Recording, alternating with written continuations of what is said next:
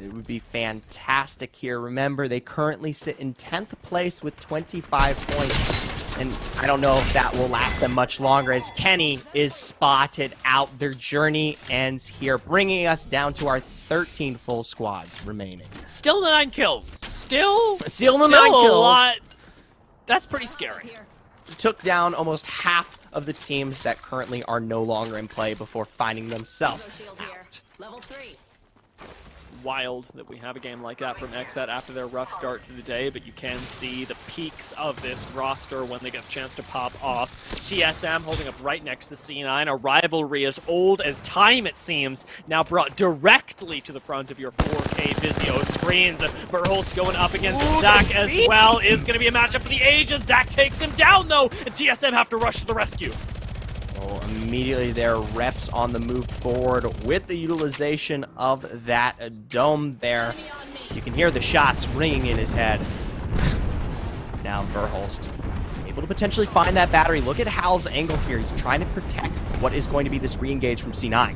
Zach's playing with this Loba so well, though, making excellent use of the bracelet, being a thorn in the side of TSM, and it's going for this off angle once again. Atlanta Premier in a fight just outside of the zone, though, are definitely not in the nicest of spots. G2 ended up taking them down, and if we get G2 coming down and joining this fight, the C9 TSM G2 matchup would be historic.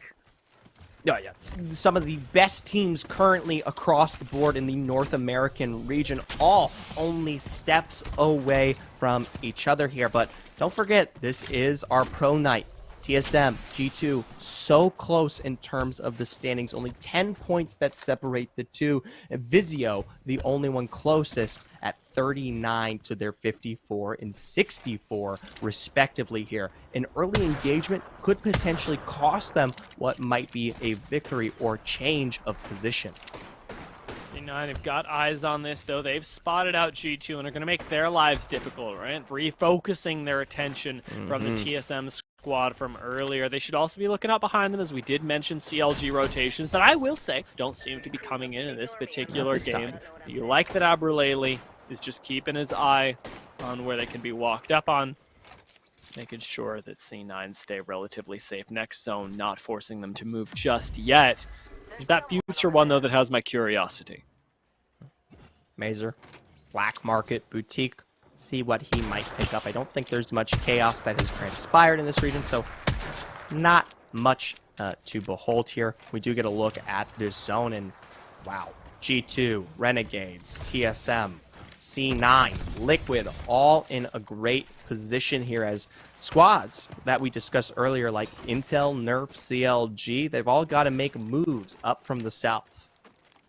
Check out that center zone positioning from TSM as well. Normally I'd say they have a beacon, and while that is technically true, it is a lot more difficult to hit this time around, but the positioning alone is going to continue to pay dividends as long as they manage to hold on to it. Traffic jam up towards the north, though, is what really has my attention, is with Renegades, Team Liquid, and G2 all having to fight it out. There's a lot of mechanical talent up there that's going to have to make the difference.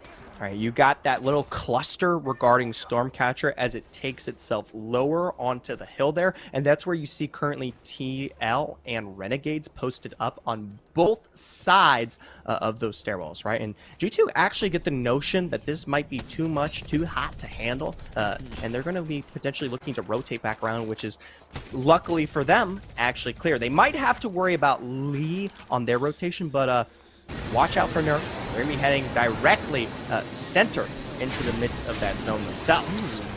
I wonder where they're going, because Valkyrie doesn't get you all the way to where you want to go. You're forced to land on top of TSM, and I'm not sure how that's going to work out. The cover that these rocks provide is not great. And remember, G2 can take the caves right above this and get yet another angle on you. TSM are playing this pretty safe, not overextending for these kills, but still making life very difficult. Running low on the meds, though, is something that I'm noticing. Verholst only 2 shield cells left, and TSM are in much the same situation as G2 were. What was it? In game 2, where they desperately need a fight just so that they have access to sustain. Hopefully Nerf potentially falling out here towards the west may give them that opportunity. But the problem is this zone doesn't really allow for any kind of rotation. It's so open, and you have to worry about the high ground that is still in play out here from Stormcatcher, which and team can easily find shots, or C9, of course, on the other end, who have their own high ground advantage, could easily capitalize on just as well. Trident cover doing wonders for Abralele. To trade shots back and forth with Renegades. These head peaks are nasty. Abralele, just one more shot, we'll have Red Evo. Be a worthy investment for the C9 squad, as that extra collective 75 HP can be the difference maker. Another black market boutique.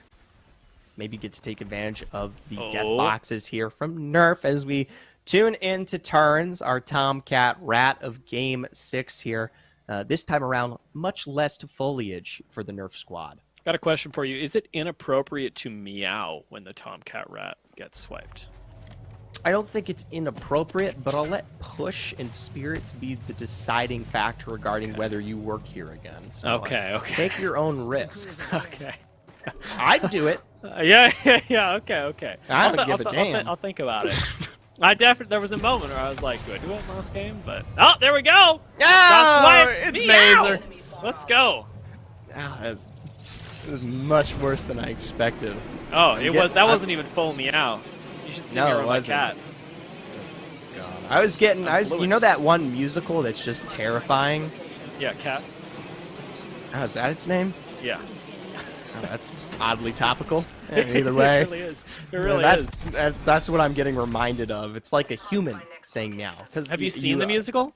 Or will any references be lost on you? You try them.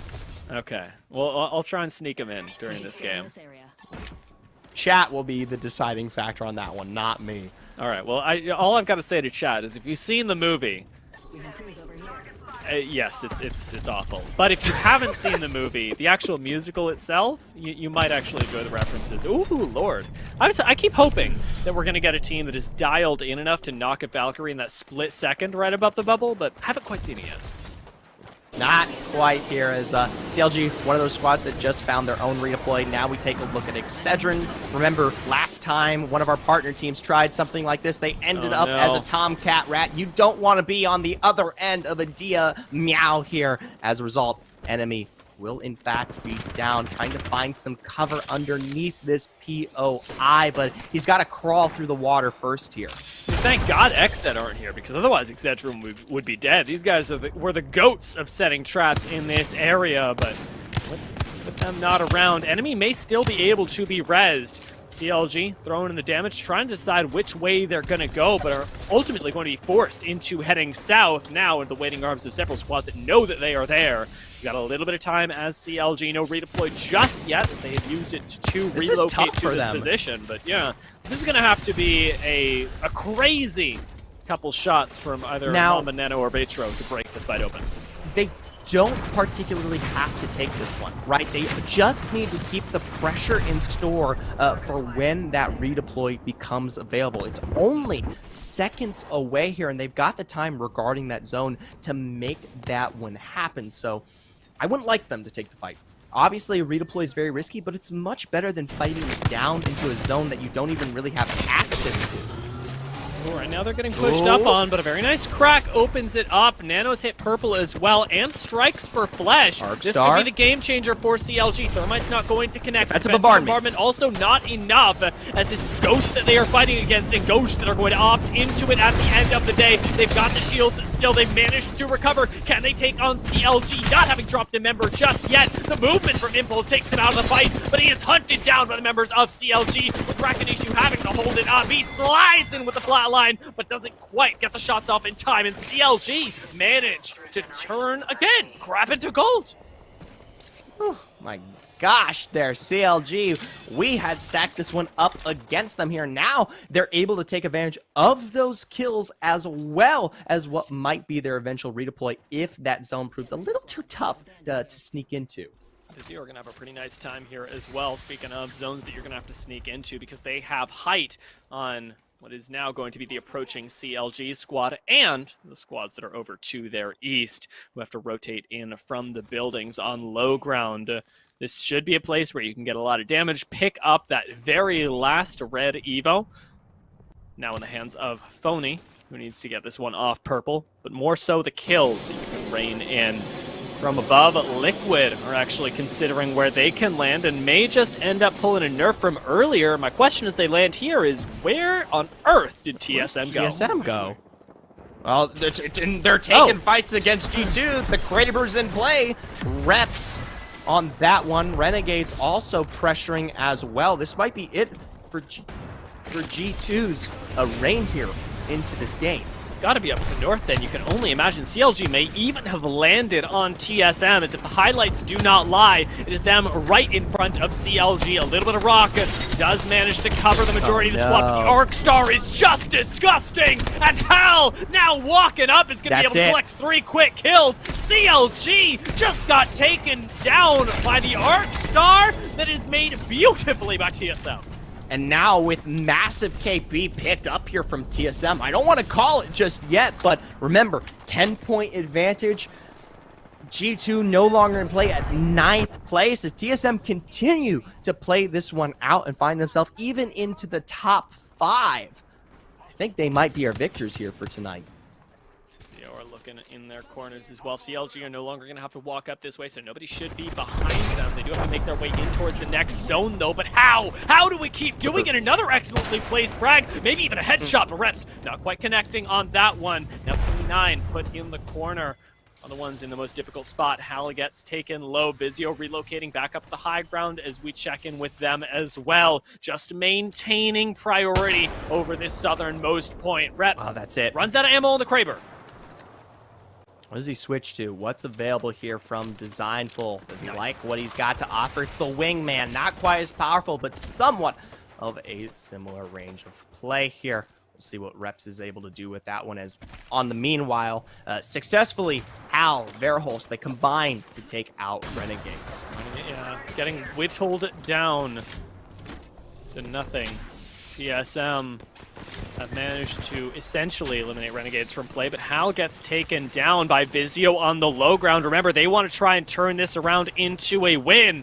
Just barely managing to get out over the wall. The rest of TSM will be able to recover, but Vizio turning their attention elsewhere, and this could be the moment. Team Liquid have started a fight over with C9. We've got Oxygen and Vizio going up against it, and TSM, they are just waiting for these fights to conclude. This is a perfect situation here for the TSM roster, but you got to wonder about the cover that might be available as this zone transpires. C9, like you said, successfully able to take the fight toe-to-toe here, as TSM's going to put some pressure down. Do they have the corner of this wall to play through? There was no bubble available for C9 at the moment. They ended up dropping down to the low ground and are now harassing Vizio while they try and reset. Oxygen still very much in this, but Aiden was taken down by Scissors. It was a 1-for-1 at the moment, but with Fury going down, it is all in the hands of this lone Valkyrie. Can Scissors do it? Can he pull off the clutch like he has so many times before? The foliage is defending him right now, and he is just waiting out this fight. Are TSM and C9 gonna fight before they find him? He's so close, only a rock away. They don't have any recognition regarding this one, and they're actually going to take the fight against Oxygen first. They're recognizing that C9 are trying to reset, that Oxygen are weak. Vizio are going to end up landing in 3rd place, at least off the back of this. But again, Hal has dropped, and this time no bubble is available. Raps doesn't have the utility to save him, and C9 just come in and are going to be able to likely clean that up. They've ended up resetting, though, with a little bit of fire from Vizio. Dissuaded them. Scissors may have just saved the remainder of TSM. That still now trying to angle it out. Verholst gets taken down. Vizio trying to run. Can Scissors 1v3? Shield if he can, he is goaded. Naughty almost takes him down, and C9 end up taking the win for our final game of the day. So close there, but C9, the patience from this squad to successfully turn that one around and play into TSM off of their push. We can call it a third party if you must, but it's still an inkling of skill. They had to take Team Liquid out first in their own right there. You got to give them props. Now, in the points, I don't think that Vizio would have had enough with the placement over TSM, but it definitely wasn't a winning play. And C9 getting a little bit of time to reset was ultimately the thing that changed that entire end game. As they jumped off the low ground after finishing the fight with TL, there was a fight with Oxygen and Vizio that they just did not pay attention to. Nobody from there paid attention to them, and they got a chance to fully heal up. Had they not, that's very different. And this is tough. I know you did just bring it up, but Vizio sitting at 39 before this game. Remember, G2 did fall at what was, I believe, 10th place off of their rotation up against that hill there. So if Vizio just found an absurd amount of kills, maybe they have taken away their position here. It's possible, but I don't know. Yeah, I could see it, because they did pick up a few. They didn't get any of Oxygen, but any of the rotations, and it should be a pretty low point game from Vizio, but like you say, second place plus any of the cursory kills they picked up is going to be really good. We're going to find out, though, after the break, and after Yeso walks us through Game 6.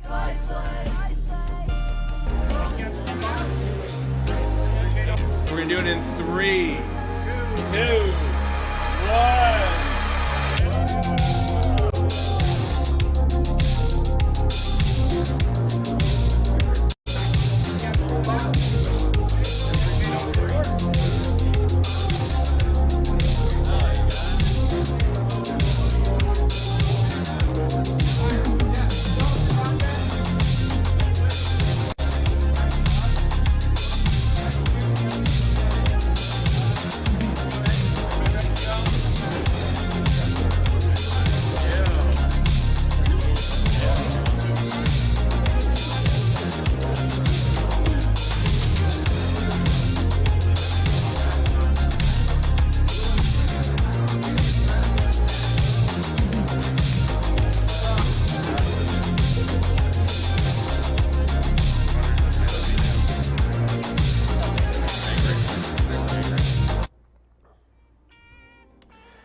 Team Vizio tried to double up in the end there, and Scissor sneaking around with his ninja skills in that final circle, but it wasn't quite enough as C9 grabbed the win to close out the night. And wow, what a final fight. I hope we get another look at that in the Mobile One high performance moment, because that was absolute chaos in that final circle. But 6 games in the books, and C9 grabbed the win to close it out. Let's look at our final player of the game for tonight's competition. It's going to be our good friend Zach Mazer. Also, a special happy belated birthday to Zach. Zach turned, I believe, 22 just a day or two ago. So happy birthday, Zach. A good way to celebrate here with a win to close the night. 5 kills, 2 assists, and over 2,800 damage. Pretty good showing from Cloud9 there to end out the night. And now the question is who finishes on top. TSM and G2 were close to the top of the standings going into the final game, but TSM getting into the top 3 there, I think it should be enough to give them the victory here tonight. We will find out when we come back. We'll check out that final Mobile One high performance moment and the Mobile One leaderboard, and I'll be back to close the show, so don't go far.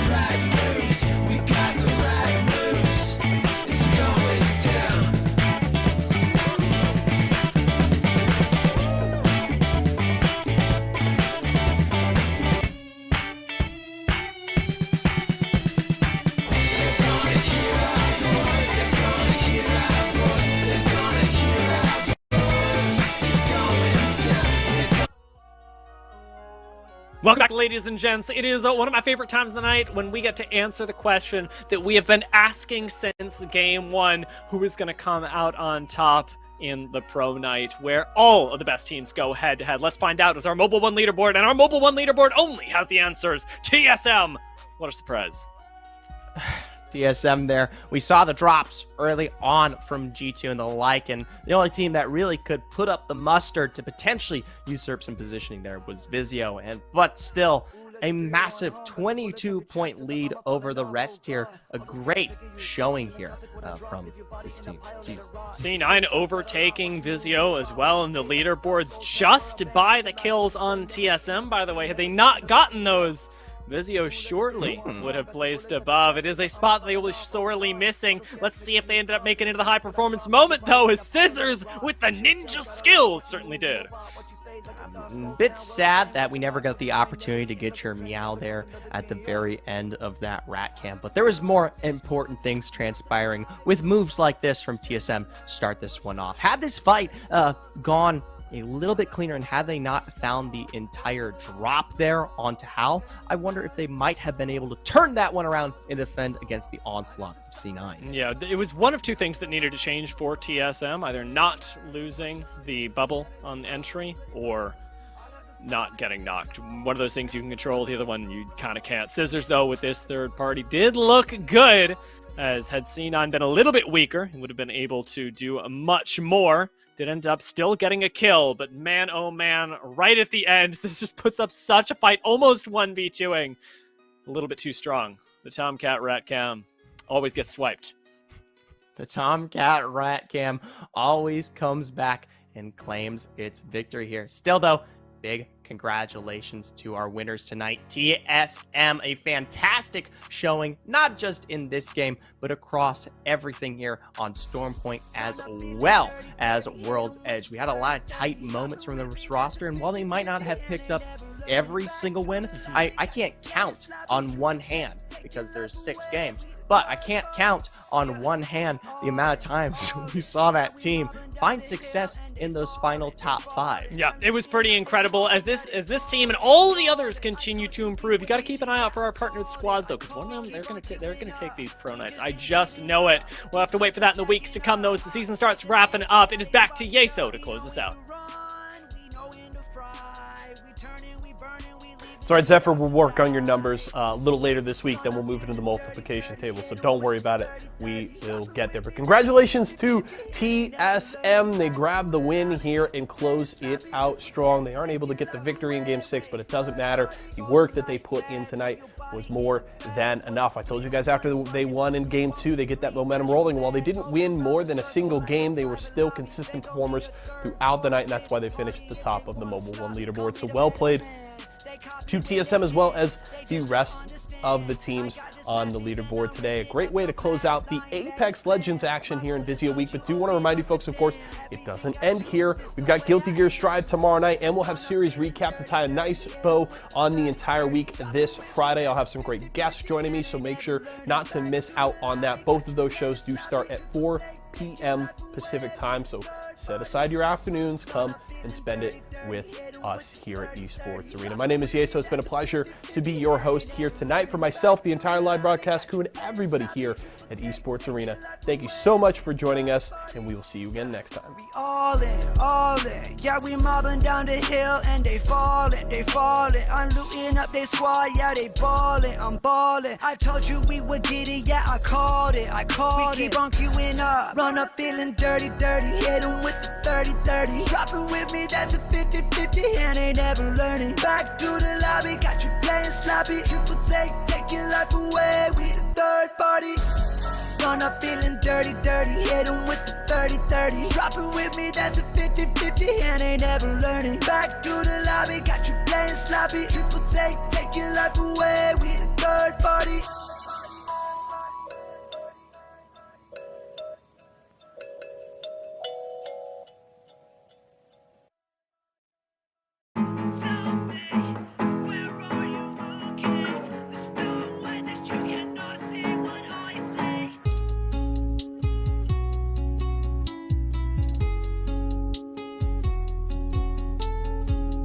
Tell me, where are you looking?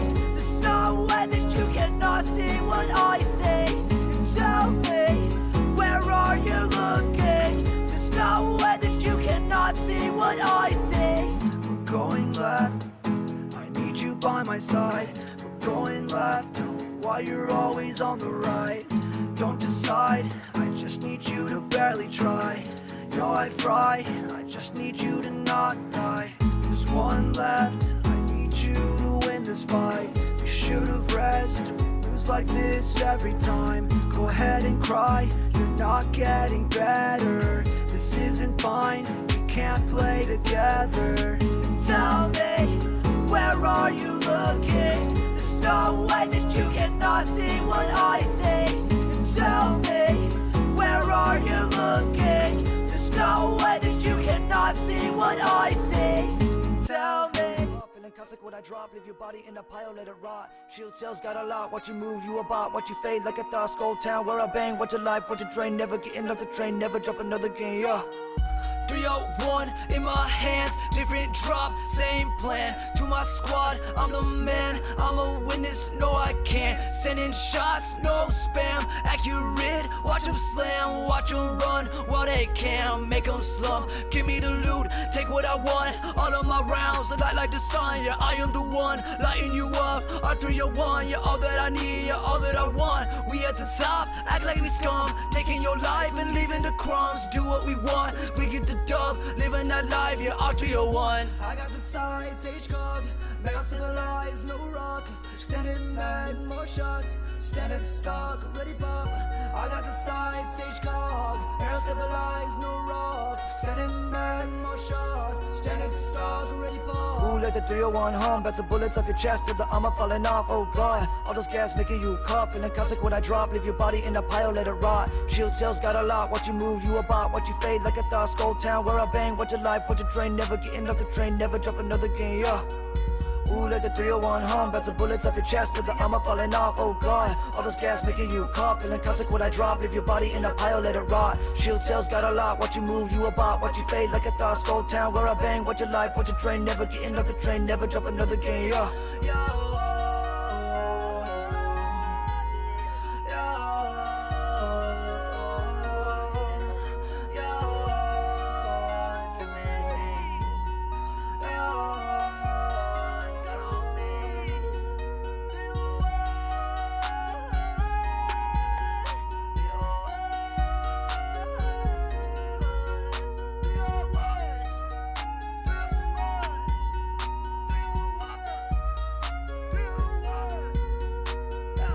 Let the 301 hum, bets of bullets off your chest till the armor falling off, oh god. All this gas making you cough, feeling classic when I drop, leave your body in a pile, let it rot. Shield cells got a lot, watch you move, you about, watch you fade like a thought. Skull town where I bang, watch your life, watch your drain, never getting off the train, never drop another game, yeah. Ooh, let the 301 hum, bets of bullets off your chest till the armor falling off, oh god. All this gas making you cough, feeling classic when I drop, leave your body in a pile, let it rot. Shield cells got a lot, watch you move, you about, watch you fade like a thought. Skull town where I bang, watch your life, watch your drain, never getting off the train, never drop another game, yeah. I got the sides, H-Cog, mega stabilized, no rock. Standing mad, more shots, standing stock, ready pop.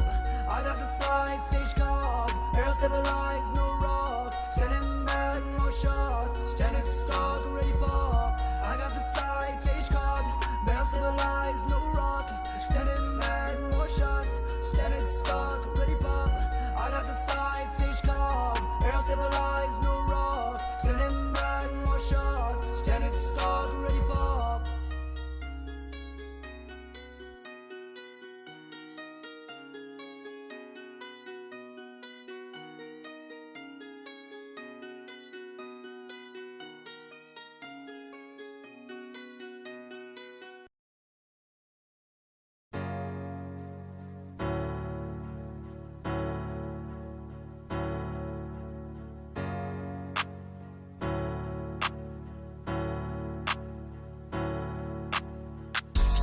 Run up feeling dirty, dirty, hit him with the 30-30. Drop it with me, that's a 50-50, and ain't never learning. Back to the lobby, got you playing sloppy. Triple take your life away, we the third party. Yeah, we all in, yeah, we mobbing down the hill and they falling, I'm looting up they squad, yeah, they ballin', I'm ballin'. I told you we would get it, yeah, I called it. We keep on queuing up, we just can't get enough. These wins are stacking up, my ops like a lake, yeah, they spotted up. We know when to run, we know when to fry. We turning, we burning, we leaving these about to die. Run up feeling dirty, hit him with the 30-30. Dropping with me, that's a 50-50, and ain't never learning. Back to the lobby, got you playing sloppy. Triple take your life away. We the third party. Golden light bag, leave your body in a bag. Was a 3-1, but it was a 1v3. Bet you mad, rolling round a circle like a private lobby. They gon' need a third, fourth, fifth party if they wanna stop me. Call me the meta man. They copy when they can, they just don't understand. I got this mastiff and I'm ripping up your plans. I ain't let it slam. My bullets flood you, open up the dam. Everything I do, this the way I am. Run up feeling dirty, hit him with the 30-30. Dropping with me, that's a 50-50, and ain't never learning. Back to the lobby, got you playing sloppy. Triple take your life away. We the third party. Run up feeling dirty, hit him with the 30-30. Dropping with me, that's a 50-50, and ain't never learning. Back to the lobby, got you playing sloppy. Triple take your life away. We the third party. Yeah, we all in. Yeah, we mobbing down the hill and they falling. I'm looting up they squad, yeah, they balling. I'm balling. I told you we would get it, yeah, I called it. We keep on queuing up. Run up feeling dirty, hit him with the 30-30. Dropping with me, that's a 50-50, and ain't never learning. Back to the lobby, got you playing sloppy. Triple take your life away. We the third party. Run up feeling dirty, hit him with the 30-30. Dropping with me, that's a 50-50, and ain't never learning. Back to the lobby, got you playing sloppy. Triple take your life away. We the third party.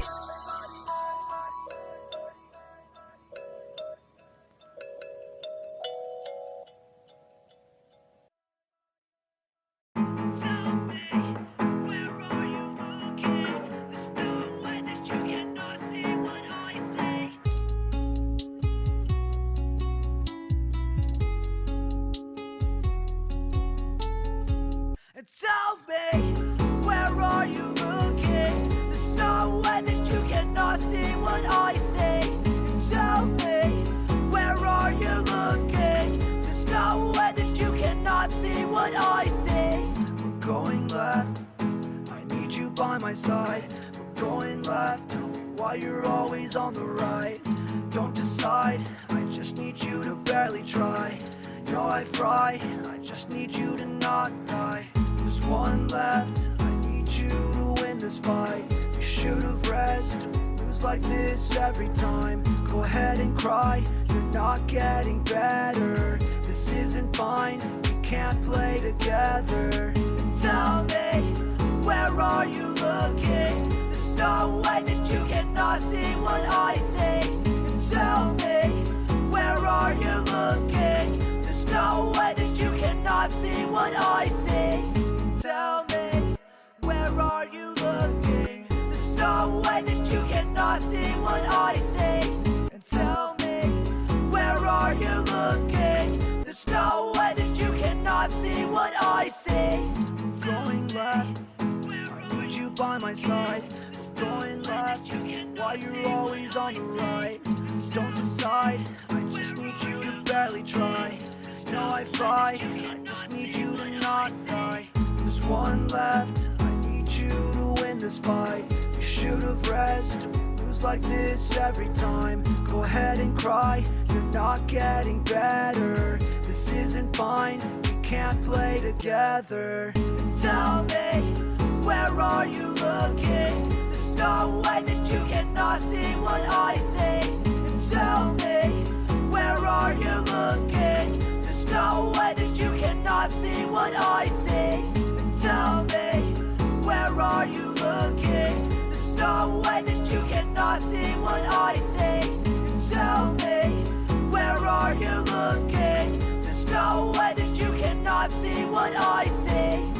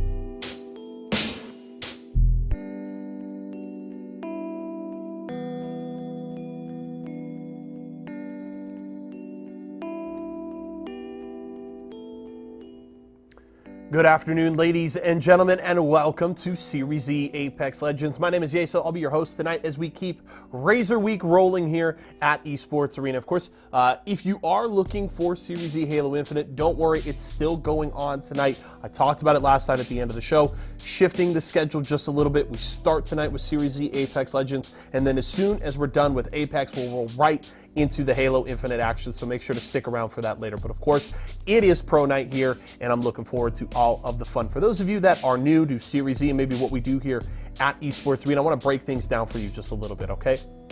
Series Z is a professional esports open circuit that absolutely anyone can join across multiple different titles. We've got Guilty Gear Strive, we've got Halo Infinite, and of course, Apex Legends. Now, the way things work is players come out, they compete in our open qualifiers, and the best of the best make it into Series Z.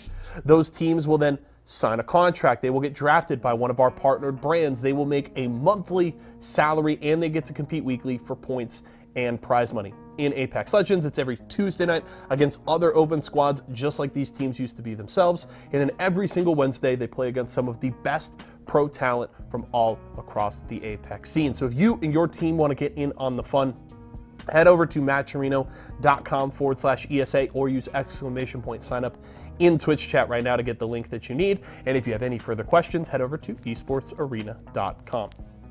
Now, as we look into tonight's action, of course, big boys coming in to compete here for Razer Week with the partnered squads, and the partnered squads, of course, with a lot at stake here. We continue to highlight the standings right now in Series Z because these teams getting into the top 3 guarantees them safety to come back for next season. Team Excedrin, with their performance last night, jumped ahead of Team Nerf and claimed 3rd place, at least for the time being. They'll have to continue to perform to hold on to that slot, but definitely keep an eye on Excedrin and Nerf. Meanwhile, Team Intel had another strong showing, a 3rd triple-digit performance on Open Night last night, got them another victory. If I remember correctly, I believe their 4th Open Night victory of the season, and Intel is looking to carry that here into tonight. This is a team where, you know, I hint on it week after week after week. It's all about doing well in Open Night and then carrying that kind of momentum and those kinds of performances into Pro Night and being able to compete then at the next level. And this is important because when you look at a team like Intel, they've crushed on Open Night very consistently over the last 6 weeks, but that success is not carried over into much else. They have struggled in Pro Nights, in ALGS Pro League through the first 3 days of competition. They have not really been able to make too much noise, and with 3 days remaining in ALGS Pro League for this split, they have a lot of work to do, but we'll have to see if that can start here tonight. They looked really good last night, and we have to mention, of course, Fearless and Slurpee G, who grabbed Player of the Game honors for the team in last night's competition,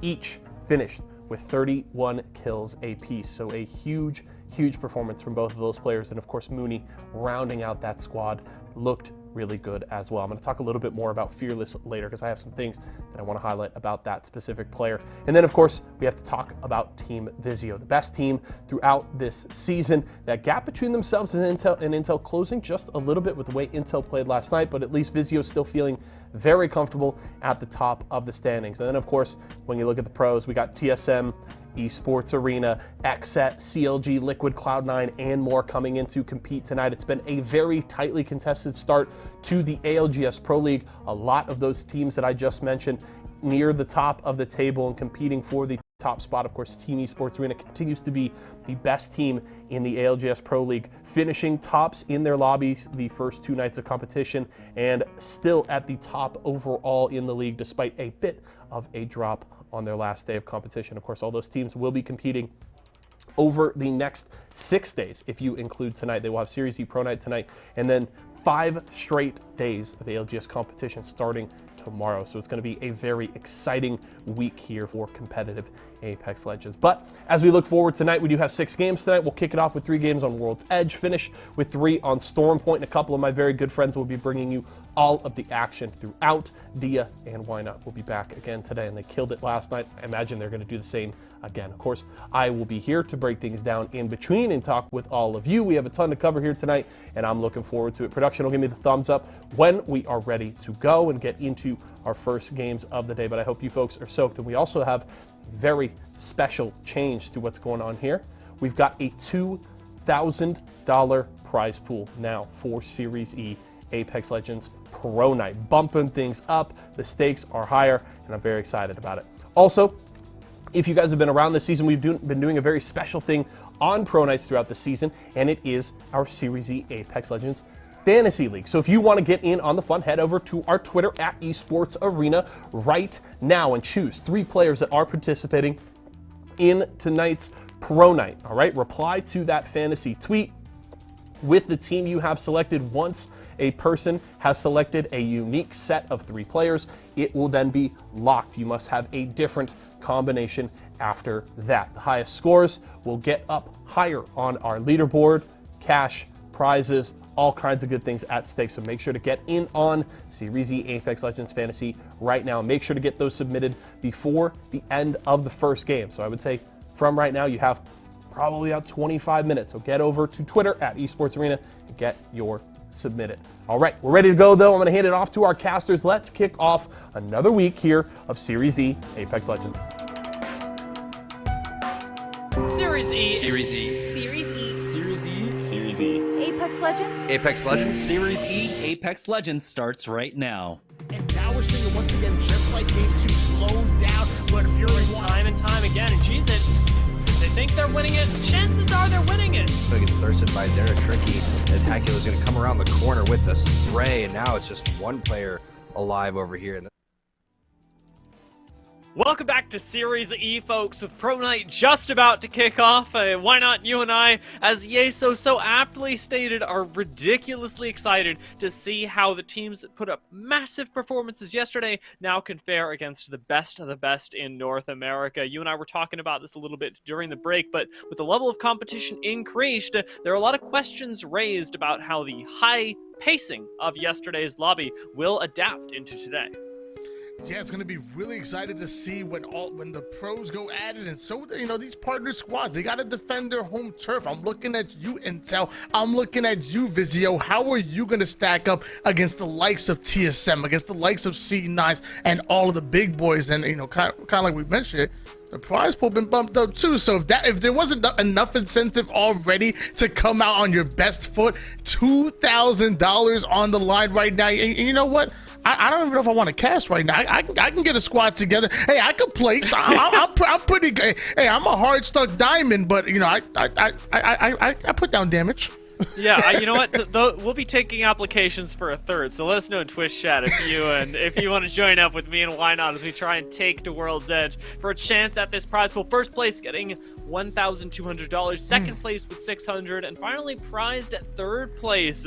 We've got that additional little bit of $200, which is very close to even the original prize pool just last week. So I'm really happy to see the increase in the prize pool that'll hopefully push these teams to the next level. As Yeso also mentioned in the pre-show, they're settling in for what is going to be a very long week of Apex Legends. These teams likely going to be seen at the top of the leaderboards in those games over at ALGS as well. Yeah, make sure you pay attention to all the players on this list right here, especially with the fantasy. You guys, go on Twitter right now. Go on to Esports Arena. Hit that fantasy tweet and put out your best lineup. You already know. I got Hal. I got Gent, you know, and I got my man Zach Mason. That's gonna be my squad when going into fantasy, and ain't none of y'all in chat gonna beat my squad. My squad is absolutely looking lasered right now. So make sure you guys screenshot this. Go on to Twitter. You don't gotta sign up for, you know, some crazy stuff. You don't have to pay any kind of membership or any of that crazy stuff. Just go in and tweet out your 3 favorite players, and if they come out on top, you know, you can add it to that leaderboard. You get a little bit of prizes and a little bit of bragging rights. But again, ain't nobody coming at my squad. I want to make that very clear, D. I don't want to get anybody's, you know, I don't want to get anybody's hopes up high, you know? I noticed that not all of them are controller players. You feel confident with this? Controller kind of slaps, you know? It does. Sometimes, it does. We'll keep an eye out. We'll see how things end up going. It's about damage. It's about damage, bro. That long range comes in.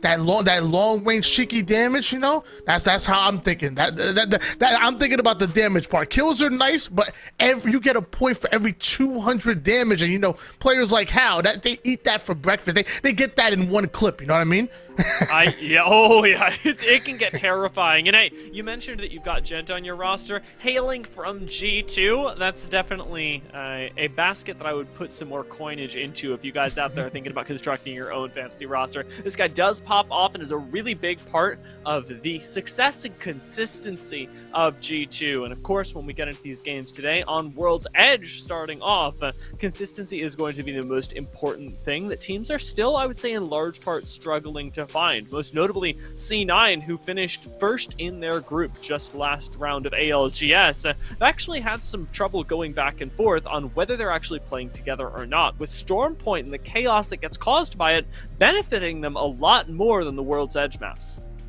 Yeah, you know, my first, I guess, job casting Stormpoint was actually yesterday during the open night. Let me tell you, it was a map that I'm honestly, I wasn't really a fan of going into. I'll be honest, I hated it. I was not a fan whatsoever. However, I will say, watching the pros play it out, it really played well. You know, there was less third-party situations, a lot more 3v3s, and when we got to that final circle, it's just like, you know, with Apex, I've done a lot of casting as far as Call of Duty, Halo, and some other games out there, but when it gets to that final circle where it's just too small to house too many teams and everybody's fighting for that position, one mistake will cost you a game. For, you know, it's the difference between 6th place and 1st place. I love it. I live for it, and Stormpoint was no different yesterday, and I expect to see the same thing today here on Pro Night.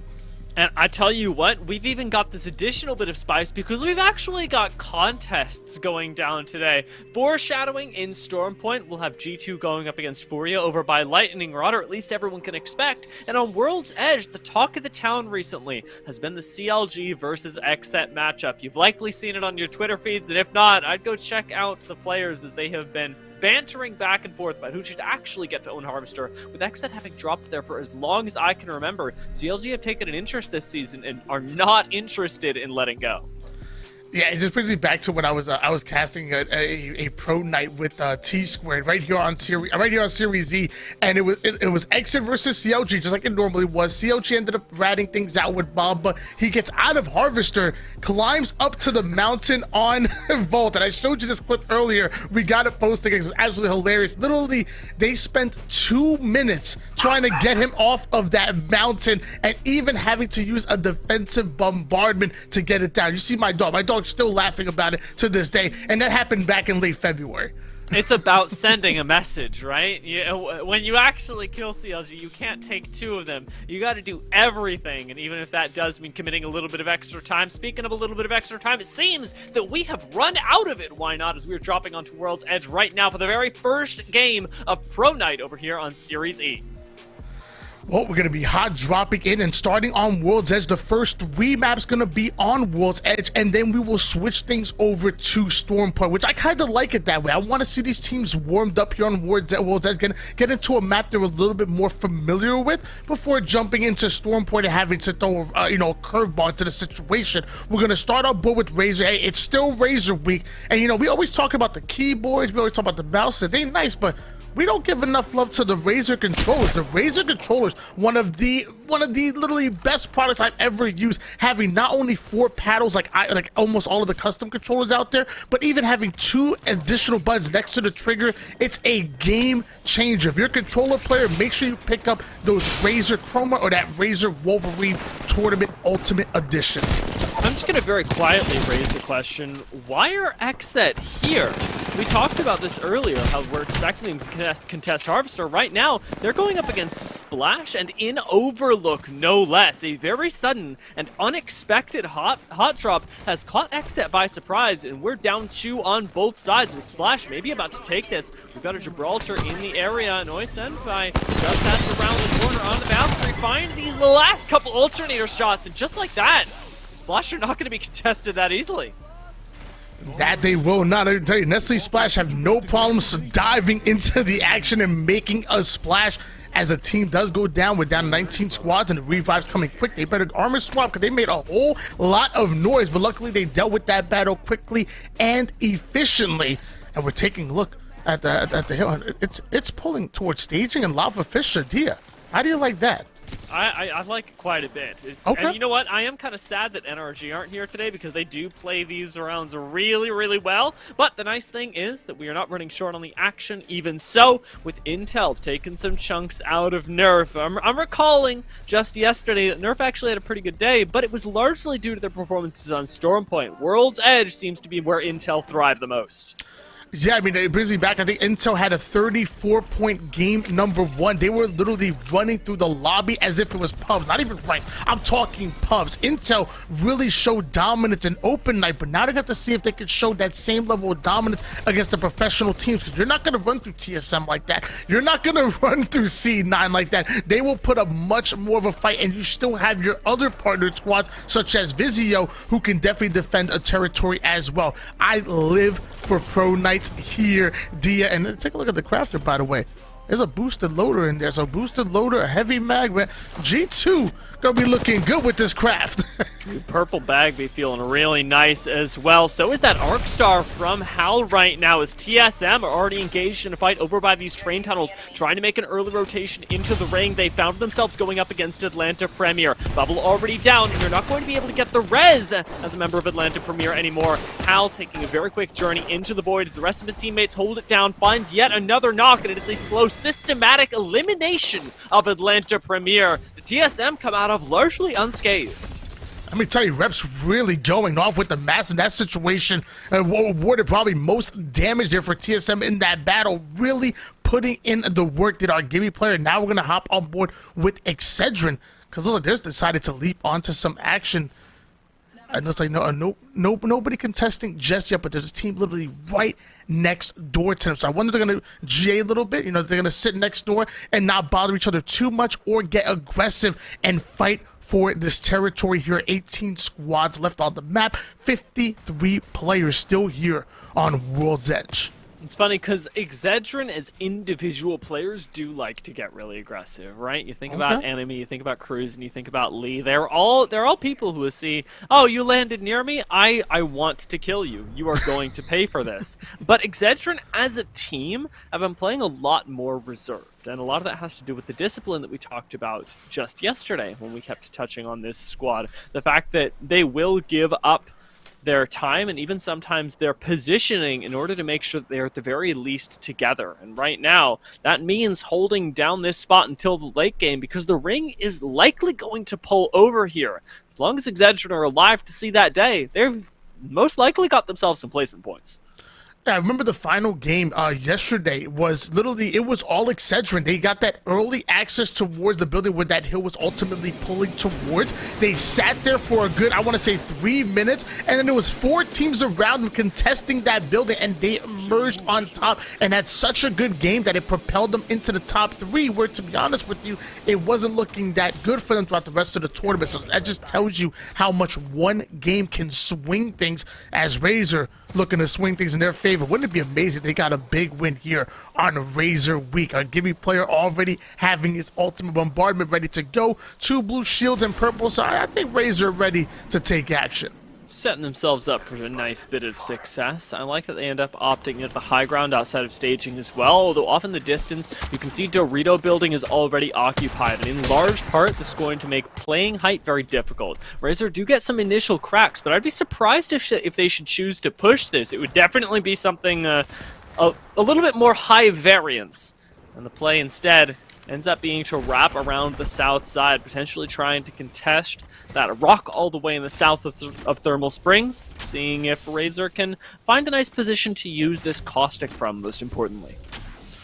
Yeah, whenever I see a caustic in a composition, that tells me this team wants to get into those zones as early as possible, find a defensive position, and hold on to it for dear life. They want to force other teams to make the mistakes to push them and take advantage of their lack of positioning, or the fact they can just sit down and just rain down shots from across the map. I'm looking in the chat. I see Clay saying, hey, they say, hey, well, we didn't chicken out. They said they're playing with the sub, so they decided to let them live for these 3 rounds, or let them live for today, but they're going to continue to contest them going forward. They just didn't want to do it with the sub. I respect that. I'm not going to lie, but we'll miss it.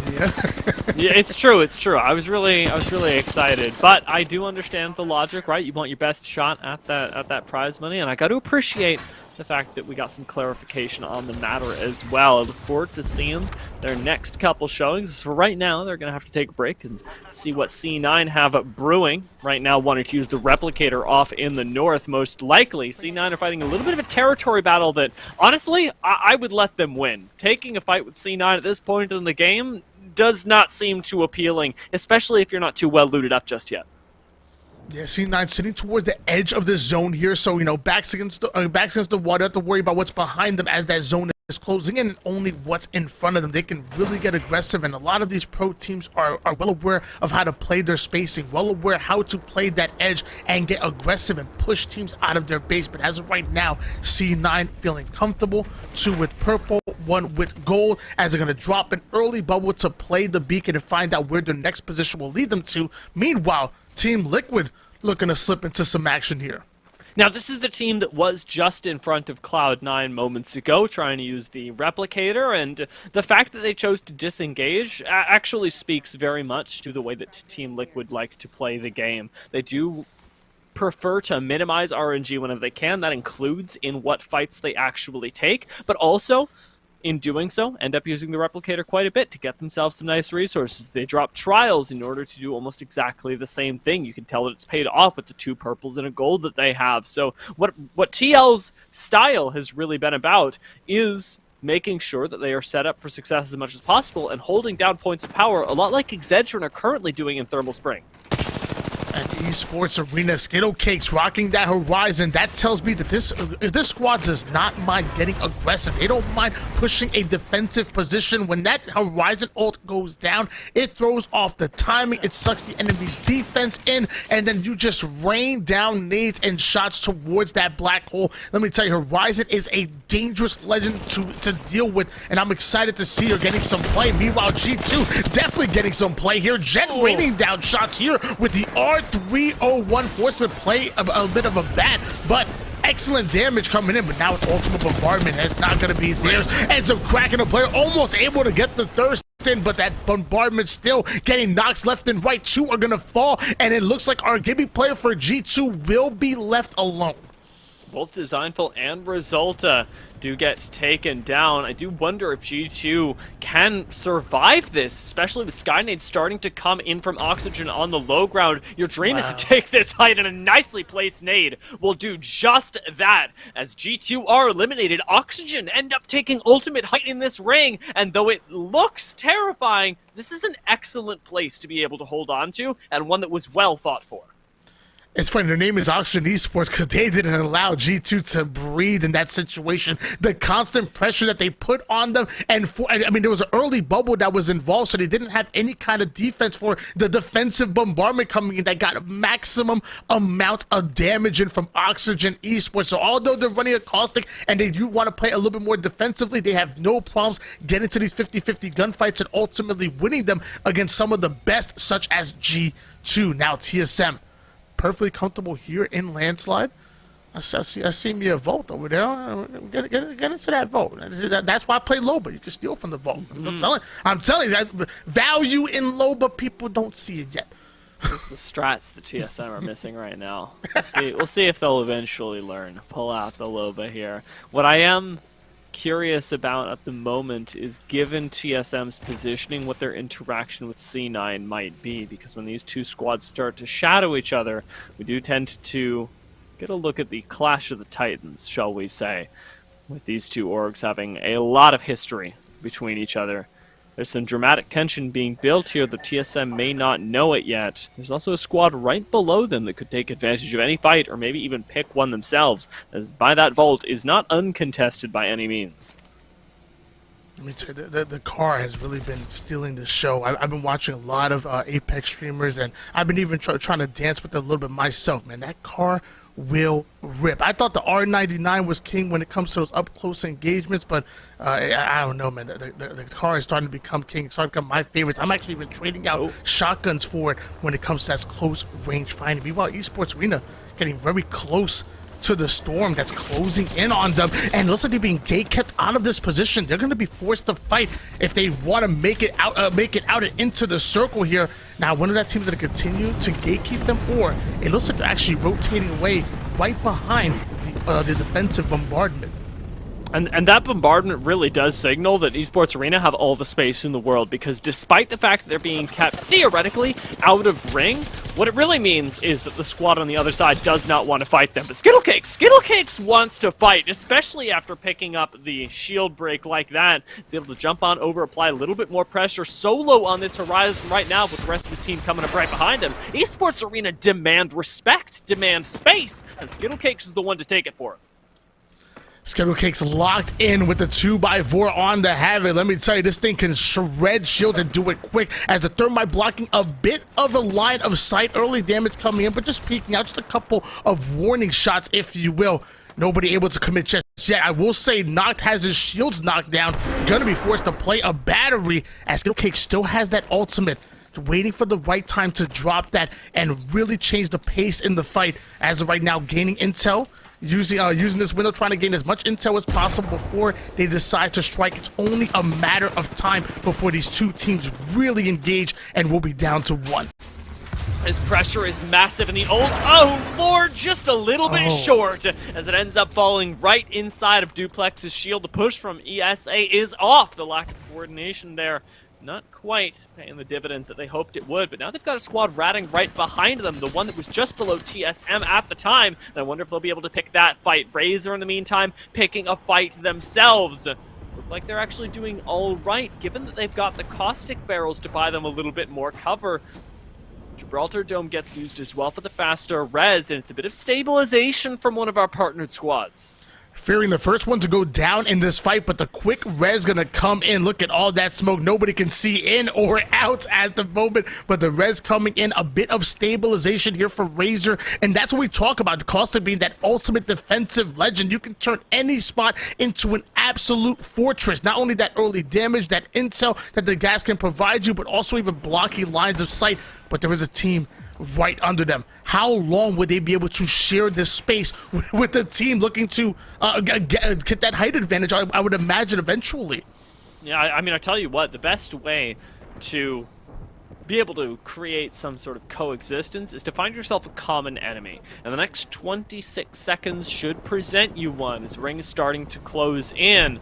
And Liquid and Razer are going to have to likely defend against a whole lot more than each other. Renegade's perhaps one of those squads if they can make it into this ring. However, with C9 trying to take chunks out of him, take bites out of him left and right, dropping down to the low ground, Naughty's going to be able to find an excellent beam on that car that you were talking about ripping, and he's going to do it one more time, rounding the corner again, managing the angles perfectly. This should be Renegades going down, you have to imagine. Beautiful flank coming in out of state. Naughty still cheeking out damage with the car, and it feels like it's only a matter of time before they completely go down. I believe I saw ultimate coming in. There it is. That Gibby bombardment will slow them down a little bit, and they're playing as a duo right now. It's only going to be Zach, Mazer, and Stade Naughty, and with them as a twosome, as opposed to having all three fully loaded. Doesn't fare well for my fantasy pick. They still got a little while left to grab that banner. It seems like pressure is being relieved, with the redeploy still well able to be used. C9 may just be able to get out of the situation. Otherwise, looks like a bit of a doomsday scenario for them. CLG, however, may not be so lucky, as Esports Arena jump right on top of them and take them out. I mean, it's a little unfair. I mean, they obviously have home field advantage here. I'm going to have to talk with some of the admins about that. Esports Arena running house at the Esports Arena event. What's going on? 12 squads remaining, 33, make that 32 players on the map, as I'm continuing to see knocks on the kill feed. These teams are not afraid of getting spicy here in game number 1. Now with Ghost starting to engage as well. We're running out of options. We're running out of safe places, especially in a ring like this, that a lot of buildings are now really unable to be taken unless you want to fight a 3v3 and let yourself potentially be third party. But the space across from Intel, across on this zip line, may still be uncontested. I do wonder if they try and go for that and play a little bit of height, play around the rocks off to the north of this next ring. They've only got 10 seconds to decide, and a redeploy may just have to be used in order to get them inside. We talked about how aggressive Intel were being throughout all of yesterday during the open tournament. However, they definitely have more respect for this lobby here on our pro night because they've slowed things down completely. Not a single kill or not a single kill or assist here for Slur. Plenty of damage in, but you can tell that they've definitely decided to slow their game down, and we're gonna see how that fares here on pro night. Still have 12 squads and Intel trying to get the intel to find out where is it gonna be safe to land. Meanwhile, TSM not safe whatsoever. They are in the action. Skynade's gonna be coming in. Some arc stars being thrown right back, but the R301's in the hands of Hal, and he's cracking skulls.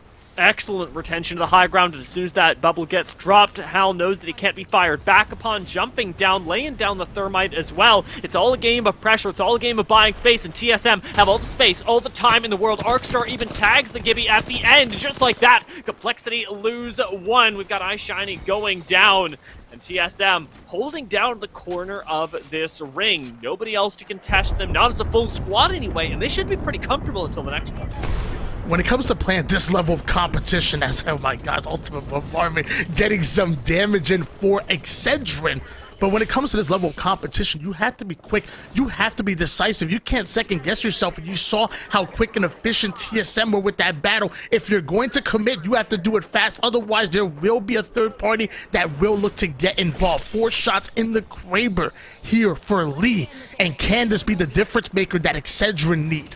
As long as Lee can hold down this door, they should be good moving into the next ring. Kraber still 4 shots left. Can he find the knock? Shot not going to connect this time around. So Val still alive on the outside, but a very nice knock onto Phony. Does throw a wrench into the plans of Vizio all on the outside with the frag grenade maybe connecting? Not quite. Looks like they're going to continue to be in trouble. Likely Rez going to come in, though, as they're not under that much pressure just yet. But Valk Rockets is starting to rain in. There's a lot actually starting to rain in. Things are getting very, very difficult for Vizio, who, remember, do not have a Gibby to reset. Yeah, at the top left-hand corner of the screen, you can see that this team is very much in trouble. There's multiple teams that are trained on them, all wanting that KP. As we do see one start to move forward here, kind of try to create some kind of avenue and at least a distraction. But that Kraber, eye set. You know that Lee feels confident with this Kraber hands, because he even has the arm shield to tank a bit of extra damage. Just barely missing that first shot. The Arcstar will end up distracting him for a bit, and the Valkyrie Q will blow that door wide open. So it looks like that slowed Excedrin down just a bit and allowed them to advance forward. But the question is for how long? There's still 17 players on the map, and this ring ain't getting any bigger, Dia. Not at all, and especially with the back of Excedrin's building being closed off, they're going to be the ones that are very safe. TSM want to try and take this from them, but as we move ourselves down to 5 squads, it's Vizio that are eliminated, giving TSM and Excedrin even more space to fight this out. Trying around the corner, though, play the outside of the building. TSM, I like their spot right now. They seem to like it too, but are thinking about relocating off towards the other side where they will have height. We've seen G2 win from positions like that in Series E before. As long as they can get across the ring, they should actually be able to come out on top. I'm amazed that you're able to loot that loot box through the wall like that. That is absolutely insane. I was gonna say, am I the only one that's amazed by this? Look at the angle that now he's able to create with the Kraber hitting right on the thigh meat of that Gibby player, but also the angle he's able to create on the other window to loot this box for resources. Now gonna trade out that Kraber for a 30-30, plenty of ammo, and the 3x on it, and he's just a few damage away from upgrading to red shield. Excedrin are somewhat comfortable, but that hill closing in 10 seconds. Charge rifle and bullets starting to fly. It looks like there's a team that's breaking through. It's gonna be TSM. They want this position. They demand this position. Quickly done. We're down to 4 squads. TSM are the new kill leader, specifically Reps. It's not even close! TSM come in and with a very nice push, end up sealing the deal almost instantly, but now unfortunately have to leave the building. Do still have that bubble up, but will be having to walk through the line of sight of Razer. There's a squad on height as well, and with Esports Arena trying to take this away from him. We've seen this story told before. Potentially creative portal from Hal could solve all of their problems, as Razer are being pressured by Oxygen right behind them. They have to burn the Caustic ultimate defensively. That knocks gas inside here.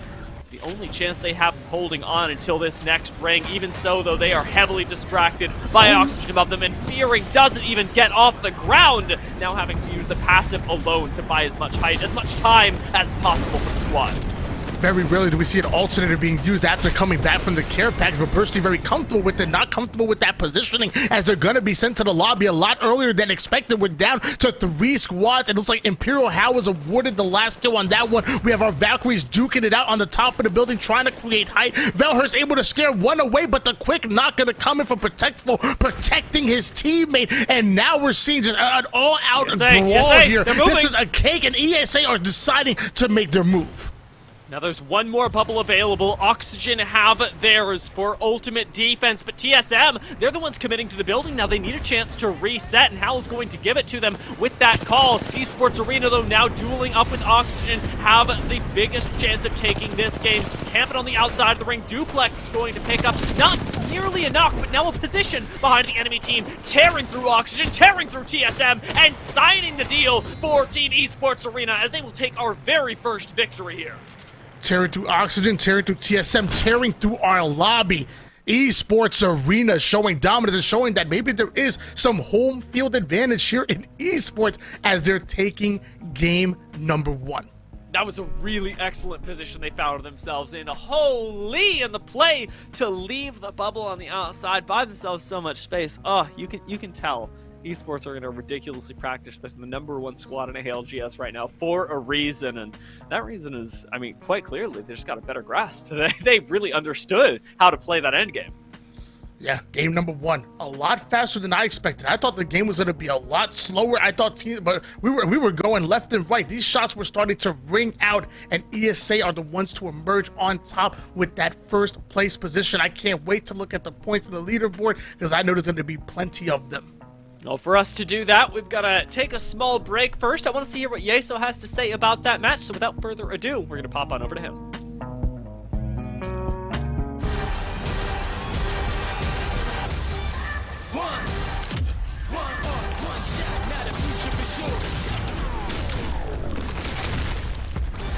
Versus coming daily under pressure. Working on the plot and the scheme. The true side trademark is at the edge of your dreams. I'm talking. Yeah. One shot, now the future is yours.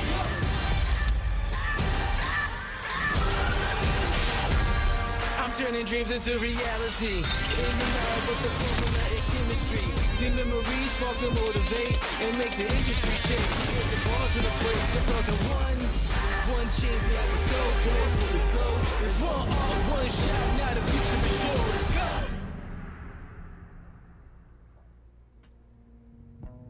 They are the best team right now in the ALGS Pro League, and they are the best team in game number 1 today. Team Esports Arena coming out with the victory, taking out Oxygen and TSM there in that chaotic final circle. TSM trying to go inside, hold that indoors position, but it didn't work out for them. And the Horizon pickup that Esports Arena has been testing out here over the last few weeks, of course, they've been very well known for that Valkyrie, Gibby, Caustic composition because of what they were able to do in Pro League and that kind of meta definition they did alongside teams like Sentinels. But they're looking to mix it up recently, and that Horizon pick works out, the tactical giving them the high ground, that kind of top-down view of those final 2 teams. They take advantage of that and grab the victory. So well played from Team Esports Arena. Let's check out our first player of the game here for tonight. Bring this one up for you, and it's going to be Reps. So Esports Arena comes out with the win, but Reps with the best game here. 6 kills, 4 assists, and almost 1,500 damage. Of course, TSM, one of those teams trying to chase down Esports Arena at the top of the ALGS Pro League leaderboard. They've been really good over the first couple of weeks as well. And of course, with the jam-packed schedule this weekend, all of these teams are going to be gunning for each other in TSM, despite not winning the game, with a solid performance themselves. So well played. Curious to see how things shake out on that Mobile One leaderboard, but we'll find that out when we go back to Dia and why not. Of course, it is Razer Week, so I do want to remind you folks, if you're looking to pick up some brand new Razer peripherals, we've got everything you need over at walmart.com/esports arena. You can grab one of these Huntsman V2s or the Huntsman V210 keyless, as well as a brand new mouse, or a headset. Again, all of it over at walmart.com/esports arena. And you can pick up products from from all of our partners here at Series E, so make sure to check it out today. We're going to a quick break right now. When we come back, Dia and Why Not will take a look at our first Mobile One leaderboard of the day. We'll get ready for Game 2, so don't go far.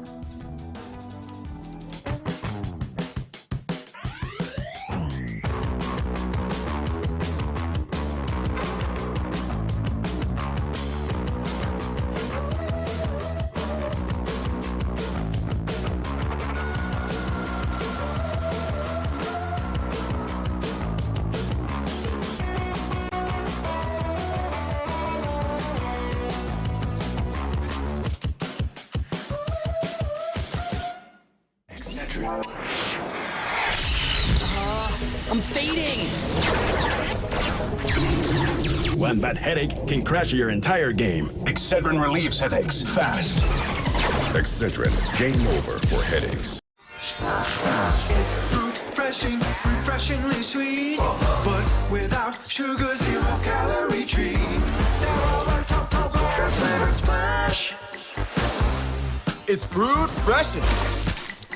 Ladies and gentlemen, we are back with your Series E Pro night, and sadly we had to go on to a short break because I don't have enough fingers and toes to calculate all of those points, so I let the professionals do it, and we got to get right into it. Let me tell you, game number 1 was action-packed. Like I said, there's going to be plenty of points on the board, and I wonder who's going to end up rounding out our top 3. Ooh.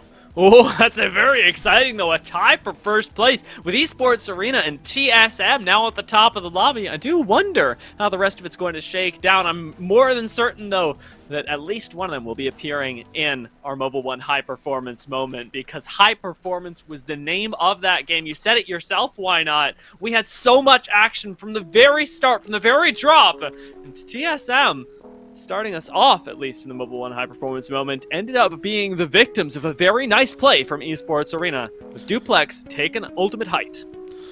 Yeah, normally when I feel like in my experience, normally when I see a team take height like that in the middle of in the last 3 squads, normally it's just to kind of delay the inevitable. But no, they used that height to take an advantage. They got the intel that they needed. They dropped down and they ultimately won their pivotal gunfights. And then sometimes, you know, you can bring all the IQ you want, you can bring all the strats you want, but sometimes you got to come in with that firepower. You have to be able to hit those shots, and that's exactly what Esports Arena did, landing right up top, finding their victims, and then making sure that they won their pivotal one-on-ones to secure that win. Yeah, one of my favorite things about watching this moment is that you can almost hear the comms going on in the background. Esports Arena, while they know that it is the end of the game, also clearly recognize that they have time, because the pacing with which Duplex plays that fight and the coordination behind their pincer movement in the end was really incredible. And clearly, again, we've got to praise Esports Arena. They're on top for a reason. Let's see if they can stay that way as we move into our second game of the day, dropping onto World's Edge once more. It's going to be a different way to play this one out, though, because I am pretty darn certain that XSET aren't going to end up going over to Overlook once more. They'll likely be relocating, as we do have a little bit more open space for teams to take advantage of. And I will say, although ESA were able to come out with the win, I'm not sure if my eyes deceived me. I thought I saw that TSM tied them in points. I believe it was 21 apiece out of both ESA and TSM. So clearly they're putting plenty of kill points on the board to be able to come out in that top 3, but still be tied for first place. So we're going to see how they like to play the space as, oh no, the Storm pulling towards Thermal Station. We already know who the kings of Thermal Station, G2. Very comfortable with their ring, but normally I see them as a more aggressive squad, looking to play the edge, looking to play for those gunfights. Will they decide to play slow and play defensively as they're already in the center of that secondary circle?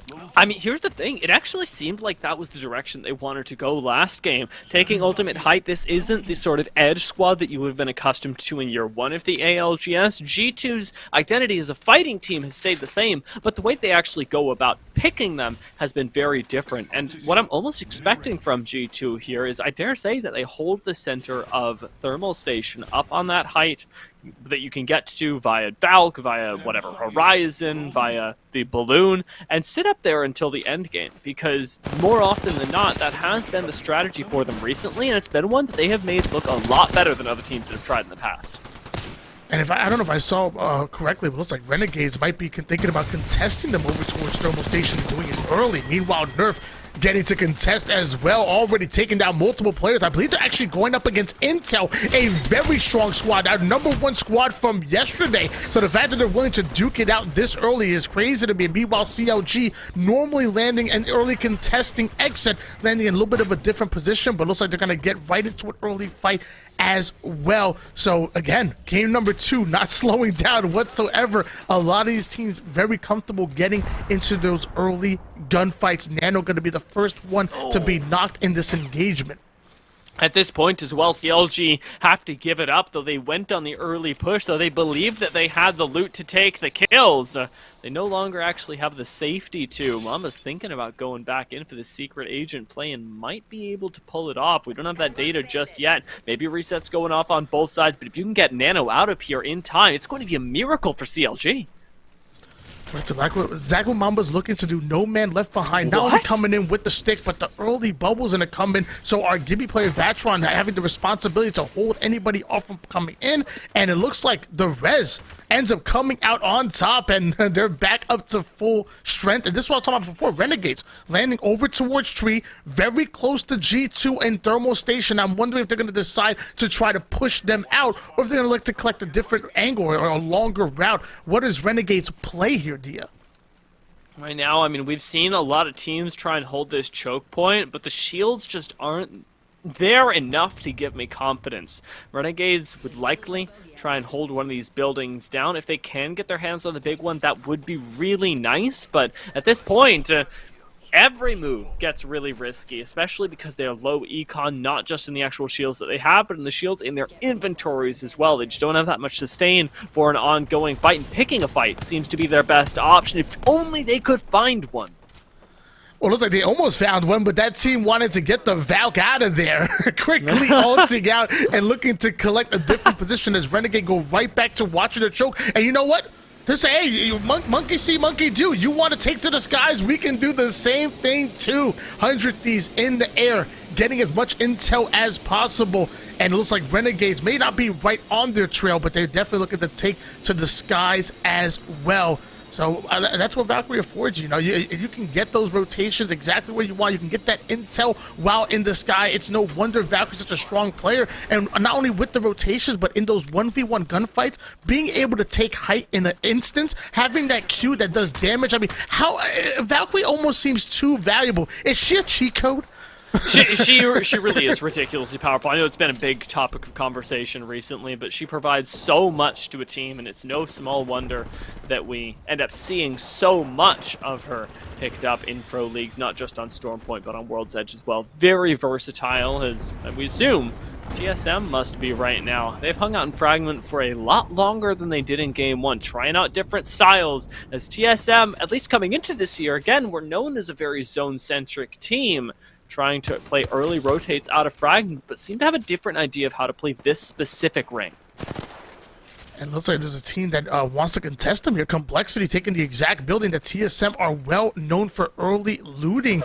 Complexity trying to create space, trying to set the pace in this gunfight as they don't fear TSM. They want to get right into it, but it looks like TSM going to quickly rotate out of that situation and maybe onto a new one. Complexity now having complete control of streamer building while still raining down a few shots with the R301. Bubble going to come in to provide cover for Muffins as he plays that beacon to try to get even more intel. Round number 1 hill is closing in, and we still have 19 squads on the map.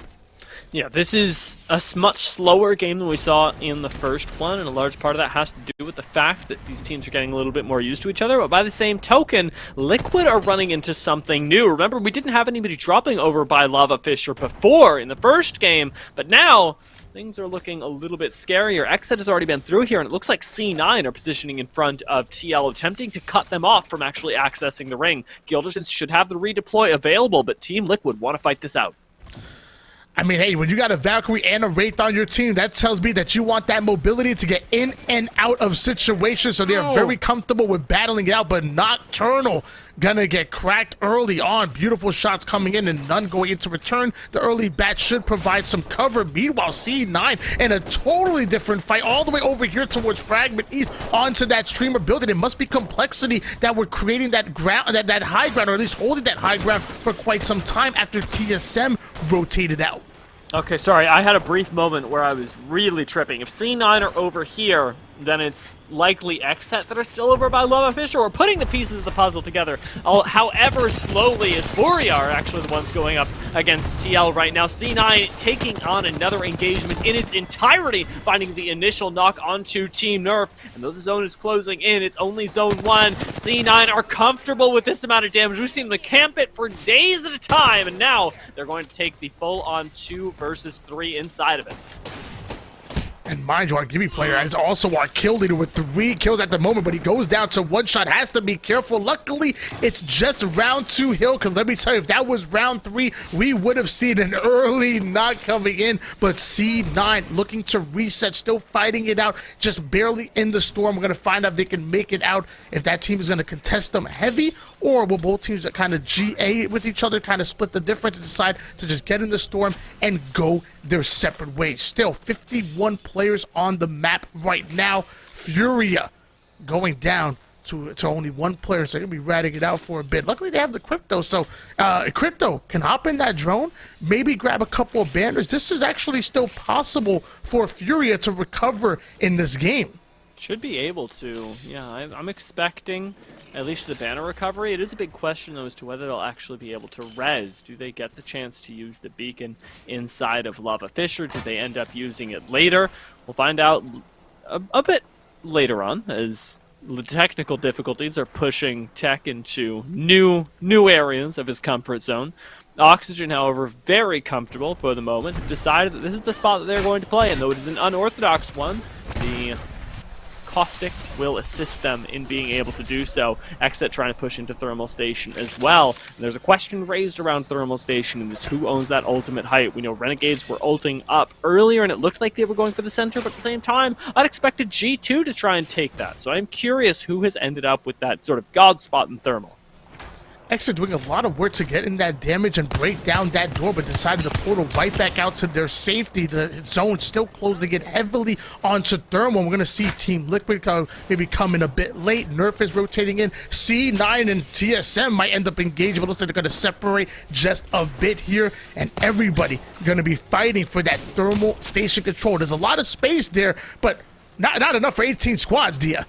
No, not at all, and certainly with the buildings now being full up, we've got more squads that are going to have to play just the little bit of cover that is provided to them by the scaffolding surrounding Thermal Station. Even down lower near the zip lines, we'll see a lot of teams start to pile in, but with cover running low, we're going to have to start sharing buildings as well. Esports Arena are going to sort of force that sharing is caring angle, taking to the low ground because they have that caustic. It's a lot safer than it would otherwise be, and the Arc Star is going to keep it that way with the barrel already now locking the door, making sure they cannot be pushed on so easily anymore. Esports Arena actually have themselves one of the last few decent places. I mean, look at the value that Caustic provides right there. I mean, this in no way in situation does this look like a power position, but with the Caustic locking down that door, getting that intel win, I mean, they're perfectly comfortable. They're comfortable to block any lines of sight for anybody that tries to get involved, and when they're ready, they will push this team out as the door ends up being broken, wide open, knocked, looking for the early knock. And man, hold on. Esports Arena are looking to engage. They want this real estate. They are not sharing, Dia. This is a lot like what we saw from them in Game 1, being able to apply pressure, take space. They do just that to get themselves into the lower floor of this building. They are still waiting for Noct to join them, and it's not so safe for a Valkyrie, but their concern lies with who is above them at the moment. Just laying down the traps one by one, making life a little bit easier for themselves. I am loving the pacing from Esports Arena. I'm hating this Caustic, guys. I don't know how they're able to see anything. There's just all stinky gas all over the place. I don't know what's going on here, but clearly Esports Arena are comfortable with taking the space, so they have the low ground that they ultimately wanted. They have a couple Arc Stars that I'm pretty sure they did not want, but this might be a 3-team fight. I think there's another team that's trying to engage here as Esports Arena are looking to make their move. The Thermite going to slow them down just a bit. But I mean, they already showed their hand. Esports Arena want to advance forward. They want to take this height. That team must be ready for them and are probably gatekeeping that small stairway that they have to fight out of if they truly want this space. It is slow and systematic, though. Esports Arena are constantly just applying that pressure as three, making sure that neither of them run the risk of being knocked solo, and using Skittle Cakes' power on the caustic to make things even harder. The Arcstars are starting to cause problems, and Skittle Cakes actually takes a pretty big chunk, but the econ still lies in their favor. Please don't get hit by the frag. Thank you, Jesus. And Noct gets out to save me. Oh my god, I had me sweating for a second there. I could literally hear Esports Arena from here yelling, how many nades do they have? Like, I can hear it from here. The frustration is setting in as finally we're not seeing what the 19th Arcstar start to fly. Noct, locked and loaded, was waiting for someone to overextend. If he would have kept his eyes set on that doorway, he most likely would have got some early damage in. Meanwhile, Atlanta Premier having to force an early bubble to come in. Nades are starting to fly as they're looking to engage. Portal comes in, but right into a defensive bombardment does Asura go. Nice timing on getting back as well. That was really spooking me. With the Pathfinder, you do have a little bit more mobility, but it is an unorthodox pick for a reason. Atlanta Premier do not have that much pushing power, that much additional support as a result. Checking in with Excedrin, however, it seems like their firepower is plenty, as they've ended up taking the fight and winning the fight with CLG, not dropping a single member, and having themselves almost exclusive position down towards the southern end of this next ring. 30 seconds left until this starts closing, and Excedrin will be pushed into the open, perhaps having to take their next fight with Oxygen. That's a headache that I don't even know if Excedrin can cure on that one, but they're going to leave a couple of samples in those loot boxes as they're going to be advancing forward because there's 16 squads remaining. I'm seeing Oxygen Esports start to get into a bit of an engagement on the screen, and I believe they're actually working on, I want to say, another partnered squad here. Maybe that might be Razer? Vizio. No, Vizio, excuse me, Vizio. I apologize. They stopped using Lobus. They threw me off guard. Exactly. No, for right now, the Oxygen fight has just been absolutely chaotic. You can tell by the staggered timers as well, and the trades and kills as Nerf even are joining this party. We've got the chance for Excedrin to get up in here, and we could just have an army of partnered squads sending themselves at Oxygen, trying to knock them down. But right now, though, Nerf are going to be likely your next casualties, as the ring leaves DB no choice but to commit forward. Almost finds the knock. Will he do it before the battery goes off? He will not, but the 30-30 seals the deal, and just as he takes the air, he gets shot right out of it by Kubsky, finally taking Nerf out, but leaving just Aiden the Destroyer alive, even with the shield swap coming in. It's not going to be enough, and he gets absorbed by the remainder of Team Vizio. And Vizio not only getting Scissors knocked there, but actually all the way down and actually having to recover that banner. Looks like they have gone back to running a Loba here. Fury probably looking for a shield swap, but also maybe looking for a mobile respawn beacon within those boxes that are all down nearby. So maybe if they can get a mobile, they'll be able to get their teammate and Scissors back and be back to fully loaded. There's still 14 squads remaining and plenty of commotion as we are going heavily into Thermal Station. I'm surprised that Excedrin have actually taken this time and left Vizio alive behind them. As a two-man, albeit, but the push up would have been really nice for Excedrin. They would have cleared out the only other squad in their area. As a result of not taking that fight, they've actually left themselves open on the back, which is the only place that Excedrin really have to be worried about as they make their way into this next ring. 100 Thieves, I think much the same story, are not expected to have anyone at their back, especially because they seem to be the team at most people's. 30-30 in the hands of our Valkyrie player. The Q going to come in for that information and early damage. No stuns just yet on that one. But that 30-30 started to rip 42 onto purple shields there. As look at it, he's just being a nuisance, creating a bunch of angles. Meanwhile, we do have our Ashe player in Anmu who's looking to create an angle. He might be able to, maximum value coming out of Skuri. So battling two different teams. Meanwhile, Anmu is starting to collect an angle forward. 100 Thieves are very confident in their individual gunfights, taking two different battles and still getting value out of both of them.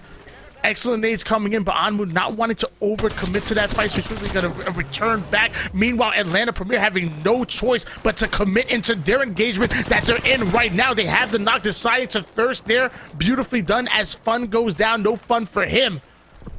Team Liquid might have been the victims on that one. Oh, and Gilderson's gets taken out by RNG on the height as well. Renegades now go out in 14th. Esports Arena, from the low ground that they claimed earlier, are starting to rear their heads, having claimed center of ring so early on. A place that is very, very difficult to predict the ring actually coming to. It seems like they've got a handle on, and Renegades definitely have a handle on the high ground as well. Continually laying down punishment, forcing squads to stay away from balking on top of them. It is a battle for the high ground at every point inside of this ring.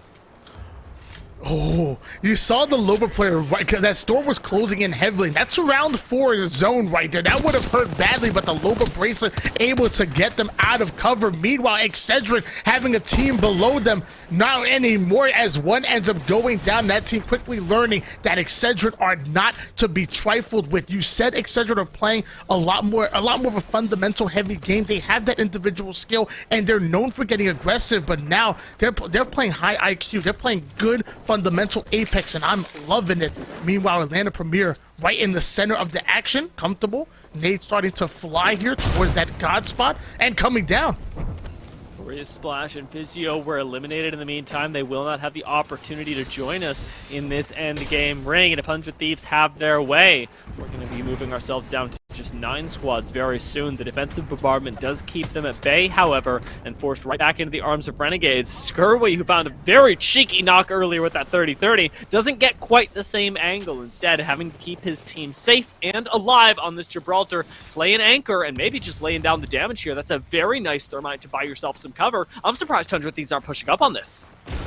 Well, it looks like they're actually decided to do so. The R99 coming in, ripping faces as one. I think that might have been a Loba bracelet to get out of there. So we might have one rat in that situation. Oh, no, that was actually a portal. Excuse me, not a Loba bracelet. A portal coming in as they're looking to share the loot. And 100 Thieves really needed that because, I mean, Scurry was really running out of ammo. So luckily they got their thirst in. They got their kills. Now they're going to get themselves a bit of loot. Excedrin taking to the skies to try to find their next position, because as we talked about before, Thermal Station has a lot of space, but there's still 9 squads on the map, and they're going to land right onto another team.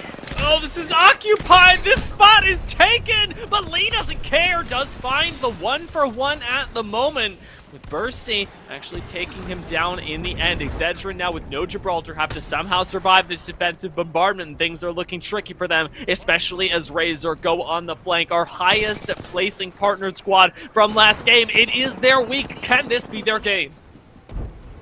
Still on board with 100 Thieves. Wingman in the hands of Anmu.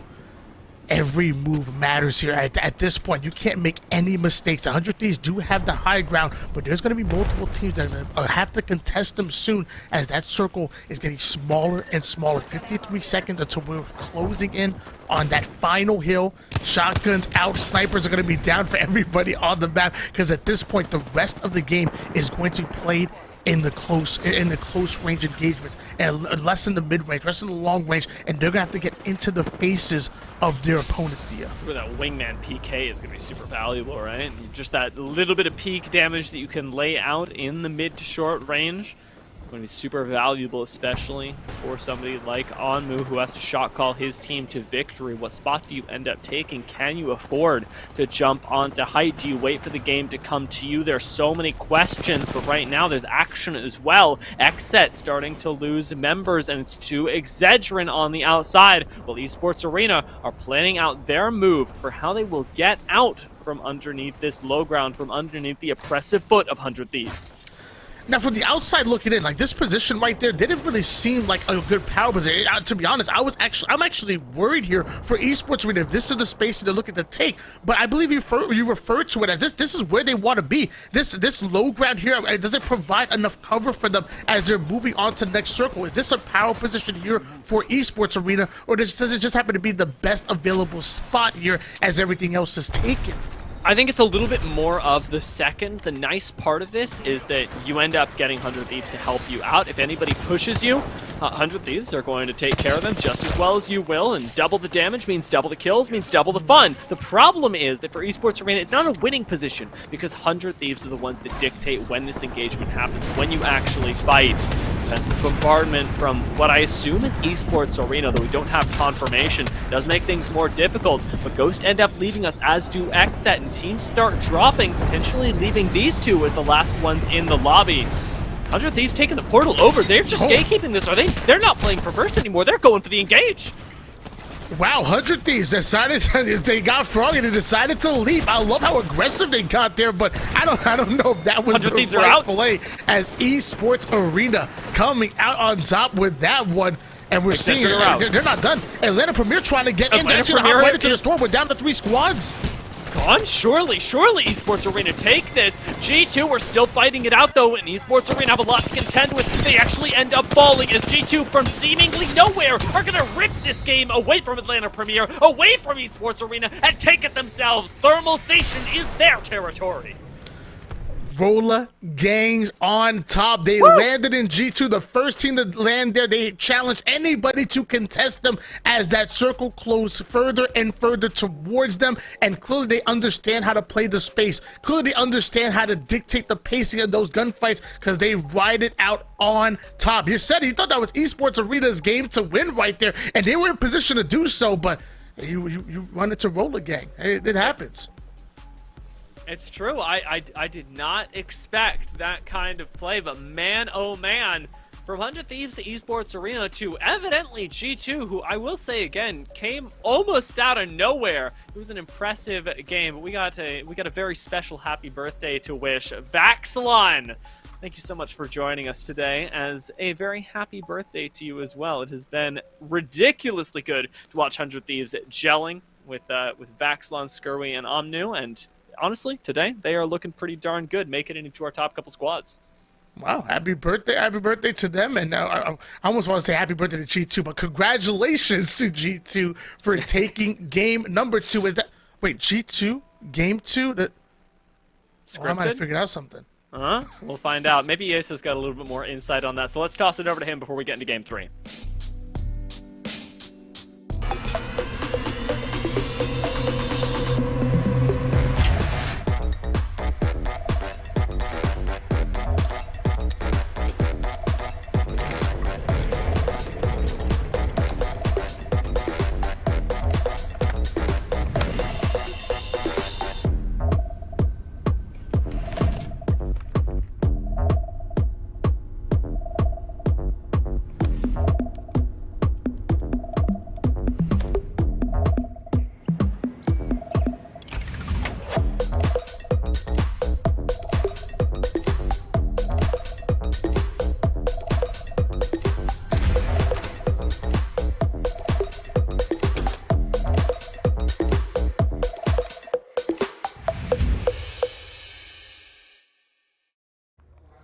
Want to take it? As Why Not pointed out, G2 with the win in game number 2. A ton of chaos, honestly, in that late circle. Tons of teams juggling around the Gibby bubbles, trying to pick up whatever kills that they could, and G2 came out on top. So well played from them. And this is a team that I feel like has kind of been the sleeping giant over the last month or so. We saw them earlier on in the season win back-to-back pro nights. Those were the weeks that, of course, Nerf finished in second place on both of those nights, but they really haven't felt like that team really threatening for the top spot over the last month or so, but they always put in those consistent performances, and they've looked good in the ALGS Pro League so far this season and are looking to really make some noise this weekend, and it certainly starts here with a win in game 2. Let's check out our player of the game this time around. Of course, you'll see a ton of the G2 members in people's fantasy rosters for tonight, and there's a good reason for that. But this time around, Atlanta Premier going to grab it. Ronald with player of the game honors this time around. 6 kills and 2 assists and over 1,800 damage, playing on the Valkyrie. And of course, Atlanta Premier, one of those kind of sleeper dark horse teams that have really come out and performed really darn well as of late. Of course, they were playing under the Premier GG banner during the ALGS playoffs for Split 1 when they finished inside of the top 5. They looked really, really good there, and they have carried that play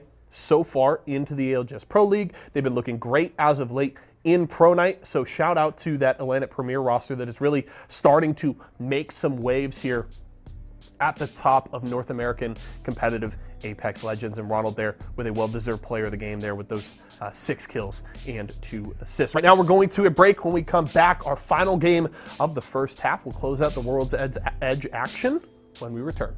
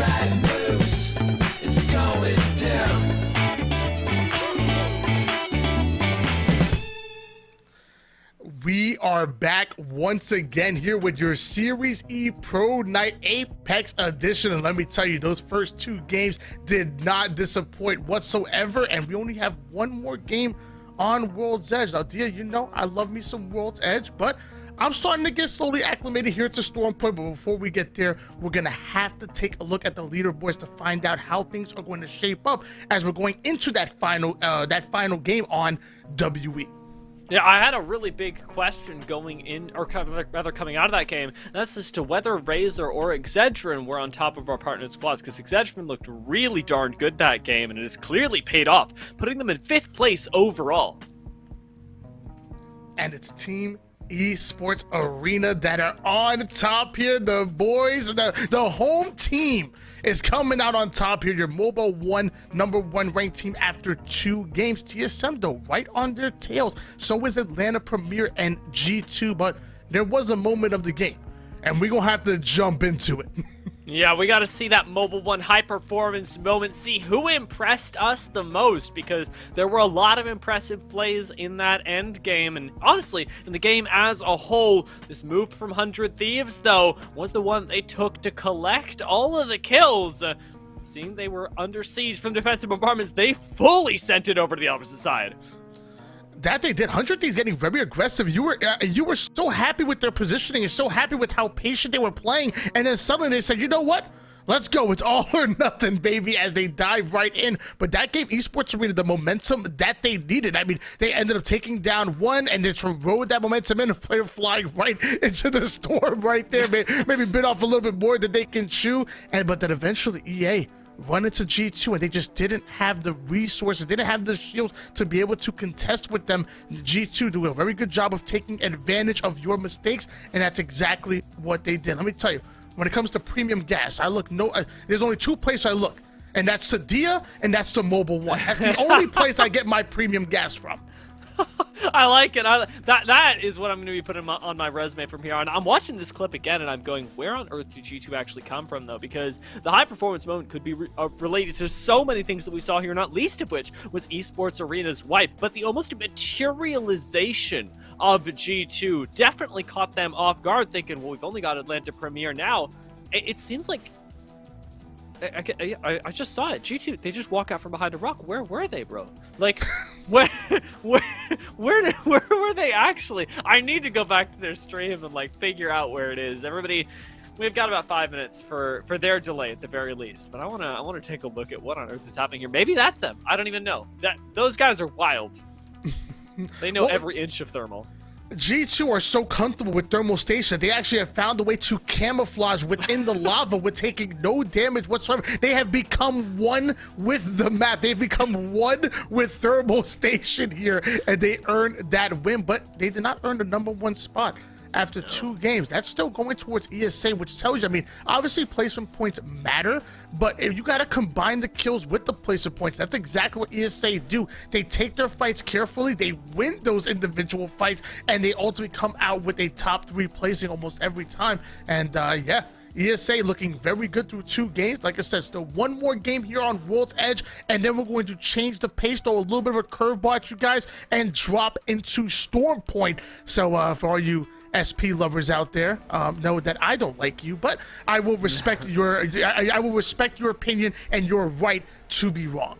Hey, there we go. There we go. At the very least, we can conduct ourselves with respect. G2, I would say, perhaps not their typical trademark, but they do conduct themselves pretty ferociously out on World's Edge, so not a whole lot of teams can say too much about it. Spread out across Thermal Station, once more the place of their victory and their standard home. We'll see how it goes for them this time around, and where the ring ends up pulling us is right now relatively few contests everywhere, except importantly in Lava Fisher, where we've got Xset fighting it out up against Intel. And this is a squad that I have high hopes for. Intel, they showed us what they were all about in the open night just yesterday, and I was curious to know if they would continue that same aggression, winning their individual fights or their pivotal fights here on Pro Night. So far, we haven't seen too much movement with them on the leaderboard, but this is their chance. This is their opportunity. Sentinel in the hands of Mooney. We have Slurp trying to catch an angle here and ultimately trying to angle this team out. Intel looking comfortable in this fight despite having triple gray shields. They've got it, honestly. At this point, with the level of pressure they were laying down, I'd be surprised if they don't get out of here. As to whether they take Xset with them, though, still very much up in the air. Xset also relatively likely to back up themselves, as to the south of Lava Fisher there's actually loot, and to the north of Lava Fisher there's really nothing. So Intel not getting the better end of this deal by any means, but the nice thing is that at the very least they find themselves inside of the next zone. Feels like I like to use a 30-30 as opposed to the charge rifle, but not able to use either or, because Fearless will be the first one to go down. Intel, the ones looking very comfortable in the fight and controlling the pace, have quickly gone down here. So now we're going to switch gears over towards Xset, who if they were the prey, but now they become the hunted. Klein getting a little bit too aggressive, going to be the first one to go down. Kenny trying to provide backup and a distraction with the Valkyrie Q, but they're going to have to win this fight. Valkyrie's going to go down, so quickly done for Xset. They go down 1, but they clean house here, and just like that, we're down to 19 squads, and Team Intel, the winners of Open Night, the first ones to go down, but there's a third party coming in, and here comes Furia. If anybody's gonna do it to you, it is going to be Furia. They hear gunshots, and you have entered the Furia ape zone just like that. Xset are out. Intel still weirdly, no, Xset are not quite out. There we go. They've got 1 member left, surely, as somebody at the very least is still alive on one of those 2 squads. We're just gonna find out who. Oh, I thought you were about to see some BM right there. He just reloaded. He just reloaded. He came in quick with the thirst. Triple purple shields out of Furious. So, man, they found some good loot. I don't know where they came from, but quickly making work of Mooney and squad, and now going to loot up real quick, are they? And they do have a crypto on their roster. So, I mean, this is the perfect legend to try to map out your routes, try to create your angles here as Fury are playing the edge of Storm. And I don't think they're done with that gunfight. Looks like they're still on the hunt. Yeah, they're looking for that last member of Xset, it was, by the way. So Intel are out. You're hunting down 1 more. The Valk ult to do it is so scary. You've seen teams employ this strat in your solo queue games. We wonder how well it's going to work out for them here, as they believe they've got an angle for the moment, dropping almost right down on top of where they started. Where on earth could you be? Well, I mean, even if they don't end up in finding that one player who rats it out, maybe they'll... Nope, they found it. Never mind. I will say, whoa, hold on. They ended up winning a little gunfight. Does our final exit player ends out taking out Crypto, so they decide to split the difference, trade out Nox, but Furia still coming out on top. Phoenix Kick going to be used quickly as Renegades also looking to take to the skies here. Ash, Valkyrie, and Gibby composition looking to third-party a fight. They see shots starting to ring out, and they want to introduce themselves. And don't let your eyes deceive you, though they are going towards the fight that Furia were just involved in. They haven't actually heard the gunshots from that far away. It's about this next ring that is pulling us even further to the north. Renegades are making a prediction now about where the zone will end up pulling. And this spot specifically is a really nice one to hold down. You can see them considering Skyhook as well. No caustic for the Renegades, but especially without these blast walls picked up just yet, at the very least on the southern side, it's a lot harder to access this squad, and this position should provide them a really nice place in the final couple rings. Yeah, you know, they may not have a caustic, but what they do have is a Valkyrie and an Ash. So, I mean, Valkyrie for those rotations, Ash to get in and out of a bad situation. I'm loving that composition right there. And obviously, Gibby for maximum amount of value. Gibby's value seems to go up as the hill gets smaller and smaller. Razer having triple blue shields at the moment, looking to rotate early, and when they do have a caster, that tells me that they have no problem slowing the game down, getting it to an early position and defending it for dear life. But it looks like shots are starting. Oh, no, just a little gas, just a little stinky gas. No problems. A little tickle, yeah. It's, oh my god, it's horrifying. Whenever you round the corner and you find one, it's almost a miniature jump scare inside of the game, and that is something that Razer are being really careful of. Even though they do get clipped by the gas, you can tell they're checking their corners. They're taking the absolute safest routes to make their way to the north, because taking a fight is not something that they're interested in. Trying to play this as safe as humanly possible. While Excedrin try and go superhuman, holding down what is an endgame god spot really early on, where they can still be flanked from not one, not two, but 3 different angles. Lee having the shatter caps here on his 30-30, so a bit of a change here after the update. When you fire the 30-30 with shatter caps hip fire, it gives you that scattered bullet, it gives you that shotgun-like spray, and when you aim down the sight, that's when you have that single fire. That's when you have that a lot more accurate play. I think that's a much better way to provide value to the 30-30 than what it was used previously, where you'd have to switch manually from one mode to another here. Lee very comfortable with the 30-30, already started to nail shots from across the map, as there's still 54 players here, and they don't want to hard engage on anybody just yet, because obviously the third-party situation come in, and once again, yet another player having a charm, a keychain on the wingman. I can't take it. I can't. It's too much screen clutter. You want too fat of a wingman. You can't see anything. Liquid, however, definitely can't see anything with all the caustic gas, but somehow do still manage to find themselves the knocks and the ultimate kills on the entirety of C9, who are now out of the game, bringing us down to 17 squads. Playing up here in the north, sieging against Team Liquid. It's a difficult and tall order, one that C9 this time were unable to fulfill, especially with that excellent loot that Liquid always pick up over by Trials. God, I'm such a big fan of that drop spot. They set up so well for the mid game. Yeah, I try to do that in ranked, and we just end up getting pushed by another team. We get wiped out quick. Like I don't know if I'm too focused on the NPCs. I don't know what it is, but it does not work for me. As the Ash Q coming in, flying right by Mr. Fun. No fun at all. Is caustic, as there's multiple teams that are landed here. And they're going to have to just play their space, which caustic players normally do.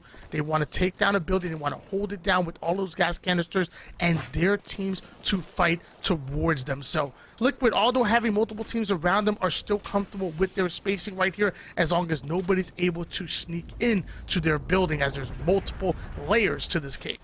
That's all about locking the doors for the moment. Mobile respawn buys them a little bit of space as well. A crucial thing to note about this building is also going to be its ability to access the beacon right above it. It makes the power position of TL even stronger when you consider the information advantage they will have over other squads in the area, being able to make that first move when it is most timely for them to do so. and likely being able to lock down a building as a result. We do have several rings over here that will close a little bit further off towards the north of Skyhook over in the train station, and with nobody having that second zone raid just yet, it's Team Liquid that really are going to get a chance to party down with that info. Ghost, in the meantime, not having too much of a party themselves, have made a late rotation into the ring, aren't too well looted up, and instead are hiding in an RV.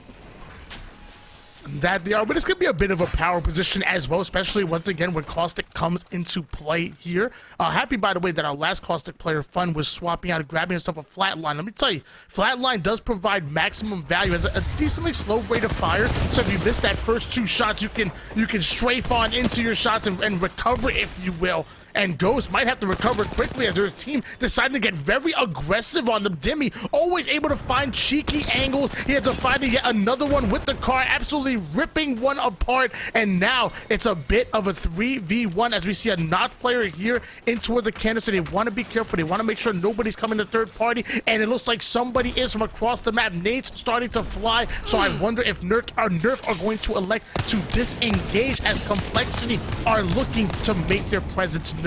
Nerf got to finish this fight, absolutely. They haven't actually secured the KP just yet, and pushing in is a requirement at this point. You've got to finish off the rest of Ghost. Mechanishu at least does get confirmed by Complexity in the meantime, so 1 kill point at the very least going over to Nerf, and Complexity not in a situation to push up on this just yet. I do wonder, though, if inside Ghost were given a lifeline for a little bit too long. Nerf still waiting to confirm on the rest of the squad, I do believe.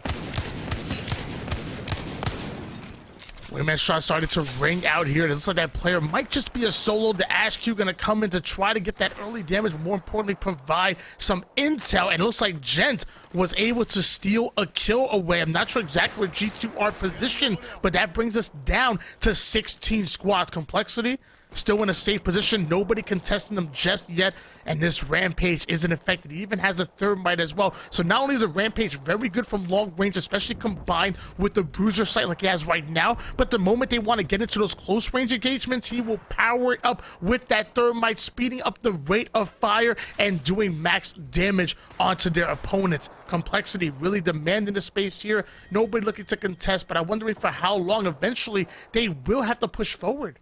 It'll be a fascinating interaction to see, especially with the fact that Nerf are their next door neighbors at the moment. Complexity do have the ability to reposition with that Valkyrie and are going to make use of it, potentially trying to circumvent Countdown entirely, just accessing straight up Skyhook, saying we don't want to play this little bureaucracy game we've got going down in the south where everybody's buying full position. Instead, we're going to take perhaps not height, but directly next door to it, inside of Skyhook, and a very nice spot ends up being claimed by the Complexity boys.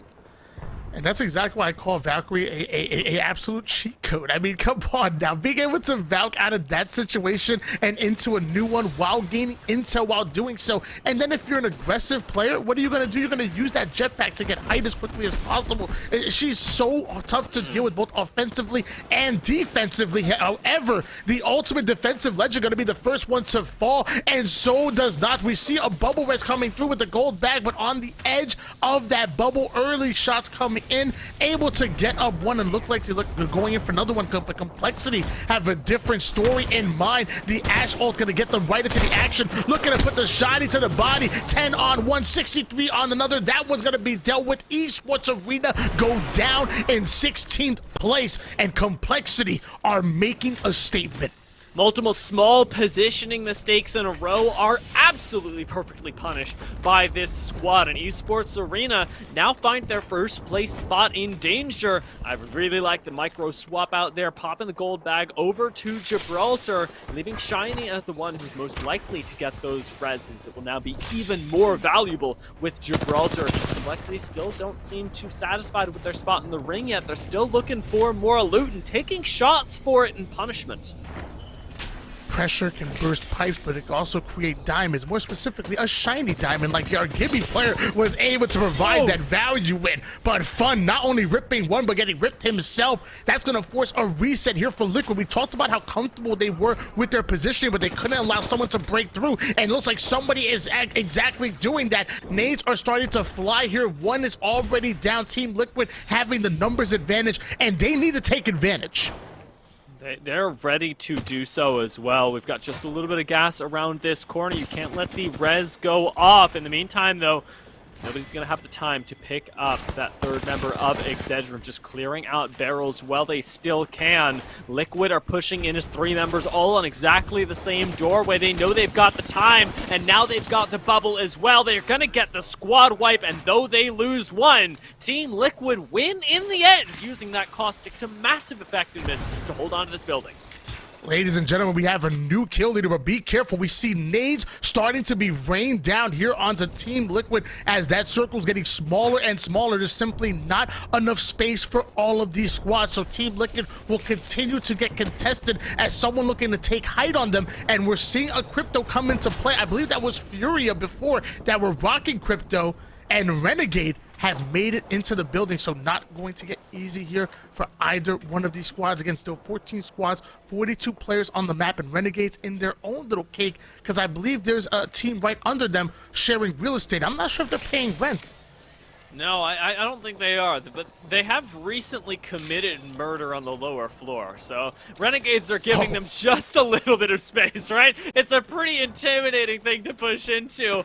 They do also have the room inside of this next ring. So Renegade's actually getting the pretty sweet end of this deal, given they've got access to the height as well. Splash, though, they are the ones suffering as outside of ring and on the low ground. They've got to push up to height. They've got to take this fight somehow, but Complexity are making it so difficult for them, maybe even winning the fight up against Splash. There's going to be 1 member left, 2 down for Complexity. Can you take down both Oi Senpai and Prodigy Aces, or will you crawl away? We'll end up finding out in just a few moments. As for right now, Complexity do hang on to life. Poppy letting that player know who's Poppy real quick with the Peacekeeper shot, still putting the alternator to work as he needs that armor swap. Still down a player is Splash, but not for long as the gold bag res is coming in. But as I say that, Valkyrie sliding into the DMs, but gonna get blocked immediately, absolutely griefing Splash's game right there. Now they're gonna have to recover that banner and hopefully they get a mobile. Because I don't even know.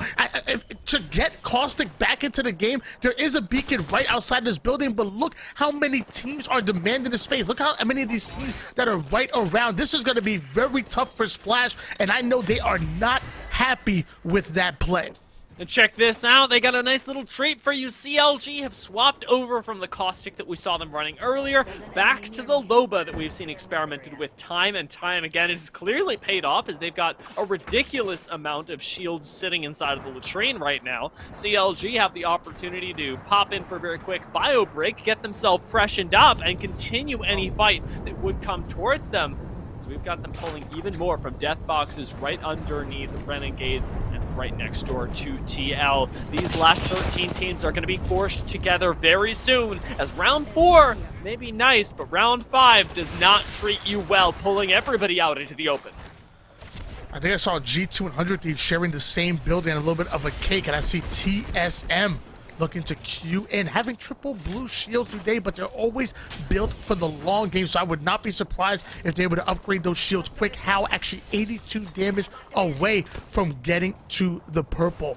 So now you're seeing a bubble go down, so that's all the indication that he needs that there's a fight going on, and it helps that Crypto ultimates, and so does the defensive bombardment coming in. If that doesn't tell you there's a fight going on, I don't know what will, as Atlanta Premier coming out on top, stealing away yet another body, bringing us down to 10 squads. Loot up quick, because let me tell you, everybody has all eyes on you. You made enough noise out in this region, and everybody is trying to catch an angle. Oh, and everybody's also noticed that this EMP is now expended. Atlanta Premier not nearly as much of a threat until they have access to that cooldown again. They will not for next ring push, and that means that Crypto is not going to provide nearly as much value. Atlanta Premier are at at their weakest right now. With TSM right next door to them, they are going to be under a lot of fire. You've got to imagine that you're using that redeploy to get into ring, but for right now, it seems like they're just scouting it out using the drone. We gotta move, guys. We gotta move now.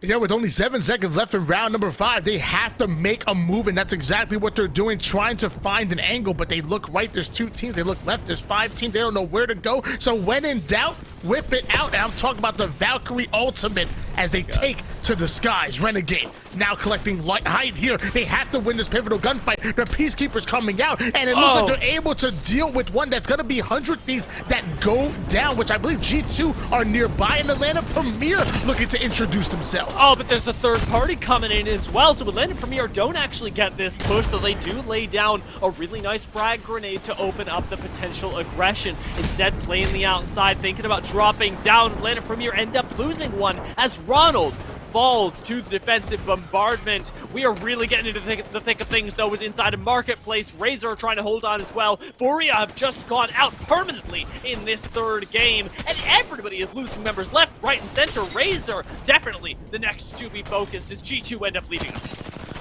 Razer going in for the challenge, is fearing getting an excellent damage in, but he's still down to 1 shot, tries to Valk over the damage, not able to do so, so they end up finding one. The second one going to fall as well. CLG coming out on top. You can never counter logic. That's exactly what happens here. Right now, it is ridiculous how controlled they have been. Liquid starting to lose a little bit of that very same control. They do end up taking out Atlanta Premier finally, and with the bubble still around, they actually get that faster res coming in with the gold bag, no less. Liquid seem to have stabilized and are now in the top 4 squads as TSM are whittled down to just 1 around the outside. Can Verhulst do it? Hey, I never count TSM out, no matter what. You know, you got Hal in the ears, you know, making the play calls. I believe in Verhulst. Let me tell you, he has a nasty shot too, but obviously back against the wall here as there are 3 squads that are fully loaded.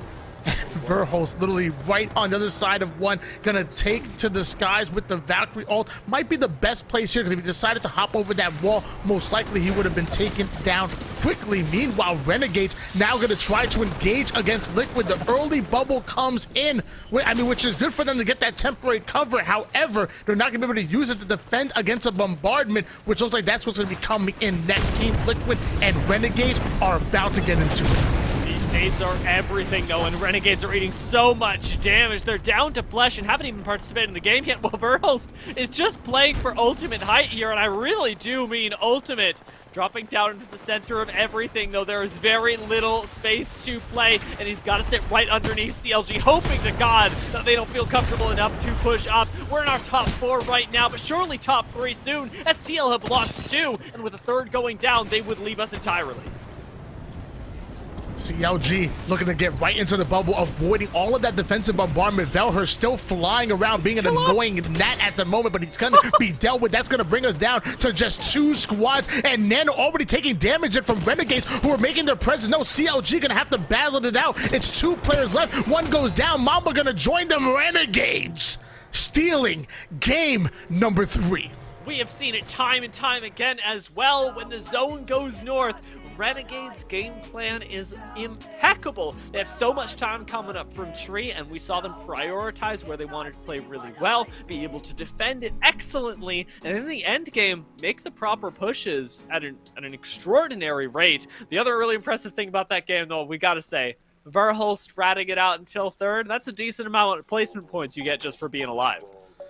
Yeah, I mean, to think about it, they were literally, he was right over the wall of a team that was right in front of him. I think it actually was Renegade. So if he would have hopped over that wall and tried to make it towards the storm, he would have been taken down immediately. So he takes to the skies, ratted out, be as annoying as possible, and eventually takes that 3rd place spot. CLG, I believe, were in 2nd place, and we had CLG on screen a lot. They were making some plays, and they were looking very good, but I think they expended a bit too much resources in one of their fights, because when Renegades decided to push up, they weren't at full shields. It was an easy knock coming in for the first one, and then eventually they simply just won their 3v2. So excellent job by Renegades to take an advantage of that situation, but I'm sure CLG had a decent amount of kill points leading up to that second place finish. It was tough stuff for a lot of squads going into this, and we've had 3 distinct teams take the win. Now we're going to swap over to a different map entirely. Before that, we're going to take halftime, and before that even, we got to hear what Yeso thinks about that game.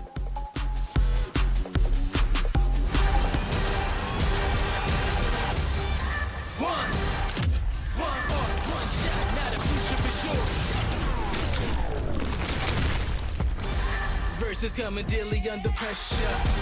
Working on the plot and the scheme. The true side trademark is at the edge of your dreams. I'm talking. Yeah. One shot, now the future is yours.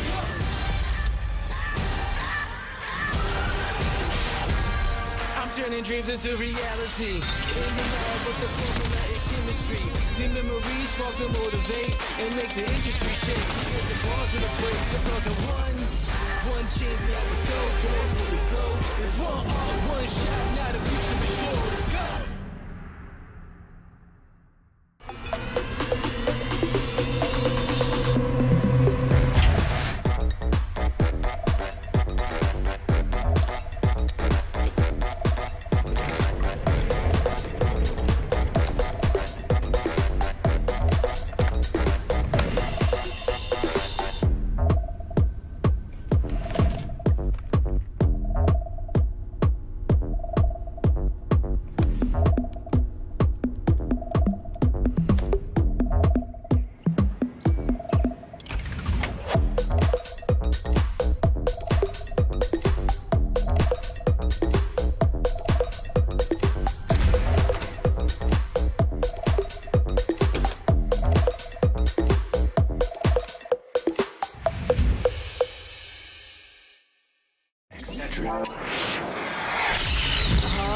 I'm fading! One bad headache can crash your entire game. Excedrin relieves headaches fast. Excedrin, game over for headaches. It's fruit refreshingly sweet, but without sugar, 0 calorie treat. They're all our top favorite smash. It's fruit freshen.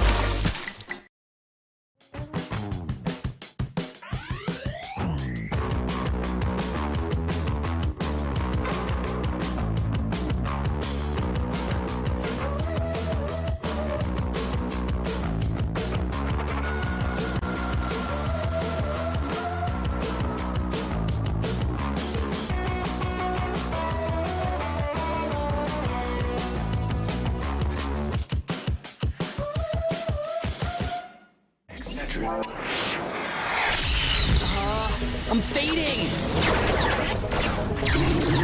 One bad headache can crash your entire game. Excedrin relieves headaches fast. Excedrin, game over for headaches.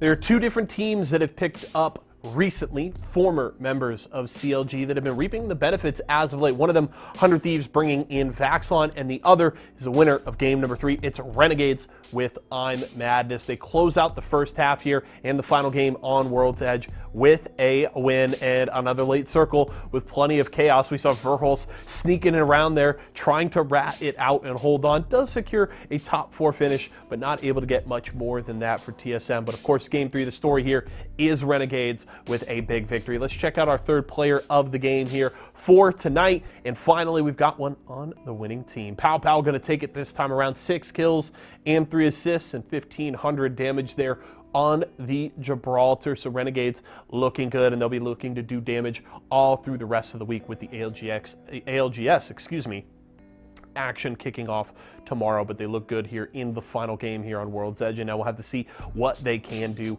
on Stormpoint. Esports Arena, of course, we're sitting at the top of the Mobile 1 leaderboard after 2 games, and we'll have to see what kind of changes we see on that leaderboard after game number 3. Now, do want to tell you folks a little bit about something new we have going on at our Walmart locations all across the country, and it's called PvE. It's a new tournament setup where you can come out and compete in all kinds of different leaderboards and different games every single week. The way it comes out is starting on Wednesday, running all the way through Sunday. You can come out and compete on leaderboards in a bunch of different titles. One of them is Aim Labs. You can do Call of Duty Warzone. We do Mario Kart and all kinds of great things. Each different leaderboard has its own $500 prize pot. You come in, you purchase tokens, and you use those tokens for attempts on the different games. And the great thing is you don't have to set aside 3 or 4 hours to play in a long bracket. You can just come in, get your tokens, take a few tries, and then go on with the rest of your day. And you can put up your scores on a Wednesday, come back later in the week. Maybe your score's fallen down the leaderboard and you want to get back to the top. You can get in on it again. It runs Wednesday through Sunday. So come out to your local esports arena and get in on the fun today. You can win cash, prizes, and more every single week. Use exclamation point locations in Twitch chat right now to get the link that you need. And if you need any more info, head over to esportsarena.com. We do want to take a nice special look at how things go down. So let's check out a little demonstration here on some Aim Labs. We got Alpha himself, TO to the stars here on Aim Labs right now. And Aim Labs, one of the new titles we have added into the mix on PvE. And look at that. Got to clean it up there, shaking his head. We'll see though, 83, 84%. Solid accuracy so far, about to eclipse 20K on his score. If I remember correctly, I think Alpha eclipsed 65,000 as a score in one of the tries he had last week on stream. So we'll have to see if maybe he could hit 70K here tonight. Trying to clean it up here. 23 seconds left on the table, able to hit 40K. And the nice thing is put in this 1 minute try, and then, you know, if you get to the top of the leaderboard, you can walk away. And the nice thing is you can check where the leaderboards are at all throughout the week. We have a 24/7 live stream up on YouTube where you can see the states of all of the leaderboards at any given time. So you can keep track of everything that's going on. 67K there, the score for Alpha. But you can keep tabs on those leaderboards all throughout the week. And if you want to come back in and take another shot at it, you can. So go to your local esports arena inside of a Walmart store today. 18 locations all across the country, and come and compete in PvE today. That's going to do it for halftime, ladies and gentlemen. We're going to a quick break right now, but when we come back, Dia and Why Not will get you set to kick off the action on Stormpoint.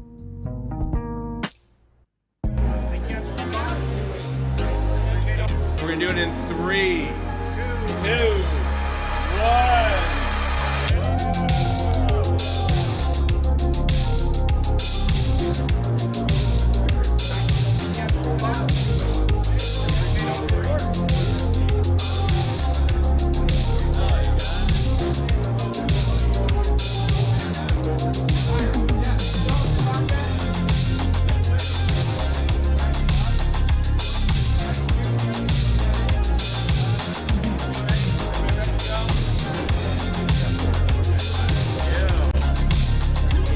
Hope you guys grabbed your refreshments, got your popcorn, got your drinks. We got more action on the way. That was just halftime. That might have been our last time dropping into World's Edge, but we still have 3 more maps on Stormpoint. So get into your Tritons, get into gear, because it's going to be exciting. But before we get there, Dia, I got to take a look at that leaderboard. We need to know who's on top and who's really has a fighting chance for first place. And clearly, Esports Arena still holding out.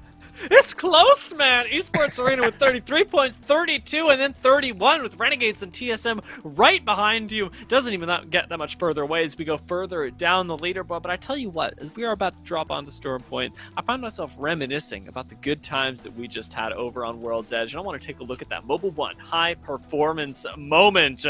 Starting off with CLG, who did end up ultimately taking part in eliminating Verhulst from the lobby, moving themselves up to second, but then getting it turned around on them by Renegades, who had this amazing approach, pincering from both the high and the low ground, and separating and then destroying CLG. Yeah, Renegade stealing away that second place spot, but CLG not too far behind. They're in 7th place, but they're less than double-digit points away from getting into that second place spot themselves. So this is a real slobber knocker for that number 1 spot. Literally, I can throw a dart at my monitors. I don't advise it, but I can land on any team and make a good argument for either one of them to steal away first place. Have we seen a tournament this contested before here in Apex? I mean, it feels very rare to have something like this happen, and a lot of the time it's because one person has had this breakout game. And despite the fact that Esports Arena had an incredible game 1, since then, almost everybody else who's landed near the top of the leaderboard has also been honestly slaying today, and it makes these high-point games even more high variance. Now, dropping onto Stormpoint, though, we're going to take a look at a slower pace of game, although we've got the treat lined up for you guys where Furia and G2 should, fingers crossed, be contesting over by Lightning Rod. Yeah, definitely a map that plays a slower pace, but I will say when you decide to engage in those gunfights, you get less third-party situations. A big map with plenty of POIs for teams to spread out across, and it looks like Renegade landing and might be landing right on top of another team. So, you know, you want to see some 2 teams contest early. We might just see that with our number 2 squad so far for the day, Renegades. They're going to be as surprised by this as we are. I like that Sauce ends up scouting them, sort of pushing them out towards the side, and making sure that at least Renegades do have the supreme positioning over wall, but they are far from clear right now, as a lot of other teams will start looking up towards this high ground. Atlanta Premier, the ones that ultimately took High Point, but G2 and Furia, not disappointing, are up on top of the map over by Lightning Rod. Unfortunately, Ring not pulling over to them is going to make them fight for this Trident before we do ultimately pull ourselves a little bit closer to checkpoint. Yeah, the Ring definitely pulling more towards that western side, especially that inner green wing that you're seeing right here. And I think we see Esports Arena that are very close there, so that could be easy rotation in for them. Meanwhile, a team like G2 landing all the way towards Lightning Rod will have to make a long rotation and run into plenty of teams just to make it into that first ring. And that's G2's gonna be definitely one of the squads that we want to watch out for. They're able to put in 25 points through 3 games, and only what, like less than 10 points away from that number 1 spot themselves. So Esports Arena, they better watch out. They got a couple of teams looking to contest them for that number 1 spot. And this is where we see playstyles really be rewarded as well. Esports Arena have the most, or some of the most flexibility on this map, being able to go from mill, where they have an incredible amount of high-powered loot, and moving themselves into what is a very close center of the map. But we take a look at other teams, like Cloud9s, like the G2s, like the Furias, who have enjoyed playing a little bit more edge. And we see a lot of distinct styles starting to evolve with how much edge you're playing. Are you sitting inside Zone 2 and keeping people from entering? Are you roaming around inside of Zone 1 trying to find kills? Are you sitting outside of Zone for 1-2 zones in a row and trying to aim for that high ground? It is all a matter of your playstyle, of what your team has settled on. And right now, it is a pretty darn exciting time to be taking a look on the Stormpoint map, because everybody is constantly figuring out what works best for them. Even Esports Arena right now, sliding down into the low ground, don't really have data on what intel coming from Barometer would have been doing. And not only are teams electing to change out their playstyle a bit, but also even changing out their legends as well. Lots of times, Wraiths get swapped out for Ashes. We even saw Oxygen Esport implement a Loba here into their composition, dropping into Stormpoint Exit. Look at, they were the aggressive on this gunfight. Looks like that team, they ain't rolling over. They're definitely going to be fighting back. Esports Arena saw a team crafting earlier, and they're looking to engage as well. An early ult coming in from our Horizon players, Skittle Cakes, to try to change the pacing, to try to draw in those grenades. They find the first pick and are looking to get some more, as that other team is on full retreat. And that was an interaction that I hadn't even considered, but the fact that CLG, who normally land over by Cenote, don't actually have the safety that they normally would. Now they're sending themselves, though they may not know it, over towards where Intel land, and out of the frying pit, sort of into the fire, as Esports Arena chase them out into what is even more dangerous territory, claiming a loot box and first blood of the game. Got to be feeling confident if you're Esports Arena. They're already holding on to that #1 spot, but was only holding on by 1 point over Renegades. Finding a few picks here, looking confident. Meanwhile, Incel using that triple take like it's a shotgun. Mooney finding CLG Mamba. And it still says we're at 20 squads right now, so I'm guessing CLG have 1 more rat. I like the dancing. Yeah, I think they do. I would assume so. We'll see if they end up actually getting caught, as Bloodhound, not as prevalent on this map, and that's the one real nice thing that we can say about it. This 12th season seems to have pushed our tracker out of the meta, and that we do still see some teams running it occasionally. It's gotten a lot harder for those who try and get as much data through wall hacks as they can, and I think a whole lot of that has to do with the fact that we really just don't have that much we don't have that much cluttered space as we do on World's Edge, right? We have a lot more open, and that means that Bloodhound can really just use their eyes. There we go. There's CLG gone. Yep, I think Nano was that final player, ratting it out a bit. Sadly, not for long, as we're finally down to 19 squads. And once again, we're seeing the respect crouching coming in. I remember I was watching the movie Avatar, and whenever they would hunt their prey and ultimately get the kill, they would say a prayer. They would, you wish that animal, I guess, luck into the afterlife. That's exactly what you saw Duplex doing for Esports Arena. Wishing CLG luck into the afterlife and to the lobby. Just to the respect they show each other. I'm happy to see it in esports. I really am. I'm touched. You're bringing a tear to my eye, and ooh, Lord, maybe a tear to somebody else's. Esports Arena has spotted their next prey, and the hunt is on as Duplex lays down the herd from an unreasonable distance. Razer are making their way in towards where they want to play as well. And I'm fascinated to see them taking the low ground right now in an interesting maneuver, putting themselves between Checkpoint and Cascade Falls, and maybe even getting ratted on. They don't know. Oh, there we go. Now they know.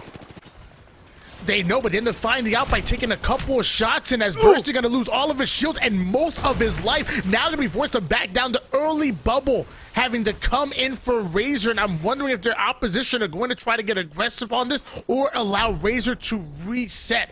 That was almost a terrible situation. They're going to hop into Trident and maybe ghost ride the whip or something, get out of that situation, as Razer almost getting completely wiped in that certain scenario. I think I saw Fury getting a knock on the feet as well. So there's more teams fighting. There's 19 squads remaining. Too many players here on Storm Point.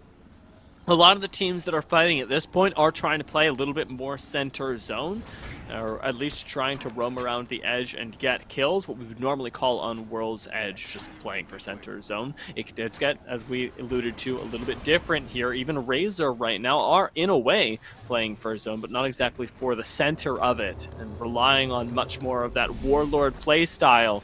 Sitting and picking up kills as they pass by. They're avoiding fights until there's an advantageous third party to be had. Well, G2 have started storm stacking a little bit just to get themselves the replicator and hopefully the next beacon scan, as they are still relatively close to next ring.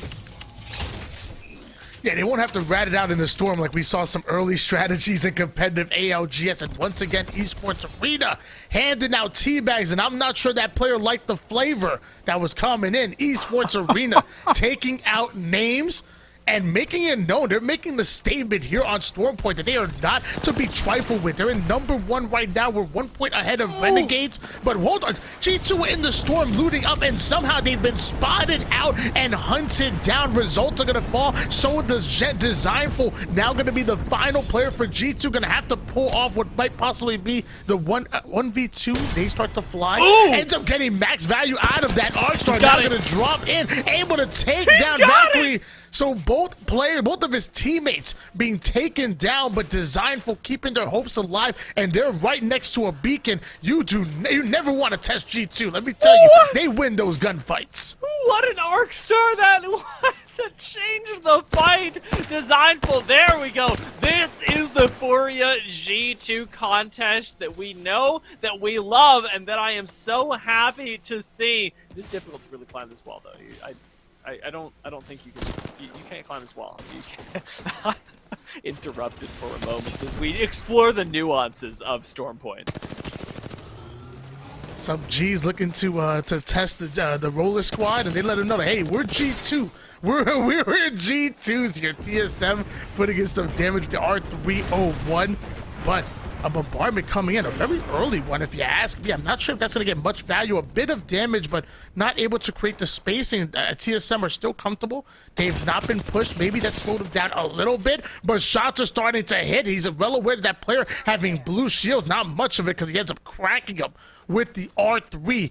TSM might look to take advantage, but it's really hard for them to commit to either one of these gunfights when there's at least 2 other teams nearby to their knowledge.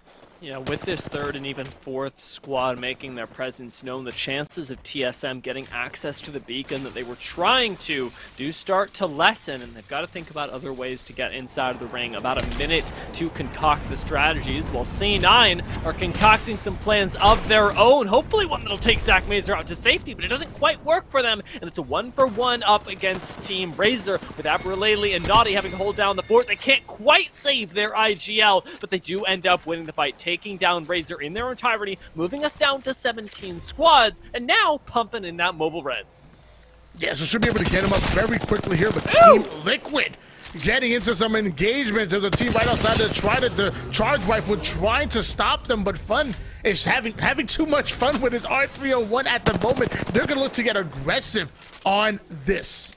Wait a minute, Hotzik's playing Watson too. This is some wild stuff. I don't know what is happening for Liquid right now, but they've gone almost double defensive, and it's making it difficult for them to push at the moment. Instead, hoping that they can play zone a little bit later on. Fun should be able to get out and hopefully benefit from a little bit of that shield regen if they've got the room for an ultimate to be laying down. I'm not really sure how Liquid go about playing with the Watson, but there we go.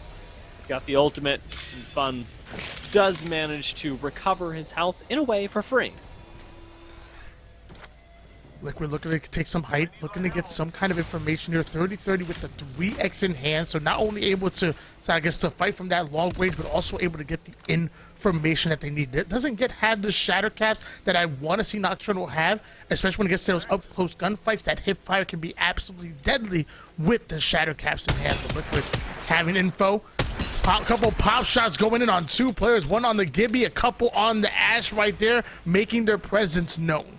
You gotta watch your back as Nocturnal as well. There should be a squad coming up behind them soon, the one they were shooting at earlier, although there is a chance that there was a rotation up towards this high ground. But with the Valkyrie being the most mobile member of the Team Liquid squad, it is only fair that Nocturnal is the one to take these risks and relies on the extra mobility from this Valkyrie to be able to get back to the squad safely, because should he go down, TL would find themselves in a very spicy position, not one that I think they're looking forward to.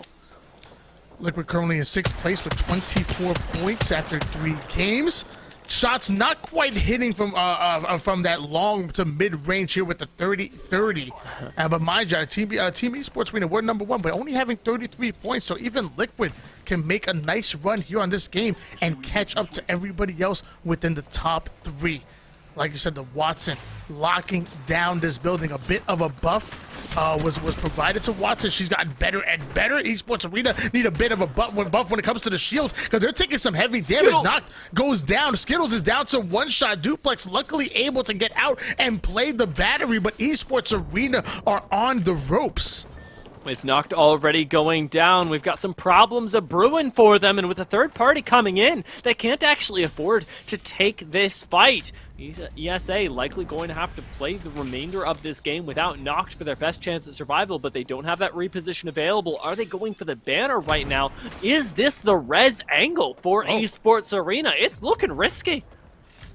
It really is. Skittle Case looking to go in and grab that banner, and Duplex looks like he was perfectly ready to res right then and there. Skittle Case forced to play the armor swap right into White Shields, able to get the med kit. Meanwhile, TSM are in yet another battle. Nate gonna come in, provide half damage onto Hal. Ref still trying to get into the fight. Him and Verhulst holding hands and trying to bait and switch here as their team taking height and having that advantage of looking down onto TSM. Ultimate Bombardment might be able to equalize the situation. Ney started to ring out. They're going to take their height back. Beautifully played by TSM, but Hal goes down to one shot. Able to survive for right now. That's all that you need. As long as you're up, you're going to be okay. PK in the hands of Verhulst just barely misses a few of the peaks right now, but now going around the side, dings for 9 and is ultimately able to get right back. It's just a matter of continuing to apply pressure in a building with so many different angles that can be taken on you. TSM are managing this nearly flawlessly at the moment in what should otherwise have been an impossible fight. If we're looking for impossible fights, we've got to look no further than over at Esports Arena, who somehow have gotten knocked back into the game. He is punching people out right now. Our Esports Arena about to do this in a 2 versus 3 scenario. They turn it into a 3v3, and now they get the res as well. This is ridiculous from them. But the third party coming in right when the recut was coming in, and Skittlecake's almost able to join the map. He is thirsted and griefed. You're not sure who it is that's able to come in, but it looks like the banner has been retrieved. Knock made it back onto the map, and then we saw a bit of a snipe down impression with the punches coming in right off of res. Intel looking like they're looking to take to the skies with the Valk ult, but I wonder how Esports Arena gonna come out on top. I mean, you know, you get lucky once, you get lucky twice, but I mean, how many times will you get lucky and be able to pull off those reses? Keep our eyes on the kill feed to find out exactly how it goes for them. In the meantime, TSM have received yet another storm of bodies headed their way, having taken out members of Nerf already. They're turning around. Nerf are out, but TSM still find themselves contested with an excellent portal to safety. The phase breach saves Hal, but only for a few seconds since Ghosts are coming around the corner. We've got the third, we've got the fourth, we got the fifth parties coming in, and Intel on the other side of all this are going, thank God we got out of there earlier. I mean, I don't know if portal to safety was the right phrase. He thought it was safe, but it's running right into the arms of Ghost Gaming. Meanwhile, Exit getting into an engagement as well, and Exit are going to go down. Ghost end up losing their Gibby player, but they still have a duo. We have a Bangalore and Impulsive Dream on the Valkyrie. Who said Storm Point's a slow map, huh? Yeah, exactly. It's all about these moments of controlled chaos, especially for Vizio, a team that does specialize in exactly that kind of play. One of our squads running the horizon here. This map really bringing her into the forefront, and I've got a decent bit of height, but notice their selection of landing spot being importantly outside of the zone. Valkyrie ult not going to be available for them more than likely, which means that Vizio have elected to put themselves in a position where they have to fight their way through one, maybe even two squads to get inside of this next ring.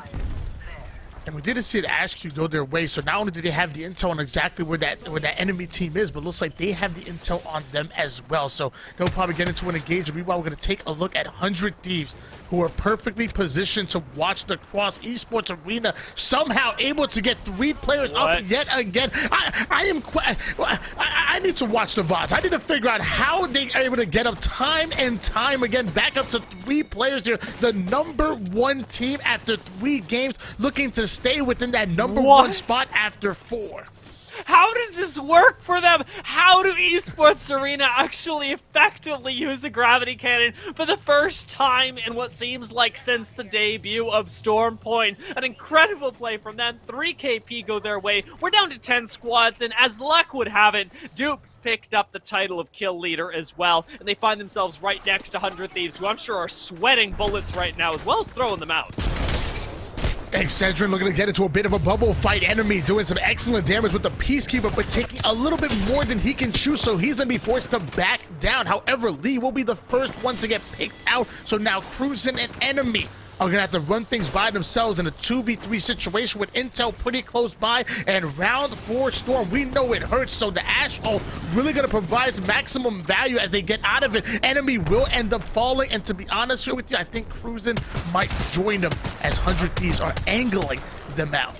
They get taken down, but interestingly enough, Vizio haven't been just yet. Despite the fact that they were involved in that long and bloody skirmish, Vizio have managed to survive, and Intel, tossing the Arc Star a little bit short and may not be so lucky. Knock doesn't come through just yet. Fearless is able to escape to safety.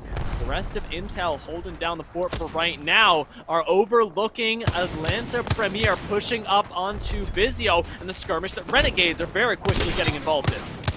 Renegades having 3 players with red shields, having the height advantage as well, looking to thirst one while also winning their gunfight. Listen, the early bubble gonna come in. That team looking to thirst and steal away the kill. Peacekeeper shots are starting to hit, and Renegades coming out on that one. But meanwhile, Esports Arena looking to get into the fight. There goes that Horizon ultimate, throwing off the timing, throwing off the pace, and it looks like they're willing to take advantage. The bubble comes in, and Esports Arena still looking comfortable as they take down one, end up going for the res.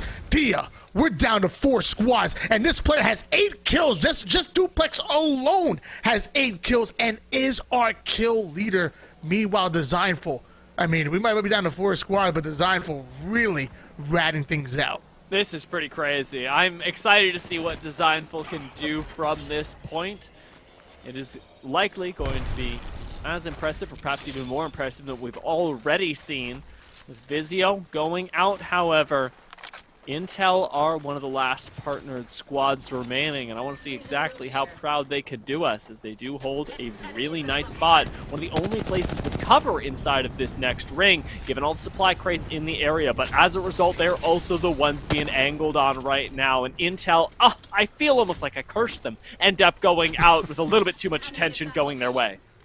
Bit of a caster's curse here. There's 3 squads remaining. I think Designful is still ratting things out. So, I mean, is it really even 3 squads at the moment? Or is it more like 2 that have a chance to come out on top? ESA going up against a fully loaded Renegades. And I believe we still have Designful ratting things out. I am so pissed I didn't pick up Duplex on my fantasy roster. Is it too late? I know. If only we could make the substitutions. But right now, may very well still go your way. Skittlecake can pick up a few knocks in this last ring, but Renegades go very aggressive very quickly and do risk it all up against Esports Arena, opening the floor, in fact, for G2 to be able to come in, depending on how messy this fight gets. We are still down to 3 squads. The Esports Arena are now missing shields everywhere, though Renegades are being taken down just that touch faster. They're going to end up going out. We're down to our top 2 squads, and in from the side is coming Designful, but with Nocta and Duplex both at full health, there's not even a question in my mind that Esports Arena runs Storm Point. Oh, man.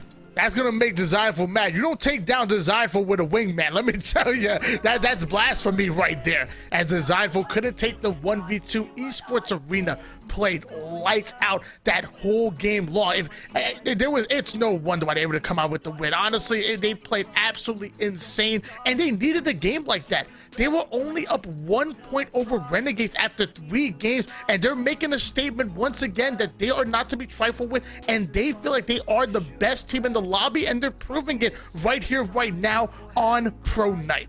Their opening games just continues to impress, from taking our first one on World's Edge to our first one on Storm Point. The fundamentals that you illustrate are looking incredible, and Duplex is looking incredible as well. I don't know, though, whether he actually made the MVP list, because we're not the ones who decide that. It's Yeso, and I want to hear it directly from the horse's mouth. Yeso, who's our MVP?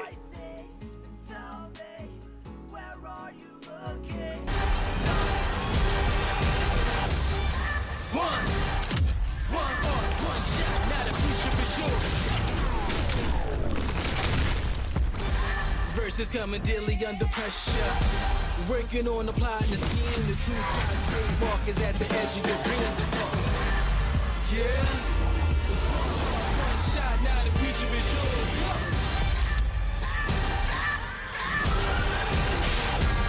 I'm turning dreams into reality. In the lab with the formula and chemistry.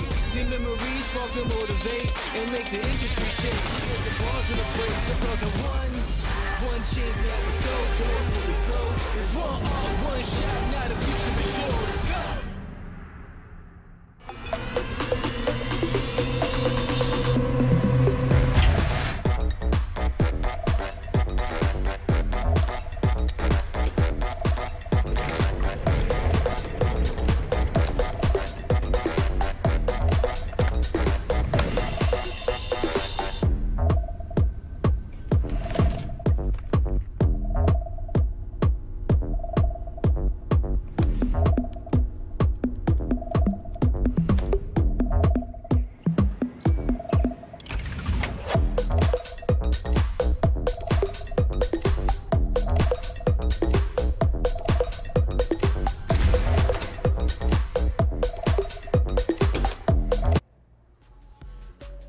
Team Esports Arena kicked off the first half of the day with a victory on World's Edge, and they did the same time here in the second half, grabbing a win on the first game here on Storm Point. Game number 4 goes to Team Esports Arena, and they're just looking to ramp up here for, of course, a big ALGS week, and they hold on to first place and are looking to retain that by the end of next Monday, and a big win for them here. Let's check out our next player of the game here for today. I have a sneaking suspicion I know who it is, and I am not surprised. It's going to be Duplex here. 12 kills. You heard Tony talking about it. He had 8 at one point in that game, finishes with 12 and 2 and over 2,100 damage here on the Gibraltar, looking really solid. And of course, Noct and Skittles rounding out this roster have looked so good as of late. And this is a team, you know, Love, we talked about it at the start of the day, trying to adjust, switch things up in terms of composition. They brought up the Horizon in game 1, ended up finishing the half with more of the Caustic classic composition. But this is a roster that is really kind of firing on all cylinders right now and looking like one of the best teams in competitive Apex, and we'll have to see what they can do as tonight continues and all the way through this weekend. But Esports Arena with their second win of the day, and we'll have to see if anybody can challenge them and chase them down at the top of the Mobile One leaderboard. We're going to go to another break right now. When we come back, game number 5 of Series E Pro Night.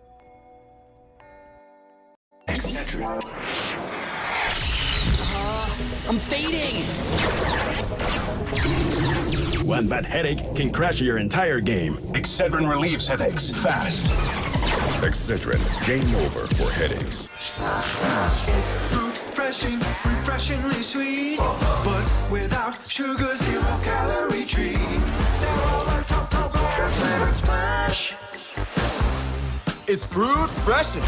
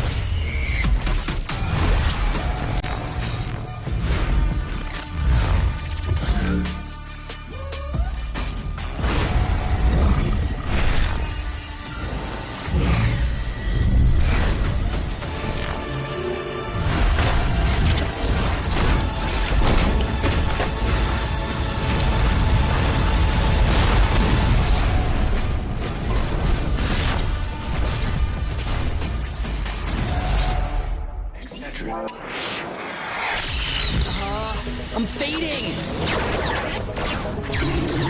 One bad headache can crash your entire game. Excedrin relieves headaches fast. Excedrin, game over for headaches.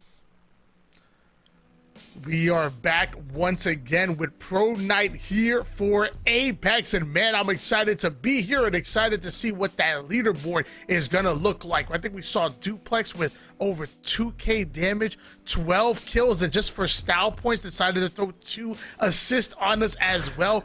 Really going off the entire Esports Arena squad, but specifically Duplex.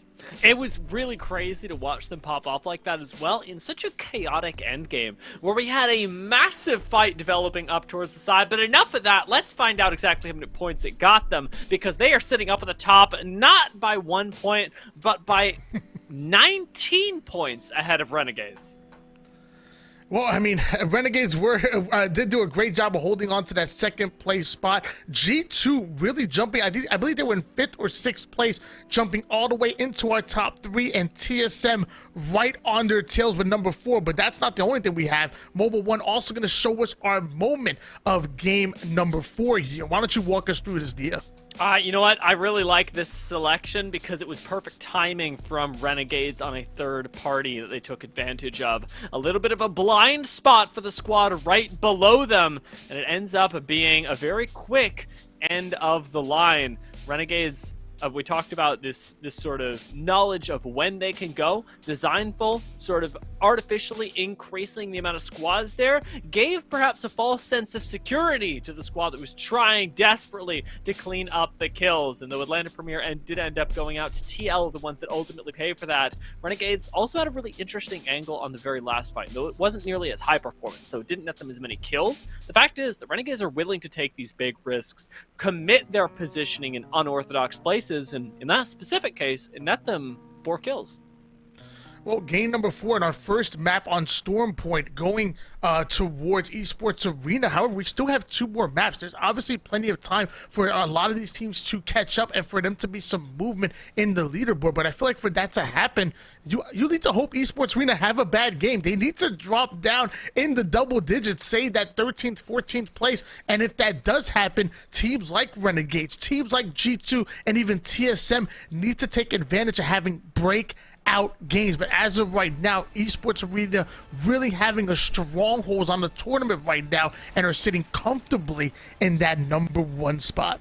Ooh, and they got zone pulling up pretty close to them again. This zone 2 actually looks very familiar, though it doesn't include Mill this time around. We are still going up into the northwestern territories and more than likely into the open ground, right? I want to say in between Wall and North Pads is where a lot of zones that pull this way initially will end up going. There's a small chance that we get a little bit more of a pull towards Cascade Falls, but more than likely we're going open ground, open ground, open ground all day. And there's going to be a lot of action in the choke points leading to that area. Yeah, Team Razer and Nerf having a bit of a longer route to try to make their way into the storm. G2 also as well would have to run through multiple squads before getting there. So G2 again in the number 3 spot. They got a little bit of an uphill battle to fight through or to climb. I think they were able to put 37 points on the board, which, as you mentioned, ESA were able to accumulate 63 points in just 4 games. So it's still anybody's game if you ask me, but you got some climbing. You need to knock out Esports Arena out early. There needs to be a gentleman's agreement to get them off the map. And I'm having a reminder, a sort of throwback to just yesterday on the open night, because this was the ring that we saw Intel dominate, interestingly enough, taking the 3v3s very quickly up against squads like Vizio in choke points from the low ground, no less. Storm Point was where Intel really turned it on, and we are waiting for that partnered squad to make a big splash here, because while Esports Arena is winning, it's, we can say a partnered squad winning, but realistically, this is the time for them to step up, and I want to see how Intel end up managing. In the meantime, Furia coming up on the dregs of G2. Haven't found anybody just yet, but Liquid have involved themselves in an engagement pretty darn early on. Yeah, Liquid sitting the number 6 spot. They definitely have to get aggressive and get some KP on top of their placement points. Meanwhile, CLG, a bit of bad manners. They say manners make it man, but clearly CLG were not aware of it as they take down one member of which is going to be knocked. You have got to imagine this is some revenge for last game as well, because Esports Arena really had a good time asserting their dominance, shall we say, over this no-name area when they took out CLG. But CLG are returning the favor, saying, all right, you want to take your second game on Storm Point? You're going to have to do it without your Valkyrie, which on Storm Point can feel like a death sentence. We'll see how Esports Arena choose to play this, but they do still have this Trident. They've got the bubble as well. Are they going 007 style for this? Because they just might be. Bubble I feel like... Oh no, they're I don't know what's going on here. We got a ticking time bomb. Oh god, they're dead. Oh god, Esports Arena. Oh, the humanity. Oh my lord. Oh my god, Skittlecakes is getting away. What? Yeah, high-risk play right there as everybody on the map. I just became a CLG fan because they want CLG to win this engagement. Noct was taken down and turned into a banner. Skittlecakes was able to recover that banner. Meanwhile, Duplex, trying to do everything he can to get him back onto the map, ends up dying himself. So Esports Arena right now are in shambles trying to figure out what to do here. Meanwhile, Liquid know exactly. They got their eyes on the prize. They know what they need to accomplish right now. It's all about execution as they have to deal with the enemy in front of them. Change out the Valkyrie. for the Gibraltar now. CLG starting to push up on this as well. ESA are not out of hot water just yet. With Phaetro pushing up on you, things are going to get even stickier, pushing into Cenote, where even more squads start to accumulate. But we tune back into the fight between Complexity and Team Liquid. And Complexity aren't looking too comfortable. Remember, they don't have the very same shield sustain that Team Liquid do on the other side. So all this harassment, in a way, is going to stick, whether it be on the meds or the shields themselves.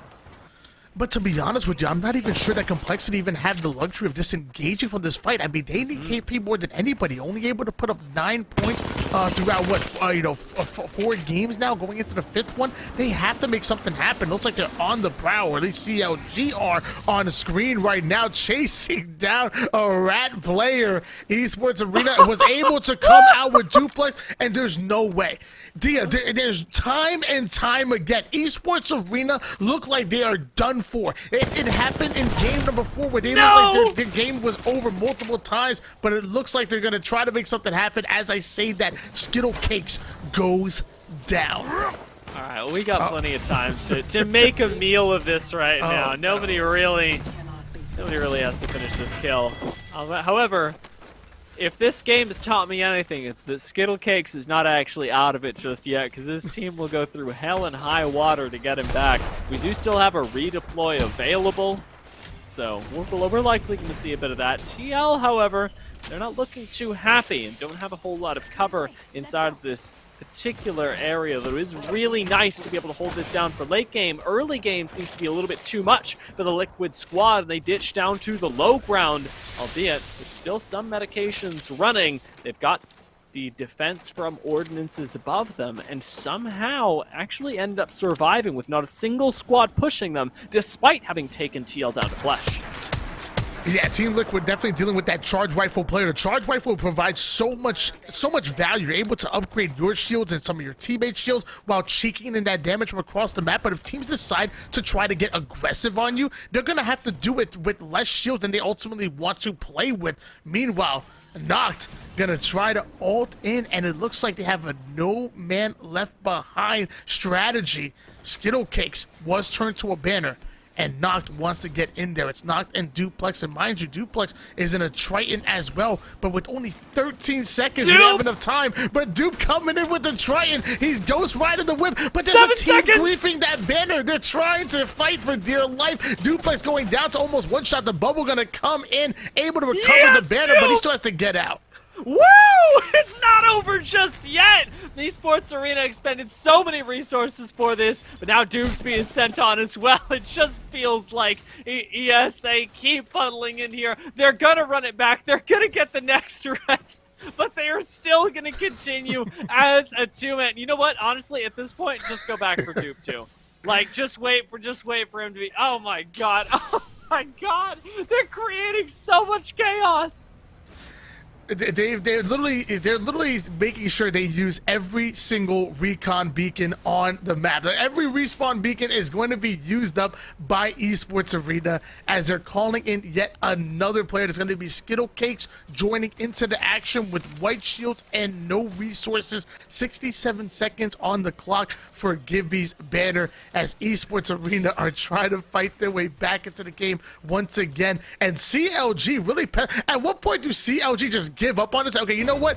Just fine. Get your players on the map. We're done with this. I want to say that despite the fact that 3 kill points have been given over at this point, ESA still aren't the first squad out. That honor in this case does end up belonging to Razer, as Intel were the ones to sort of push them out, but now with G2 pushing them and actually using a nice bit of Ash passive that we don't often see. Not out of the water just yet. CLG are ratting on this. God darn it. Yeah. Oh, God. We got the car as well. Do you go for this play, or do you try and wait out CLG? I honestly don't know what the winning move is right now for Esports Arena, but the content, the viewers, they've got to be happy. I'm just saying, Dia, just imagine your teammates had this level of dedication to keeping you alive in matchmaking. I think we'd all be Predator if that was the case. I'm loving what I'm seeing right now. We want to jump into some different action here. We'll check in with Esports Arena soon because C9 are getting into an engagement here. Zach Mazer taking a bit too much damage. He's going to have to be forced to play a couple of slow heals, a couple of cells, which he's running slowly out of.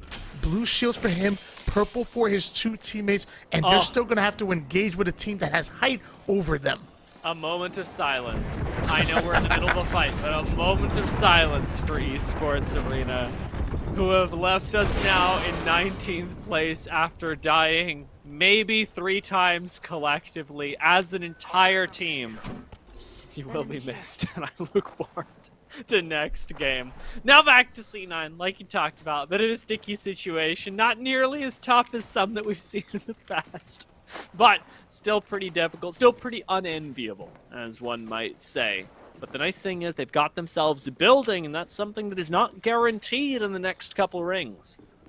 Well, I feel like we didn't give them a moment of silence. I think we need to give them that 10 seconds for Esports. Okay. Right? I think they've earned the 10-second mark. Moment of silence here for ESA. Meanwhile, we're going to allow the shooting to do the talking here for C9. Even C9 will show respect as well and not engage. 10 seconds.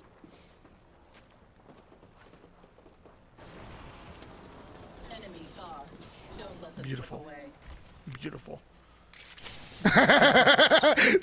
Now we're on board with TSM, and now the entire map on Stormpoint gave us that moment of silence. No one decided to truly engage in a gunfight. The kill feed was silent as well. Was not any knocks coming in for Esports Arena. Everybody fired their guns into the air respectfully. So I feel like there's not enough here where some of the teams just don't even know what happened. But 100 Thieves are, they're on a journey of their own in the meantime. They are the team right above C9, and though neither of these squads know it, TSM poking their heads in over towards the north. Things do get a little stickier should they choose to engage.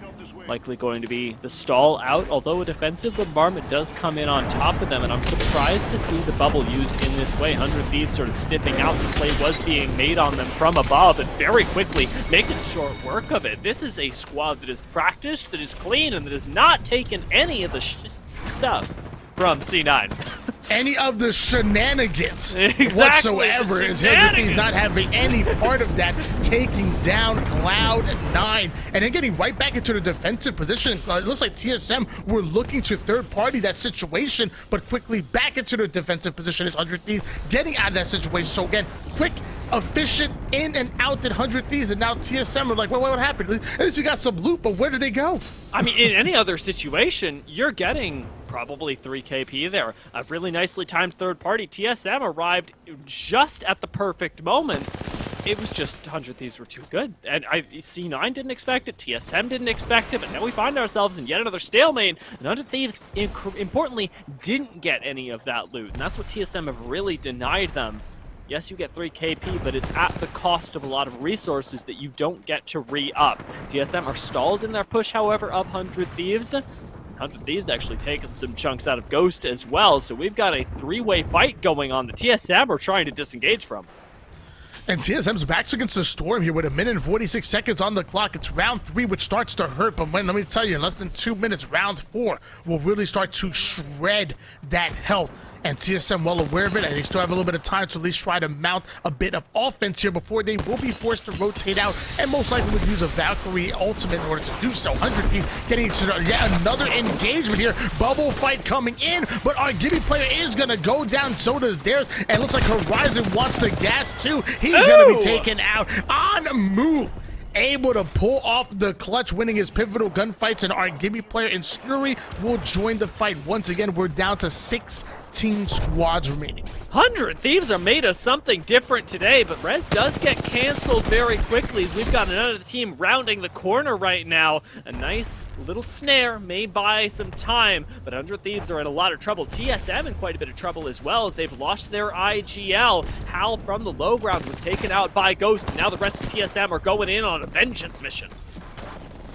Bubble coming in early. It looks like Velhurst laying down the law with the car. Beautifully played, forcing a player to back down into the Storm, and that Storm must be hurting as Hal was thirsted out, so quickly going to recover that banner. But here comes yet another third-party situation. Who could this be? It's Exit coming in, going down one, but getting the KP and taking TSM off the map. Oh, finding themselves on the low ground, though. Are Exet even going to make it out? 100 Thieves have survived the push from earlier and are looking clean as they search for yet another kill on this low ground, making 2 members of Exet that they've got, but having committed to the low ground themselves as well. Buriev have been taken out in the meantime elsewhere on the map. 100 Thieves are trying to seal the deal on Exet and will do so just in the nick of time with the zone starting to close.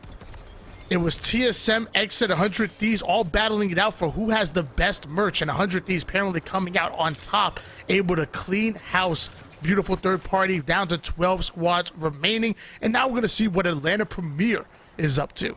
That merch game, 100 Thieves really do. They really do come out on top. Those guys go hard with their merchandise. My it ain't better God. than ESA though. I don't know. ESA still clean. I got a jersey on right now. Ain't nobody competing with ESA.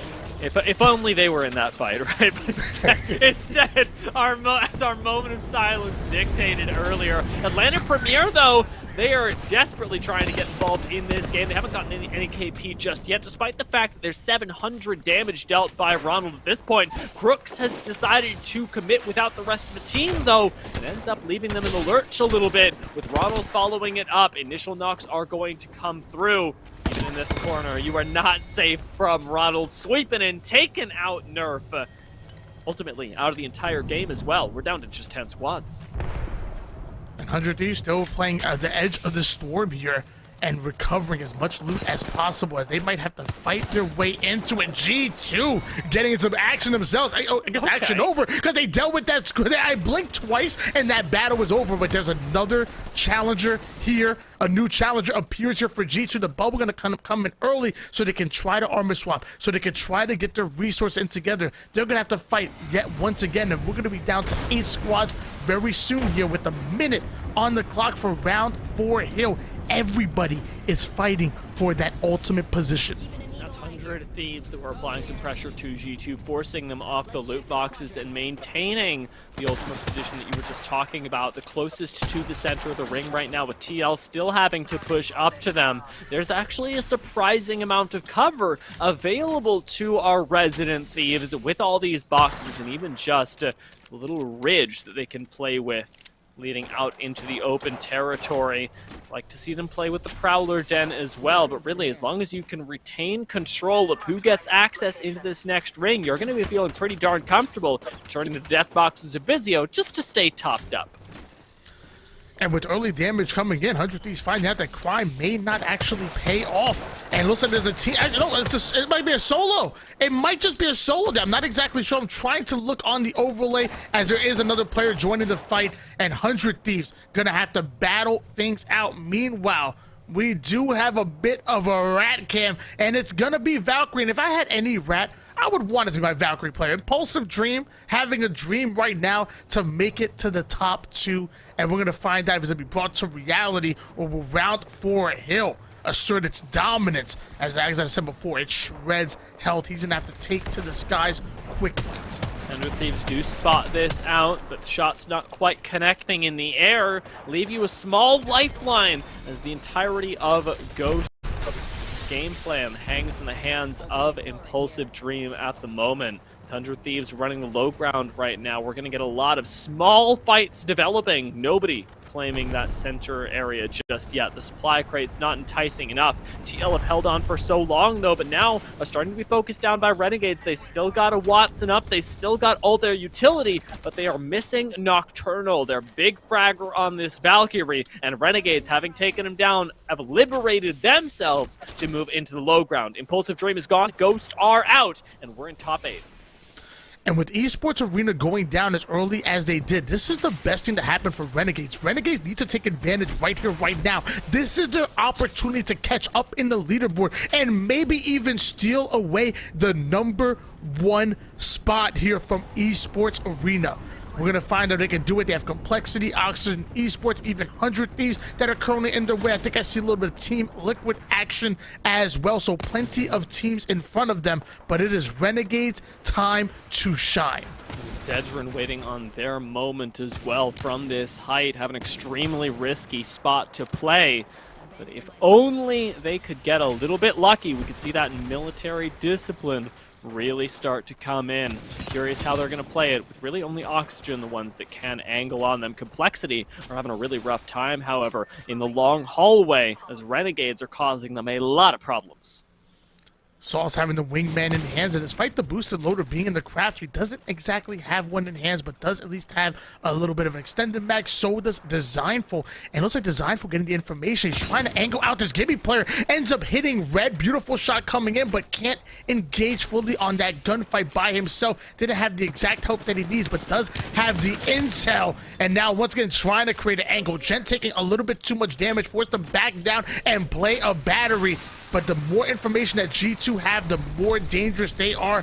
Not sure who the squad is that's in front of them, but it's going to be a slobber knocker for this positioning towards the edge of the circle. Check it out, check it out. The kill feed tells us that there's a Kraber in the lobby, and Renegades have just taken out one member of 100 Thieves. This could change everything, as 100 Thieves have been the team with momentum, but Madness is the guy with the gun that one-shots you, so we'll see how much he can do for Renegades. At the moment, Bubble does have to be dropped just to keep him safe, as defensive bombardments rain in from God knows where. We've still got plenty of shots left in this. Complexity on the low ground are not going to have a good time. Really nice portal gets placed down by Madness as well, taking them right into the fight. 100 Thieves lose a member. Liquid end up going out, though, and the two-man has now been taken down. Let's see who else gets taken out in this short time, because Atlanta Premier, they're fighting a 1 versus 1. 100 Thieves were in a terrible situation. Obviously, Renegades were in a terrible situation and were forced to ultimate out using Astral. A great portal coming out of them. Meanwhile, G2 are on the hunt. This is about to be trench warfare as they're getting into the trench. 66 on one, 54 on the other. 100 Thieves don't stand a chance in that fight. The elevation too good. The shots hit too heavy, and we're down to 5 squads here. G2 quickly making work of 100 Thieves. And they've got the ultimate height as well. Keep in mind that with all this loot, Designful on the Ash is the one that can control Exedrin, can control Complexity, and that can send G2 to a victory where it would have seemed impossible earlier. We've still got enemy holding it down for Exedrin, but what else can the Exedrin squad do? We've only got a little while left until this final ring starts to close. 3 squads remaining here. We do see a little bit of Complexity action. We're hiding in the trenches. Designful looking to catch an angle. Results are doing a great job of anchoring back towards the barrel, so not much coverage towards this final circle, but G2 making quick work with what they have. Designful does have that movement, so in case he gets into a dicey situation, he should be able to portal right out of it. Enemy sitting in between 2 different teams. Complexity wanting to make sure that they at least secure second place, but as of right now, I mean, this is G2's game to win. And there we go. The engagement coming early. Designful already putting down to enemy. A Valkyrie Q going to try to get some kind of value to try to eat away at the shields, as enemies now in a 2v1 situation. Not what he wanted to see. Complexity found an opportunity to try to make some waves, but Gent was ready. Shots are going down. G2 taking game number 5. That was a really nice play from them, but G2's actual game victory came so much earlier than the final ring, with their ability to just stay out of it. With so much fighting going on everywhere else inside of Ring 5, it was a miracle that G2 escaped unscathed, even from a sticky situation. But literally just not being involved in anything, they got to wait it out, they got a third party, and man, they looked good. They really did. I mean, once they got to the final 3, I mean, they were up against 1 Rat player and 2 players that, you know, really their best hope was to make it into second place. Just a simple numbers advantage is what net them positive. But at the end of the day, you got to have that discipline. We saw the results of sitting back towards the barrels, playing his angle. They allowed Designful to be that aggressive player to try to angle them out, because if he took heavy damage, what can he do? Portal right out of the situation. So still good fundamentals coming into play to close out that game, but a game well deserved by G2. And with Esports Arena dropping early, Renegades making some waves, G2 able to come out with the win, there's going to be a huge wrench in the final leaderboard there. Yeah, we have got a really all-out war for the top. Before we check in with who's battling for the top, we got to check in with what happened last game, and I rely on nobody more than Yeso to break down what happened for us. Yeah, we all one shot, now the future is yours. Versus coming daily under pressure. Working on applying the scheme, the true side trademark is at the edge of your dreams and talking. Yeah. One shot, now the future is yours.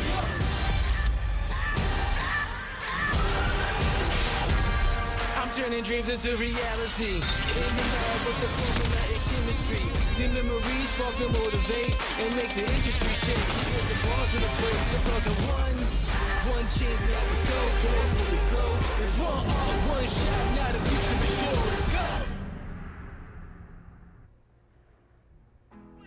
Our first half winners for tonight, Esports Arena, G2, and then Renegades.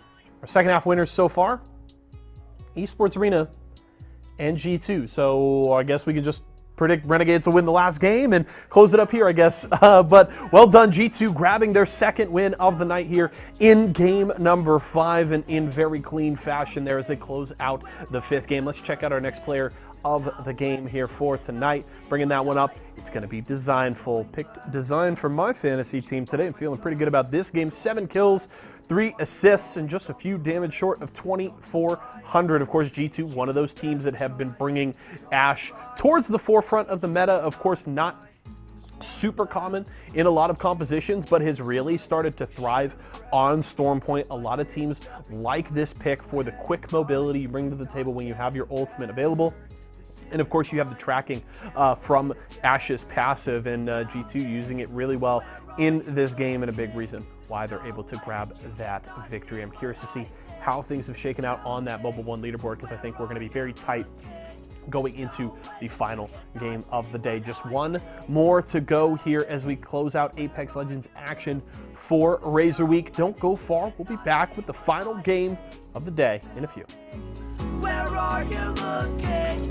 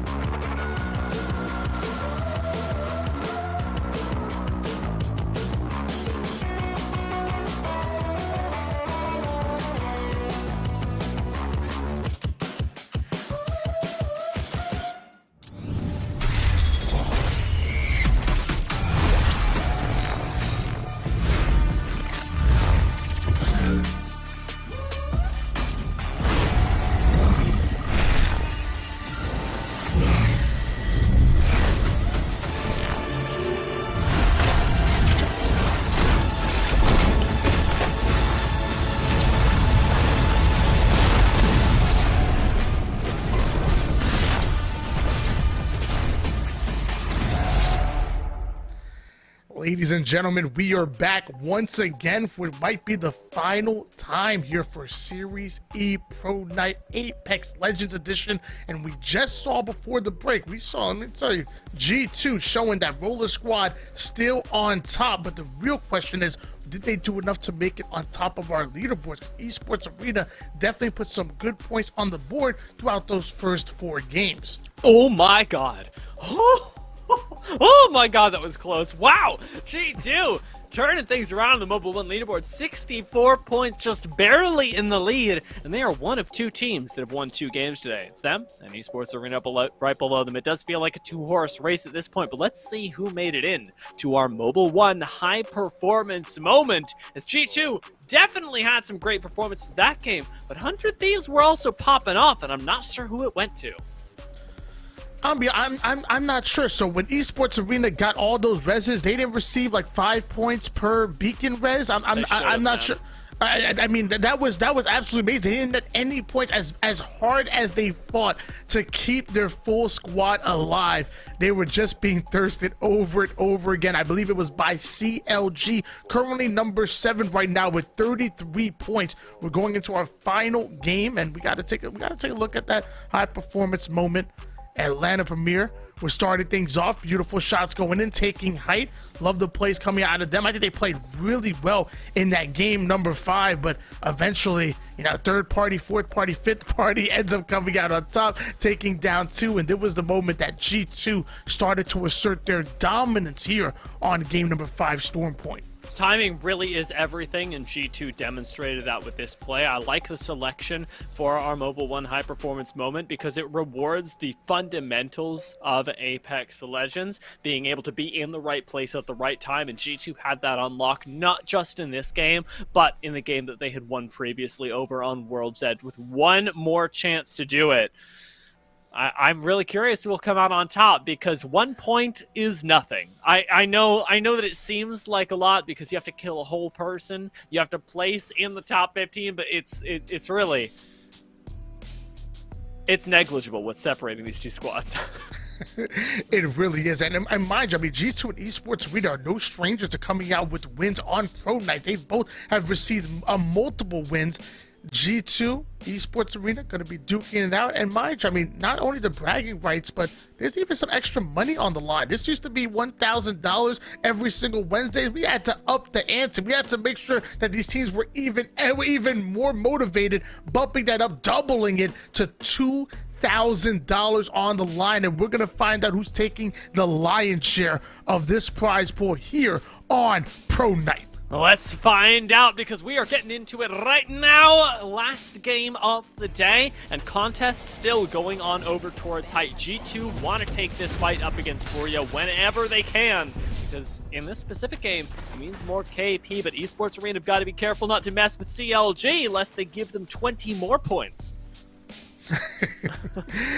We're going to follow G2 for just a bit, as looks like Gent already finding the wingman, even finding a heavy mag for himself. Now, mind you, the purple heavy mag is in the crafter. So is the boosted loader. So any of these wingman players are going to have plenty to play with. And don't forget about that purple bag as well. And we've seen how powerful grenades on ordinances are on Storm Point. So you want to make sure you have extra room to carry, sometimes 2, maybe 3 arc stars, because they really start to come into play. You mentioned wingman players, and I can almost hear a lobby of Apex Pro players. If the ears perk up, like dogs, you go wingman, and they go, oh. And they'll look around. We have so many incredibly talented wingman users on Storm Point right now. We've seen them throughout the course of today, and I'm curious to see if that does take a little bit of a rise in priority, even with the additional boost to its efficiency on World's Edge. Now, C9 over by Launchpad are another squad that I'd expect to take advantage of that, but are playing things a little bit slower this time around. This isn't the C9 that has been dominating recently. This hasn't been the C9 that took first place in ALGS this past week. This has been a lot slower of a squad, and I do want to see if they can get at least one pop-off performance today. And speaking of squads that have slowed down a bit, Team Intel, the number one team that were aping literally every single gunfight just as of yesterday, are currently number 12, only able to put down 18 points here, which is obviously, you know, 19 more than I would put up, because I probably somehow find myself in the negative at some point in time. But I want to see Intel start to get aggressive. I want to see them really test some of these teams, and that's exactly what Slurp decided to do. Flying up high with the wingman, putting down some shots, ends up being ripped, so forced to play the low ground to get a bit of shields. But that's what Valkyrie allows you to do. It allows you to take height quickly, drop down, and get right back into the action, as Mooney and Fearless are angling him off from on the west side here of this POI. Those are big shots and big plays from Slurpee as well. I think a lot of players would have overpushed that, would have been searching for somebody a bit too aggressively and gotten ratted on and gotten taken down. Some excellent patience. Ends up actually putting him really at the top end of that trade, taking as much damage as he dealt, but in a 1v2. You can see the caliber of Slurpee really demonstrating itself in plays like that. And Exit quickly looting up right now, having 2 players with blue shields. They have to realize the team literally right outside of them, and they're making their presence known immediately with the Ash tag. Just say, hey, look, we're here. I hope you're ready. And having so much confidence that that opposing team actually decided to craft in the middle of this fight here. So, hey, you can't be fighting without any batteries, so I ain't mad at that. But wow, right in the middle of the gunfight, crafting up, trying to gain as much resources as possible, because Exit are definitely a squad to be... definitely a squad looking for a fight, but was that a crypto drone coming in? You know what? I thought it was a Valk squad, but I'm really not sure. We do have a bubble on the low ground that XZ are looking at, so I'm curious, as much as they are, how this ended up getting here. They are actually finding some nice purchase with the frags as well. 75 dinging on the Arcstar, and it might just be XZ's time to push. This might be XZ's time to pop off. My internet failing me. I think it got a little blurry here for a second. I can't see what's going on, but I do see the Exit. What I thought was a 1v1 was I guess was a 3v3. Sadly, it's a 3v3v3v3 because it seems like there's multiple squads trying to introduce themselves. Meanwhile, C9 are getting to an engagement with G2, the number 1 team, after 5 games off the screen. We're actually going to hop them on board here. Zach Mazer taking a lot of damage, going nearly down to 1 shot, forced to play a Phoenix, and Atlanta Premier getting into a fight as well. So this is the final game, and these teams are very comfortable with duking it out. One going down here for Atlanta Premier. That's going to leave Ash and Valkyrie by themselves. We're on board with our Valkyrie player, a.k.a. Ronald. Now, Ghost have ended up going out in the meantime, and a very short portal does take them a very short distance, but fortunately, it is just to a little bit of safety. The Atlanta Premier ultimately had anyway. They're waiting on whether they're able to pick up Crook or not, but it might just be his banner by the time they actually get back. In the meantime, Fury have capitalized on an already weakened G2, doubling down on the C9 squad, or what the C9 squad set up for them earlier, and we might see G2 going out before we even hit top 15. And that's going to be huge. That's big for Esports Arena. That's big for Renegades. Definitely big for Atlanta Premier that we had on squad. The rest of our top 4 rounding things down, because this is still anybody's game. They might have a 20-point advantage over Atlanta Premier, but they only had a 1-point advantage over Esports Arena. And Intel already losing 1. Fearless going to go down quick. Thermite going to block out that angle. There's at the run through, catch a bit of damage, but the car going to quickly equalize the situation, and the wingman coming in for the finish. Oxygen Esports coming out on top, gonna quickly get Kubsky back up and at him, because they gotta be ready for the possible third-party situation. Both Intel and Furia go out there, but Intel putting up one heck of a fight, with Slurpee almost single-handedly turning that. This is an amazing squad, but one that, at least for today's Pro Night, we'll have to take a little bit of a reset button, because despite the fact that the Open Nights are consistently rewarding Intel, Pro Night just doesn't seem to be going that well for them. Well, there's still 1 game left. There's still plenty of time on the board. I'm a believer in miracles. I say, hey, anytime I'm on the cast, I want to see some craziness happen. So let's make Esports Arena history and see a crazy comeback coming. Meanwhile, Protectful looking to get as much resource as possible, laying down that ultimate in a bit of open, an open area. We'll be able to loot as much as possible with Oxygen Esports. And they're already having 3 players with purple shields. Right now, they're obviously feeding for some ammo here, but Oxygen Esports in a very good position. Car and Wingman in the hands of Protectful, and I know that he knows what to do with them. I think he knows to take his charm off. I think that's what it is. God, If he's been listening to the cast, he knows exactly what we opine on charms. The other thing, of course, on the to-do list for Oxygen is ultimately to get in the ring. They are relatively far away for now, but are taking a brief moment just to make sure that they're all topped up. And as you talked about earlier, you can't really fight without shield bats, so may as well take a little bit of health damage, make sure that you get yourself in a good spot. Speaking of good spots, G2 are looking for one, and it is coming at a price. Losing both Resulta and Gent, it's up to Designful to once again show us that he can rat things out to the max, as we saw in our very first game on Stormpoint. But it's going to be a challenging game ahead for the G2 boys.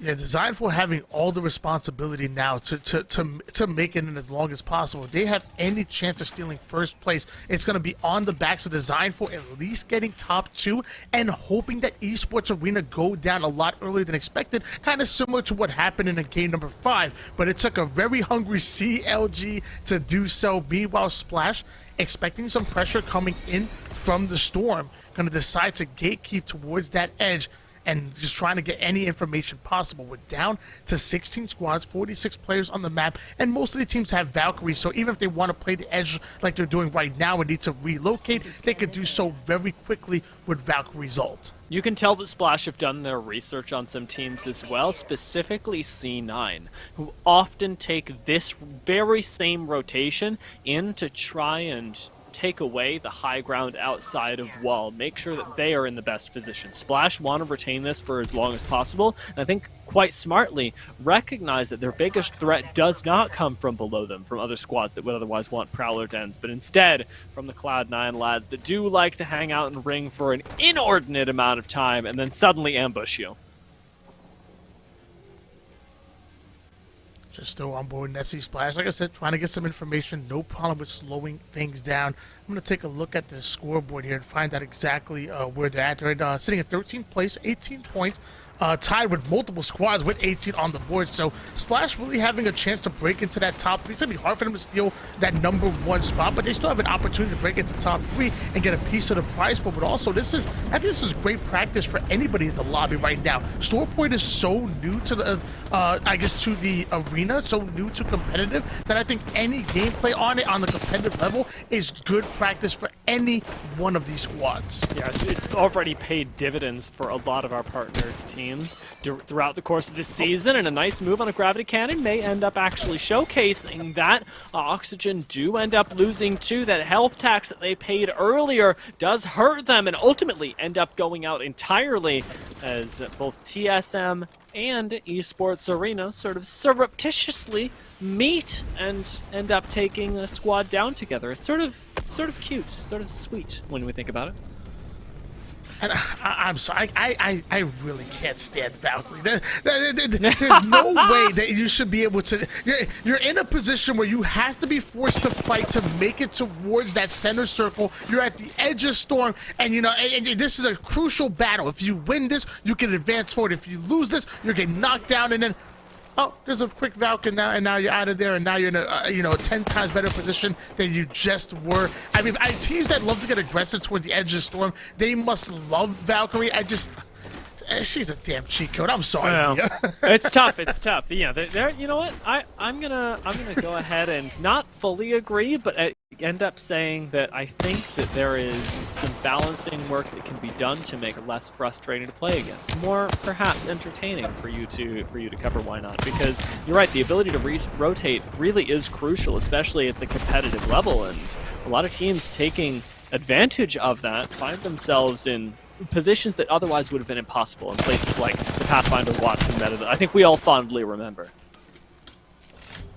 Well, as of right now, Atlanta looking to create some memories on their opposition because they want to advance forward. Atlanta Premier are still within striking distance of taking the game. I believe they're in 4th place at the moment with 44 points. On board now with Crook, our Gibby player, taking a little bit of damage, but quick sells will get him right back into the action. That Ash Q being more annoying than is valuable at this range, I would imagine, just having to dodge it. But it actually does catch a target in the sewer, a little bit of tender action as Atlanta Premier still holding it down in this building and are obviously very comfortable. You're seeing multiple armor swaps being laid throughout here. So any team that tries to, I guess, ape them will end up running into not only that full shields from the purple, but also multiple blue shields as well. TSM having height on a team that's forced to rotate out. The Gibby ult coming in, but that's not going to stop Hal from ripping out shots with the flatline. Valkyrie somehow able to dodge most of it, and finally the stuns coming in, which will slow down TSM. Meanwhile, Esports Arena are looking to up the tempo. It's wild that we see TSM and Esports Arena in the same fight once again, but can they coordinate, or will Esports Arena be taken out? Skittlecakes has to pop behind to drop a bat, but it's running low on the health as well. And Esports Arena don't actually end up collaborating on much of anything to find these kills. Instead, it's TSM that started an entirely different fight up towards the top. It's up against Nerf, and taking height like this with Hal is only going to lead you to victory. Turns gets dropped, Jamie's already down, and TSM have essentially eliminated Nerf already.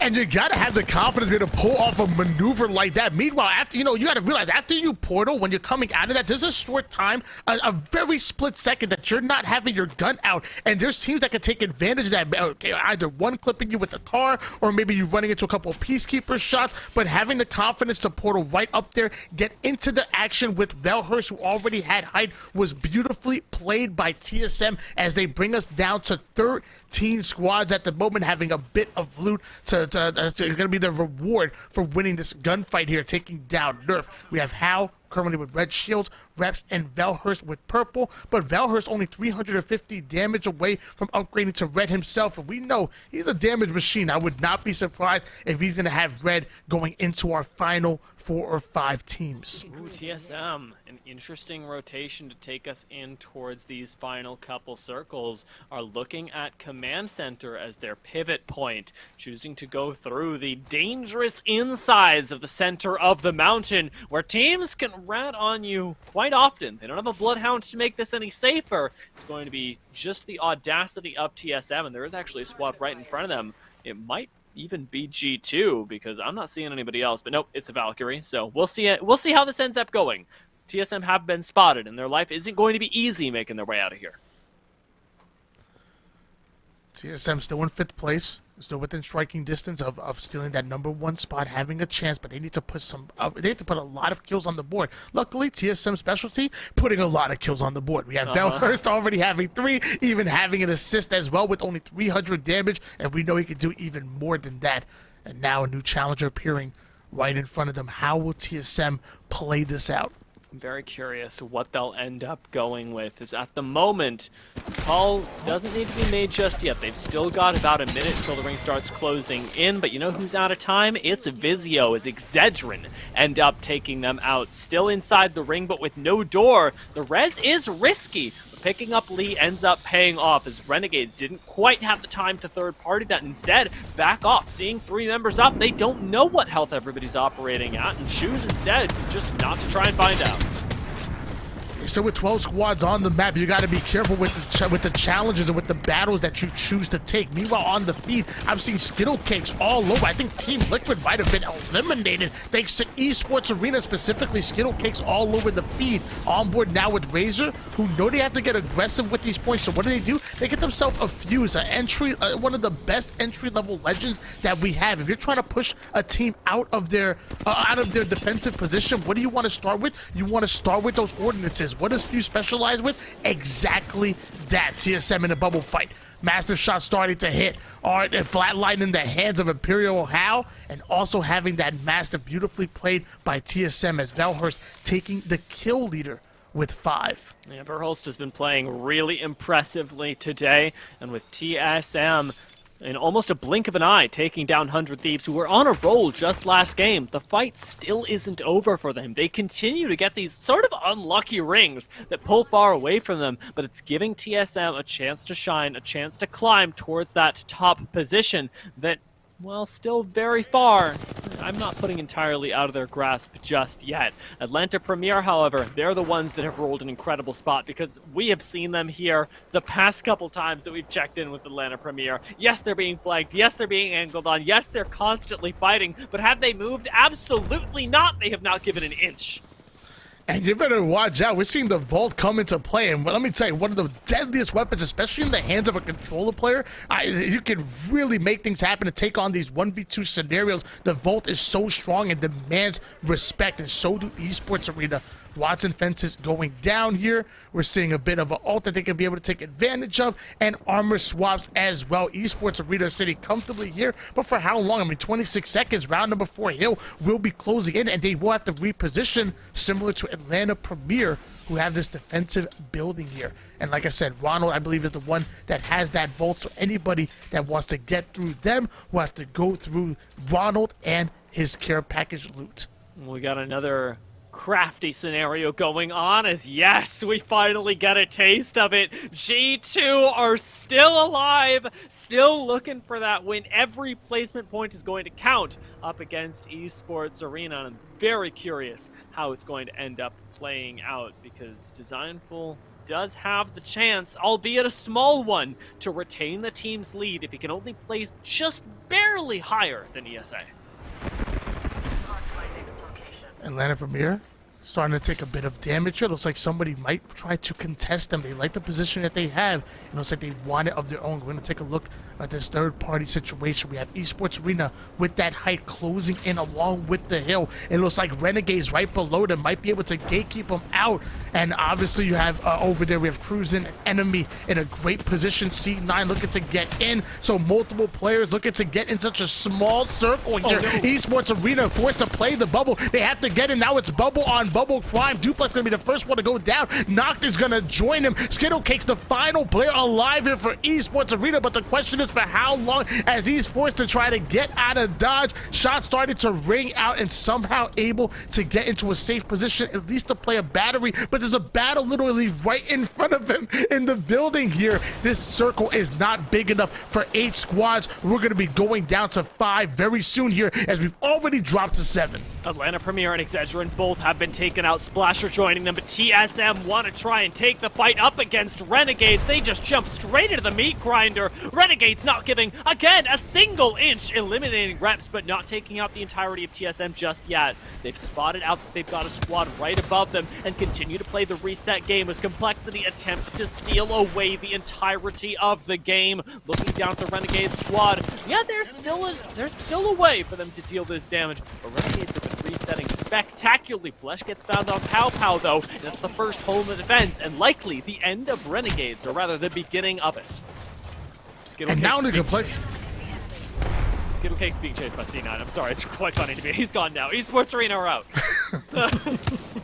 The ultimate rat, Skittlecakes, and ultimate rat at Esports Arena is so hard to finally put down. Complexity have to get through this team if they want to make it into the circle, and round 5 Hill is closing in. It looks like our opposing Valkyrie player looking to take height and try to get an advantage here on the gunfight, as we are down to 6 squads, 13 players on the map, and Complexity looking to find the lane to get into that hill. And Designful happens to be ratting right in front of them, so they might be able to get some easy KP if they're able to identify the ratting Designful for G2, the #1 team after 5 games, but it's going to be really hard for them to hold on to that spot here. C9 and Complexity both looking for Designful right now. So ridiculously close, but not quite able to get it. Renegades instead will end up leaving us before G2 do, and even Razer are starting to get aggressive down here on the low ground. Popping out, they do have spot inside of final zone. Everybody else so ridiculously far away, but keeping their eyes on the height right next door to them, and on these little gaps through the crates. Razer still may be able to pull a rabbit out of a hat, find themselves a win in Razer Week. And Fearing needs to be careful. I mean, with only 52 bullets in the sidearm for our R301, that's not much, I guess, utility going into these final 5 squads. We're seeing a defensive bombardment coming in, trying to hold out multiple teams out, as Velhurst is ratting it out right below C9, Stay Naughty, and Aberelli. Designfuls ended up going down as well. G2 are out, and one can only assume that Esports Arena have taken the lead, but for that, we've still got a whole game to finish. 4 squads left, and Razer are defending their god spot with all of their might. Complexity are really making it difficult for them, and even C9 starting to get involved with an incredible arc star over the side. Apra lately takes the off angle, and surely this is the end of Razer. We have 3 players currently with red shield. Zach Mays are going to go down to having to force to be playing a battery. The defensive bombardment finally going to come in to slow down, but it's a running right into Velhurst, having no idea he's there, and looks like our Gibby player will end up going down. That's going to leave us down to a 2-sum. Finally, Velhurst falls. The armor swap is going to come in, but let's get right back into the action. Down to our final 2 squads here. Stay naughty.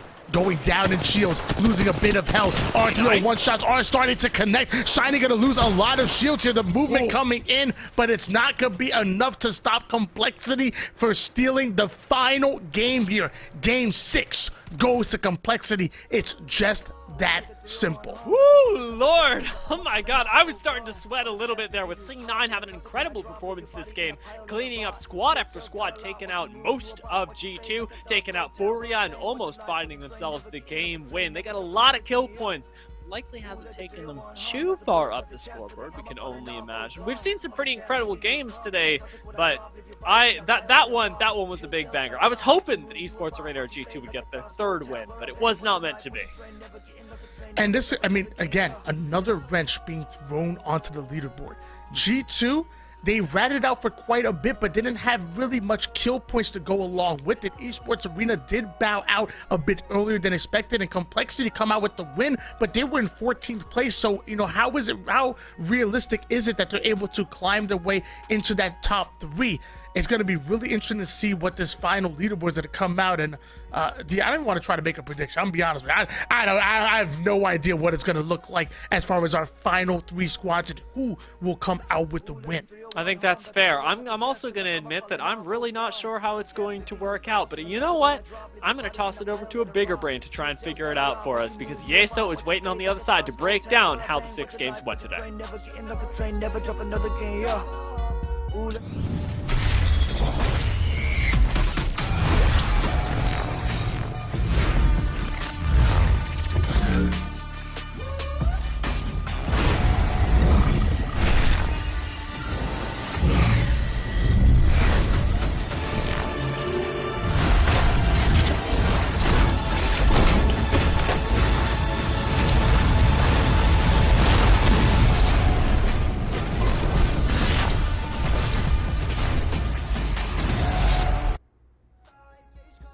We thought it might be Renegades, and they certainly did get into the late game there, but it was not going to happen. Complexity come out with the victory here in the last game of the day. Well played from the squad, and a good way to finish out Series E Pro Night. Let's check out our final player of the game here for tonight's competition, and then we'll pretty quickly get over to Dia and Why Not to check out that final Mobile 1 leaderboard. Credit's going to go to Monsoon here for player of the game. Another Ash here in back-to-back games. 4 kills, 2 assists, and just short of 1,500 damage. Of course, Monsoon, very good player and kind of the linchpin of this Complexity roster, in the team closing out on a high note, of course, again, as they prepare for the ALGS competition this weekend. So well played from Monsoon and Complexity here in this one.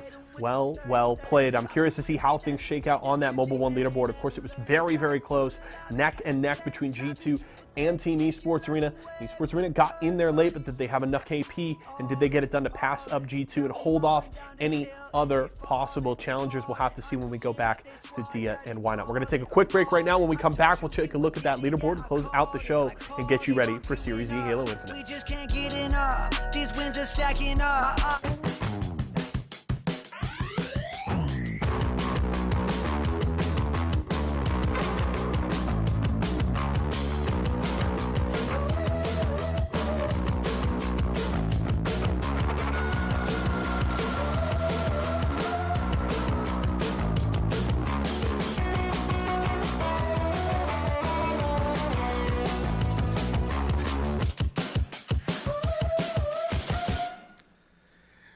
we are back with Pro Night for the final time here, because we got to figure out what the heck went on with our 6-game tournament. It was looking predictable for quite a bit, but then multiple curveballs, multiple wrenches being thrown in, including Complexity taking game number 6. We got to take a look at the leaderboard, that final leaderboard coming in. And mind you, I mean, for those of you who are fans of Apex, you know, we love us some Halo too, and Halo's be coming right in after this. And if you like my very annoying voice, you can find me on Halo as well, because I'll be jumping ship. But we finally have our final leaderboard here. Dia, why don't you walk us through here, because ESA, they take number 1.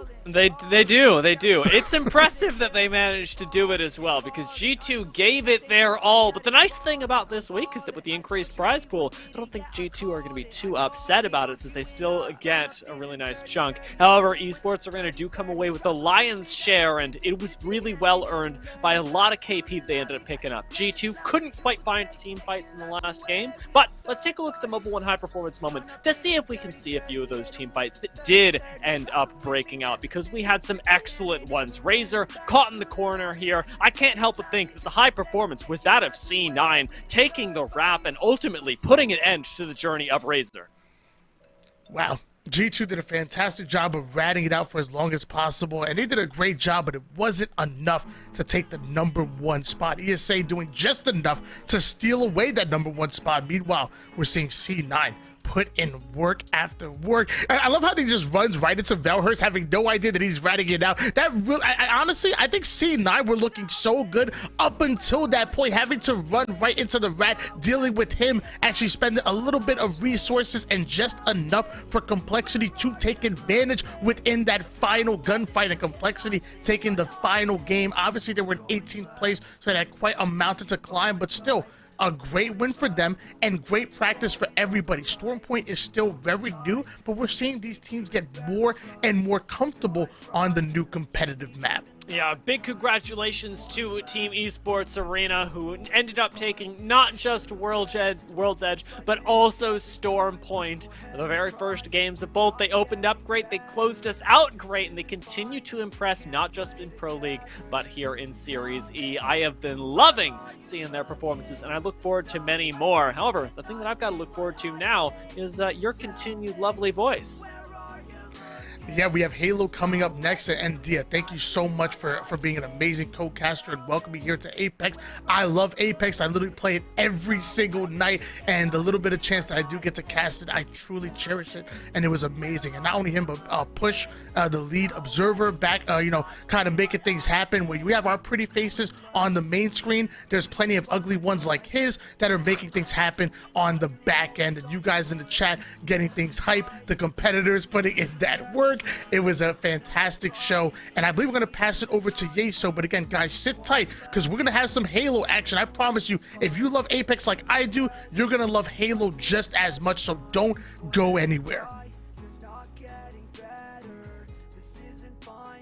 Thank you, gents. Great cast on the day, and if you really liked what you heard from Why Not, don't go far, because we are going to have Series E Halo Infinite coming up, and he's going to be on the call for that one as well. Team Esports Arena grabbed the win tonight, a couple of wins under their belt, and they take the overall title, doing just enough in that last game to jump ahead of G2, who finishes in 2nd place. Very exciting night of competition, and a nice little teaser there for an incredible weekend of ALGS action coming this week, so make sure to enjoy that. For everybody who came and watched, I hope you enjoyed the show. Stick around for more Series E Halo Infinite, which is coming on the other side of this break. We're going to do a quick retool in production and get ready for all of that action, so don't go far. Hope you guys enjoyed the show. We'll be right back with Halo Infinite.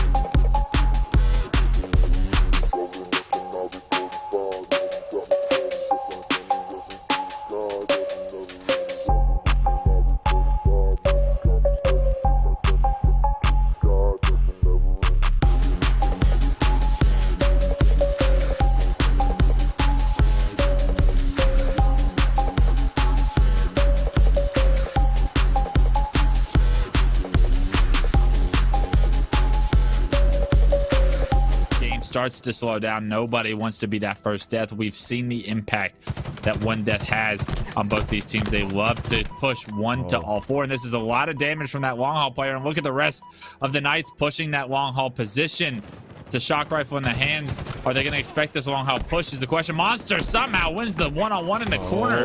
And right now, overextensions, a little bit of a misplay with that jump is going to cost that player's life. 48-48. Yep. And now the players on Complexity are all stuck in the fight, but they know where the Knights are. All four of Knights over in Whirlpool here, and Vetra rightfully backs down a bit. 49th kill comes in, though. 49th the other side as well, so it's tied up, but the final kill, thanks to Monster, the 17th on the board. He goes huge for his team in this game, and they go up 2-0 in the series. Take the game into your own hands, Monster.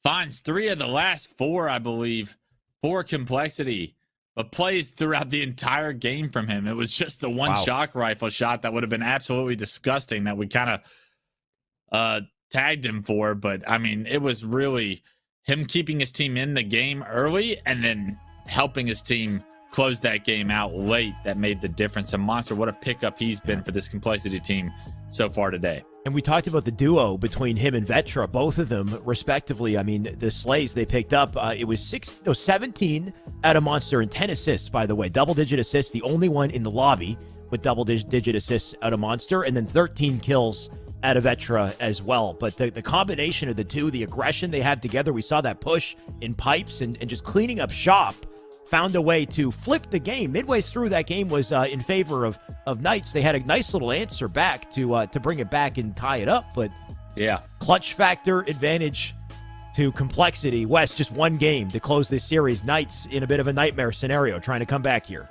Yeah, you're looking at CTF Aquarius is game 3 too, so it's probably a strong game type for the Knights as far as I can recall. I think that they have a lot of success on the more legacy eccentric style of map mode combos, like a typical symmetrical CTF that Aquarius is. Small, fast-paced map. You're going to see how quickly their success is going to be paired, though, because this Complexity team has looked so strong as of recent. In their past few games today, they have looked dominant in the objectives. Will that continue to close this series out is the big question. We're getting it underway now. I definitely haven't witnessed too much of Complexity myself, Wes, but this is a hell of a team at the moment, and it starts to make you wonder if they're going to stick together this way with all the chemistry they've got out the gate. Can they maintain it, though? The series definitely not over, and Knights can turn it around, and as I say it, look at that flag go straight through Carr immediately. I'm trying to, give Knights some hope here, but there's just so much momentum for Complexity. There's no way the flag carrier makes a little bit of a bad decision to overextend and try and punch that one in. The slays do come through, so there is one player for Knights that could potentially hop on this return. He does get on the return just around the corner. Nobody can get the touch. And a goal line stand for the Knights will keep this one tied at a 0-0 mark, and that was a bit of a blunder because everything looked gold for Complexity to punch that one in. On top of that, Knights are still applying pressure here. Look at this. Jazero going to go down for the count. Drift on the chase here. He'll get a kill of his own. And now that flag may be pulled by Knights. You can see Drift going to try to live. Shots coming out from who knows what angle. Opposite window. Look at that as he tries to get cheeky. Drift doing what he can to stay up and doing a good job of it. That flag not pulled. And it looks like fights will continue down center map here. So a second chance here for Complexity. But nice stop to start the game. Unbelievable stops. One that actually should never have happened. A little bit of a blunder by Vetra with that flag run, just keeping it in his hands. You want to juggle the flag as much as possible. It's much faster, although the mechanical difference is taxing. It's annoying to try and juggle the flag at times. It still makes a difference, and I believe that it potentially made a difference there. And you know, when you lose those players, you want to stay alive. But speaking of losing players, tapping buttons takes one of Complexity with him before he goes down with some great shots with that pistol. Now the cameras come up. No harm, no foul. The score is 0-0 still. The battle for control of the map is underway, and you're seeing this battle for camo probably going to dictate how the control goes. And already the Knights trying to fight for it top middle. You're seeing Drift and Atso, the duo, make their way to acquire it now. Like you said, if anything's going to shift the momentum of this game, is going to be that camo. So Knights and Drift walking away with it. What does that mean for the plays to come here? Drift needs to find that opening. Triton, in the meantime, he'll push up onto utility, take a kill of his own, turns to get a melee into a second, and Atso's picked up by Vetra. So Drift, you do see him kill Monster in the feed. Drift with a second as well, and you'd start to think he'd be outnumbered, but Drift going to find a way to make a big play here and slow Vetra down. Yeah, Vetra knows he can't run this fight now that he's lost all of his teammates, so he decides to drop it into the closet. If they can keep this one alive, though, there could be some hope. They're going to have to get a few kills in this closet with some good grenades in order to do so. And just like that, somehow Triton just says, I'll do it my damn self. It's actually Monster that does it, though. Finds a double in the closet. Not only that, gets a touch on that flag. And because he gets it across halfway, Monster has just given his team the lead. Triton without hesitation, he drops in, he gets the double to help as well. That flag is so close, and a last defender and a tapping buttons, a Dynamo in on Dakar, but Drift with two. Monster going to pick up that flag. To be able to punch this one, and there's no way the Knights stop this one from coming in. Monster off spawn says, you know what? We're having trouble moving this flag when it's not in my hands. I'll pick this one back up. I deserve this cap myself. Gives himself hopefully some fantasy stats to back up the incredible plays we saw him do in order to get that flag on the move in the first place. Complexity just need to make sure to weather the storm now. That is Knights, because you can see they're getting aggressive. They do want that opportunity for a counter pull here. Atso not going to get his kill, and neither are two of his teammates. That attempt will not succeed. Instead, Complexity, they've been given space on the map, and the timing is perfect. That's going to be a camo, a heat wave, everything in their favor. And Monster, if he stays up, what a nuisance he can be here. But a heads up by Monster to know that there's probably multiple players around that corner. Because of that, he decides to back up with that thrust, and a good job by all of Complexity to get the slays to trap those players on the Knights stuck pink. And because of it, they've got this flag on the move. Already across halfway, already into their util. Camo still in their control, and as long as they can suppress these players top pink, the flag carrier should be able to punch this one in. Yes, there it is. 2-0. Complexity take the lead, and the objective dominance showing its head once again. They did it in Bizarre CTF with a 5-0. Looks like they're doing it again right now, just leading the board, the momentum. Jazero looking for, he doesn't get a second. Drift. Nice shots, Drift. Drift will go huge. And you know that they're still going to put up a fight here. 7 minutes on the clock to do it, so Knights do have plenty of time to give us an answer. And maybe Atso can be that impact player, but 3 members of Complexity going to delete him immediately. Yeah, it's hard to deal with 3 players at once right there, and maybe just playing your life a little bit slower is what the Knights needed to focus on in that situation, because Complexity just always seemed to have this numbers advantage. They are always running as a wolf pack, and it's benefited them so much. But as we take a look at the stats, Atso and Drift doing their part, but they need tapping buttons, the superstar in the MX region, to wake up here and now, or their tournament is going to be shortly lived. That's a good point. Only 5 kills on the board here for tapping, uncharacteristic of him. And if he can find that one moment, that one little opening, make a big play, things could completely change for his team. Little helping hand there out of Atso just to make sure at least he stays alive here. Atso going to continue to push up on util as well. They might have a bit of a pinch opportunity. You can see they're all in back base. Going to try to play defense. Atso, can he make the play he needs? Beautiful movement. Beautiful thrust. That thrust gets him right back without a clamber, and he's already in position to keep the damage up on this fight. But Triton, the speed with that slide will put him down.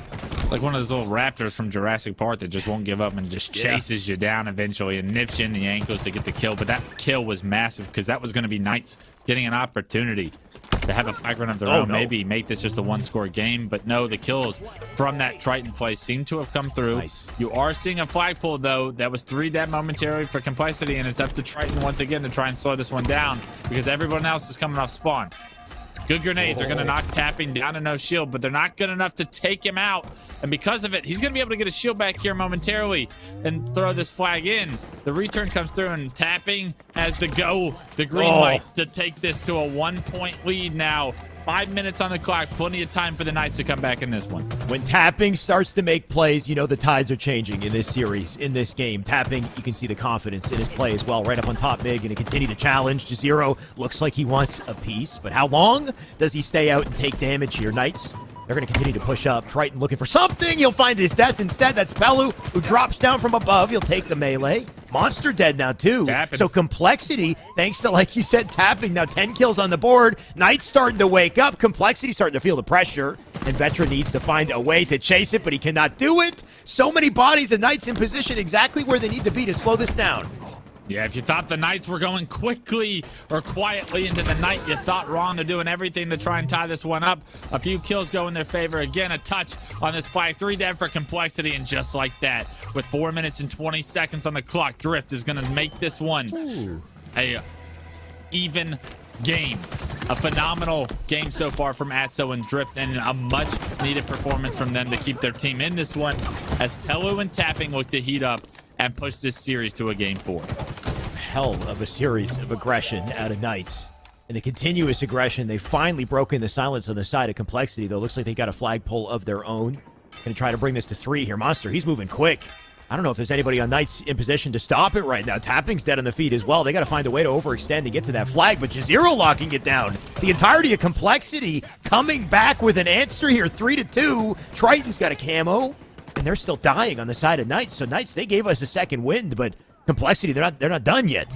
Yeah, absolutely. Complexity with a much-needed answer here as you felt momentum shifting in the Knights' favor over the past few minutes. Complexity did a phenomenal job to get back in the lead, get the ship corrected, and how can they close this one out is the big question. 3 minutes and 15 seconds are going to be remaining in this game, and you need to stay aggressive because the Knights are going to look to try and tie this one up once again. You see it's a bloodbath in utility in the meantime, by the way. Everybody just going in, taking trades. Explosions everywhere. Unlimited nades, it seems. My God, here's another melee trade over on the fridge. Triton, in the meantime, in the back of his base, going to do what he can just to keep these Knights members at bay. Vetra's already pushed up. He can clean up a couple stragglers here, too, with his position, but you can see they're all rotating low car together. Good control of the closet from Complexity, but you can tell the Knights are forced to pressure that. And just like that, they swarm, they hunt, they kill Triton, they grab the flag, and they're going to get the flag into the closet successfully. They're going to have to figure out a way to deny Complexity some map control now, though. They haven't got the slays to pair with this flag run just yet. Tapping finds one, but unfortunately for the Knights, Tapping's going to be the last guy alive. A lot of responsibility, waits for the thrust, but unfortunately 2 players from Complexity. It's always 2 that take it down, and with that they deny that flag from going any further, and more time off the clock will always benefit Complexity with the lead this late in the game. And that Apex Legends all done and out of the way, and now it's time for Series E Halo Infinite. It's week 4 of the season. It's Razer week, and we're ready to get into the action. We got 4 teams coming out tonight. We got Timbers Esports, XSET, Kansas City Pioneers, and Esports Arena Blue all competing. It's a single elim bracket, best of 5s all the way, and it's going to be a blast. Our first matchup is ready to go, so I'm not really going to waste any time here. Let's kick it off and get Series E Halo Infinite underway. You have so many opportunities to get angles to gather some of this kill on the snake bite, begging for help. You have to think someone is going to be near him. Here comes the collapse with Frosty pushing into the big door right now. He's going to look. He's going to snipe the ball guy, lands the body shot. The double kill comes through, and that wow when it comes to their opportunity here in Halo Infinite. But right now, Signals have no concern for who their opponent is. They have every bit of the opportunity to call them. They only have 3 seconds to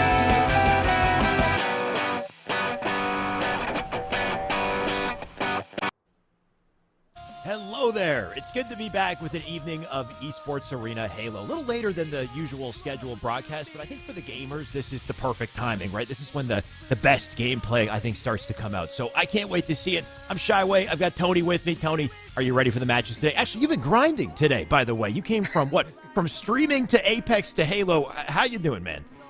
I'm feeling good, man. I'm feeling good. I'm making sure that I'm chugging energy drinks left and right. Got to make sure that I'm hyped up for this, and I really am feeling good right now. So can't wait. We have 4 teams ahead of us. I know we have Exit, Timber Esports, ESA Blue, and I believe your Pioneers going to be duking out. This is here Pro Night, and it's Razer Week. So if you're a mouse and keyboard player, you might have your cool little mouse and keyboard stuff, but I got myself a nice Razer controller that I actually can't see on screen because we got to show you some of these invited teams right now. Again, you're seeing them all on squad. You're actually seeing their rosters as well. Yeah, Tony, let's save the Razer controller. Keep that in the background, though. I think I have one, too. I got my Razer keyboard with me, too. I got to love the lights on it. But like you said, teams on screen here. Of course, ESA Blue in the running once again. Slightly different squad. Wait, is it the same squad that I'm used to seeing, Tony? I see Mortally in there, which I think is instead of not Furiously, because he's still Eli Elite. Eli Elite, right. So that's a slightly different roster. Very curious to see how that plays today. And that switches up our storyline right off the bat. And then, of course, Pioneers. I just got to witness Pioneers on Monday. They dominated the bracket in the Open tournament, so can't wait to see how they play today. And then XSET, I didn't see any XSET for the last week, so maybe they've leveled up. Maybe they're in a different spot today, and I wonder if they can match against Pioneers. And then, of course, Timber Esports as well. Top Latam team joining the mix.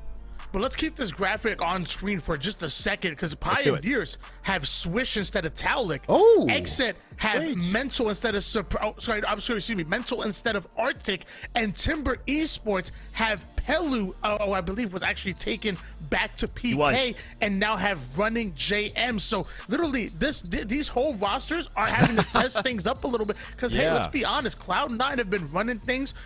Form has made optics so much better, so everybody's kind of changing their roster a little bit, maybe to take that next step. And I guess this could be temporary, or maybe some of these teams are testing things out a little bit. Well, I love to see it, Tony. You're right about Formal. He's been playing nasty, so understandable. We got some roster mania today, and I can't wait to see what that does to our matches. Let's take a look at the format, by the way. In case you're new, in case you're not aware, this is a very straightforward, I want to say quick and clean matchup today, but I don't expect anything to be clean. I expect dirty plays all day long. Every single match today is going to be best of 5 in single elimination. So if you lose, that's it. You're out of the running. You got one chance. Only 3 matches total, and $500 total. You'll win if you win the whole thing. It's a winner-take-all type tournament, so what a way to just put $500 in the pocket.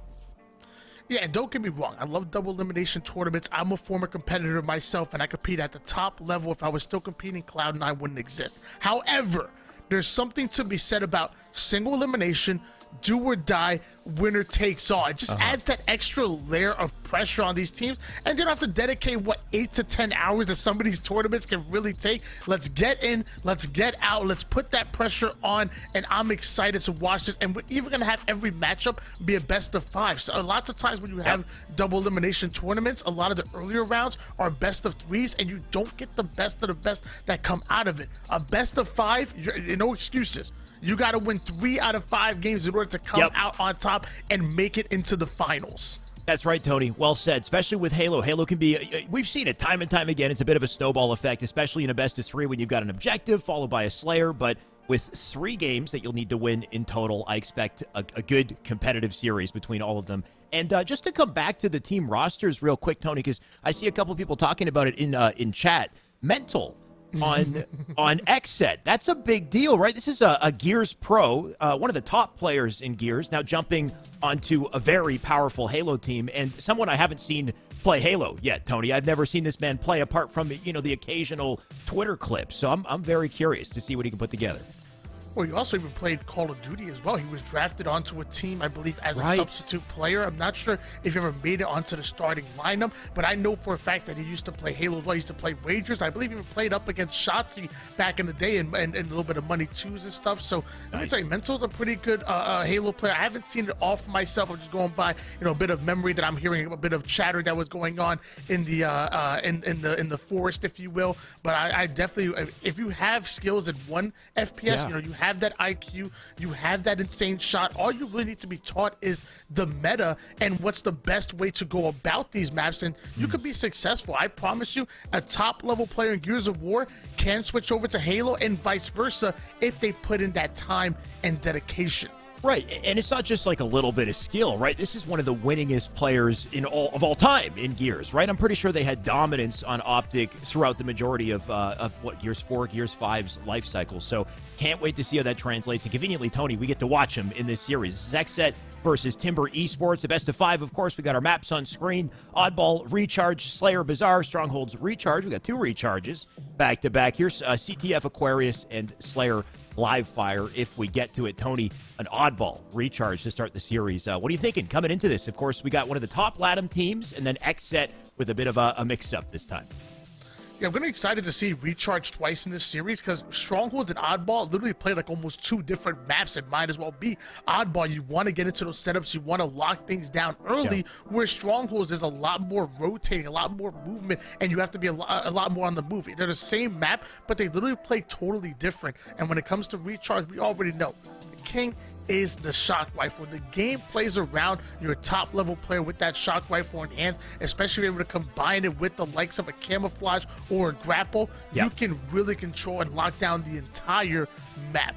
Especially the way that these pros play the map in our esports arena tournaments as well, is what they tend to do is they GA the Mangler as well, right? So a weapon that is typically very powerful part of the sandbox is now absent from the mix, meaning a weapon like the shock rifle so much more important, or the grapple, or the sword as well. The sword being the primary, I think, close quarters weapon, assuming they don't GA that as well. I don't know how these teams want to run this, but I do expect the sword to be a powerful component in play here. So, Tony, can't wait to see it. Like you said, Oddball, very different play style on this map. Expect to see setups towards, high ground, towards A side, but even over on C, depending on what the opportunity looks like when they grab the ball, right? You can play it off immediately if you need to. Let's let the players do the talking, though, instead. Of course, our series has started. XSET and Timber Esports, Recharge, Oddball.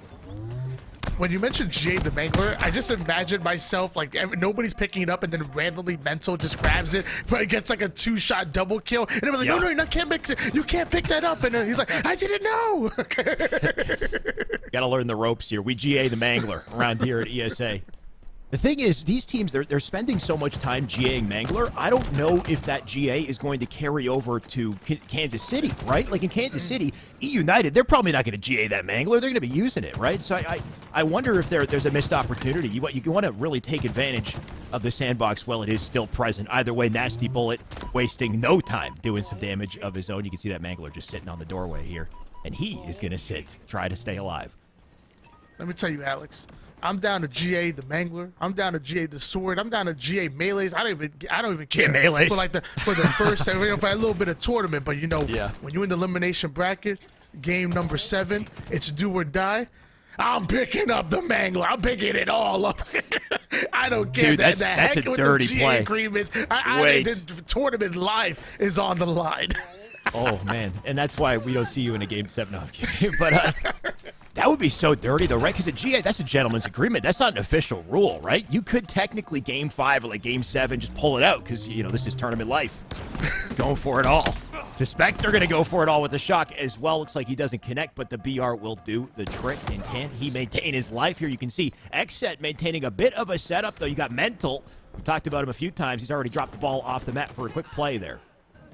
Oh, right, so clearly understands the meta enough to be able to play the ball when he gets that early pressure in. Exit, getting them 2 down, so looking to take advantage, grabbing ball literally right off the spawn and getting down to their gold side lockdown, but nades are going to stop Suppress from going forward. Suspector going to catch some nades of his own, and now Nasty Bullet having a clear path to steal away Camouflage. Did I say clear? That's a bumpy road there. I was going to say clear path to the death screen is what that looked like. Nades coming in, they're going to kill him, and not too much he can do other than burn the camo, of course. All while it happens, though. I mean, 53 and counting. Mental with another setup in play here. Very objective, efficient, starting things off. Not going to go for any fancy plays. Just will do his role and do it well here. You got Suspector to cover him on the sideline there, too. He does get the kill on the Nasty Bullet. As the time ticks here, players on Timber are dropping. They're starting to run at opportunities here, Tony. And now the mental of Timber Esports is being tested right now. They've just gone 3 down multiple times. 72-0 run here for Team XSET. Kratos doing a great job of holding down the gold side of the map. Nades start to fly, putting a player down to 1 shot. Love the awareness come out of Kratos. And look at that. He hunts Magical down. Magical trying to make some magic happen and disappear, but Kratos gonna shut that down. And looks like round number 1 going to Team XSET. Ain't nothing magical about this Timber Esports roster at the moment here, Tony. They're getting a little upset. What a shutout to start our game here. Round 1 already done and dusted. And Timber Esports, a roster full of talented players. Tony, I expect them to bounce back. I just wonder what it'll take for them to do that. They got to win this opening stretch. The problem is that, as we heard in the interview with Kratos a while ago, you have to prepare for Kratos. And the one thing that Kratos and Exit are well known for is being a momentum-driven squad. You give them that round number 1, Kratos is getting loud in the comms. He's energizing his team, and his team feeds off of that. When things are going good, they're most likely going great on Team Exit. It's going to be really hard for Timber Esports to answer back. They need to slow down this momentum coming out of Exit immediately, putting them 2 down. And I was going to say winning the gunfight against Suppressed might do it, but I mean, it is Donnie. Come on now. I was going to say, Tony, lucky for Timber Esports, there's no proximity chat in Halo anymore, right? You don't have to hear Kratos in the comms as he starts to get loud, especially when he gets close to you. That could be devastating. Even the language barrier, I'm sure, would take a little bit of that away. Either way, Timber, they need to find their footing, and so far, so good. This is the best start we've seen from them so far. They got 17 points and counting. Noble working with Magico. They got the shock as well, so a little setup opportunity here. Looking to put a shock in somebody's system. Just barely missing the first one, the second one as well. Suppressed. Gonna quickly take that shock rifle, puts the player down to 1 shot, and then immediately using the grapple to get into cover here. Shock rifle, the difference maker in this game. Is that a team kill? I'm not even. I was just thinking that too, Alice. I'm like, there's no way. I think he might have shot Suspected. Hey, you know what, Suspected? That's on you. When Suppressed is on fire, you got to get out of the way. Well, yeah, I think that's the thing with the shock, though, too, right? Because can the shock do, like, a little bit of residual damage if it kind of hits near the target? I mean, that was a beautiful one, right? That one definitely didn't miss. Speaking of shocks that hit. Magico, maybe he can do some damage to the enemy team this time instead. He's got a shock collar metal kill onto Suppressed as well. You can see Kratos now down for the count. The ball still over on Pipe's side of the map here. Magico doesn't have teammates to pick it up, though. He's just got to do some damage here. Getting the shot caller metal on the shot caller Kratos. Magical still having the rifle in hands, but not able to put it to use. 3 down quickly go Timber Esports, and Metal and friends looking to take advantage. I love the unselfish play. Passing that ball over towards Kratos. He has the shock rifle in hand, forcing a 2v1 situation, able to get the double kill. Mental, welcome to Halo, baby. I'm getting excited every time I see his POV because I want to see something cool, especially with the shock there. I mean, a double, not too shabby, but didn't quite get to use it. Still, that's the setup opportunity they needed, though. You can see Suppressed going to try to cover the doorway. He'll do that admirably. Go for a second. 2, almost hitting the backspec there with the grapple. Very aggressive play, but enough to buy them a little bit of time. Enough for 9 seconds. You can see the ball now played down the bottom mid. Magical dropping down, going in for the challenge onto Suppress, able to take him down. So now we have multiple alive here for Timber Esports, and they need to take advantage of the numbers. That's one thing that Timber Esports haven't been able to do. They haven't been able to turn that 1 down into 2, into 3, and then ultimately convert that into some good ball time. They've been able to scrap away 20 points in this round number 2, but I want to see some good points. I want to see those seconds turn to minutes, and that's going to be very hard to do when you're going 3 down against a team like Exit. Especially if you give up the shock. Mental, he's got another opportunity here, and he's already hitting them. That's a double for him, looking for a third. Across the map. You could see him start to set it up, too. Thankfully for the D-scope, looks like that opponent will live a little longer. Ball set up, though, and Mental, an opportunity for more slays here. Let's see what he puts together. Shock rifle still in the hands of Mental. Watching the cross onto the gold side. Nasty bullet, though, pulls off a double kill off a screen, putting Suspector and Suppressed onto the black screen. Running jam takes down Kratos, and just like that, all 4 members of Exit gonna hit the black screen. Timber Esports having not enough time on the board to take the lead and maybe take away the camouflage as well, and running. Not much of a gentleman here. The Mangler quickly coming out and being put to use. There's no way that the Mangler's not GA'd at this point. He hasn't been picked up all game long. If he suddenly picked it up, then I think he might have broken the agreement here, Tony. We'll see whether or not that bites them later. In the meantime, though, Timber have been accomplishing what you've said they needed to, though, right? They got the round of slays they needed. Only amounted to 34 points on the board here, though, and here come the slays. At a Mental instead, he'll tag 1, looking for the melee, not quite going to connect there. Magico will get away, and he'll get away with a shock and the ball.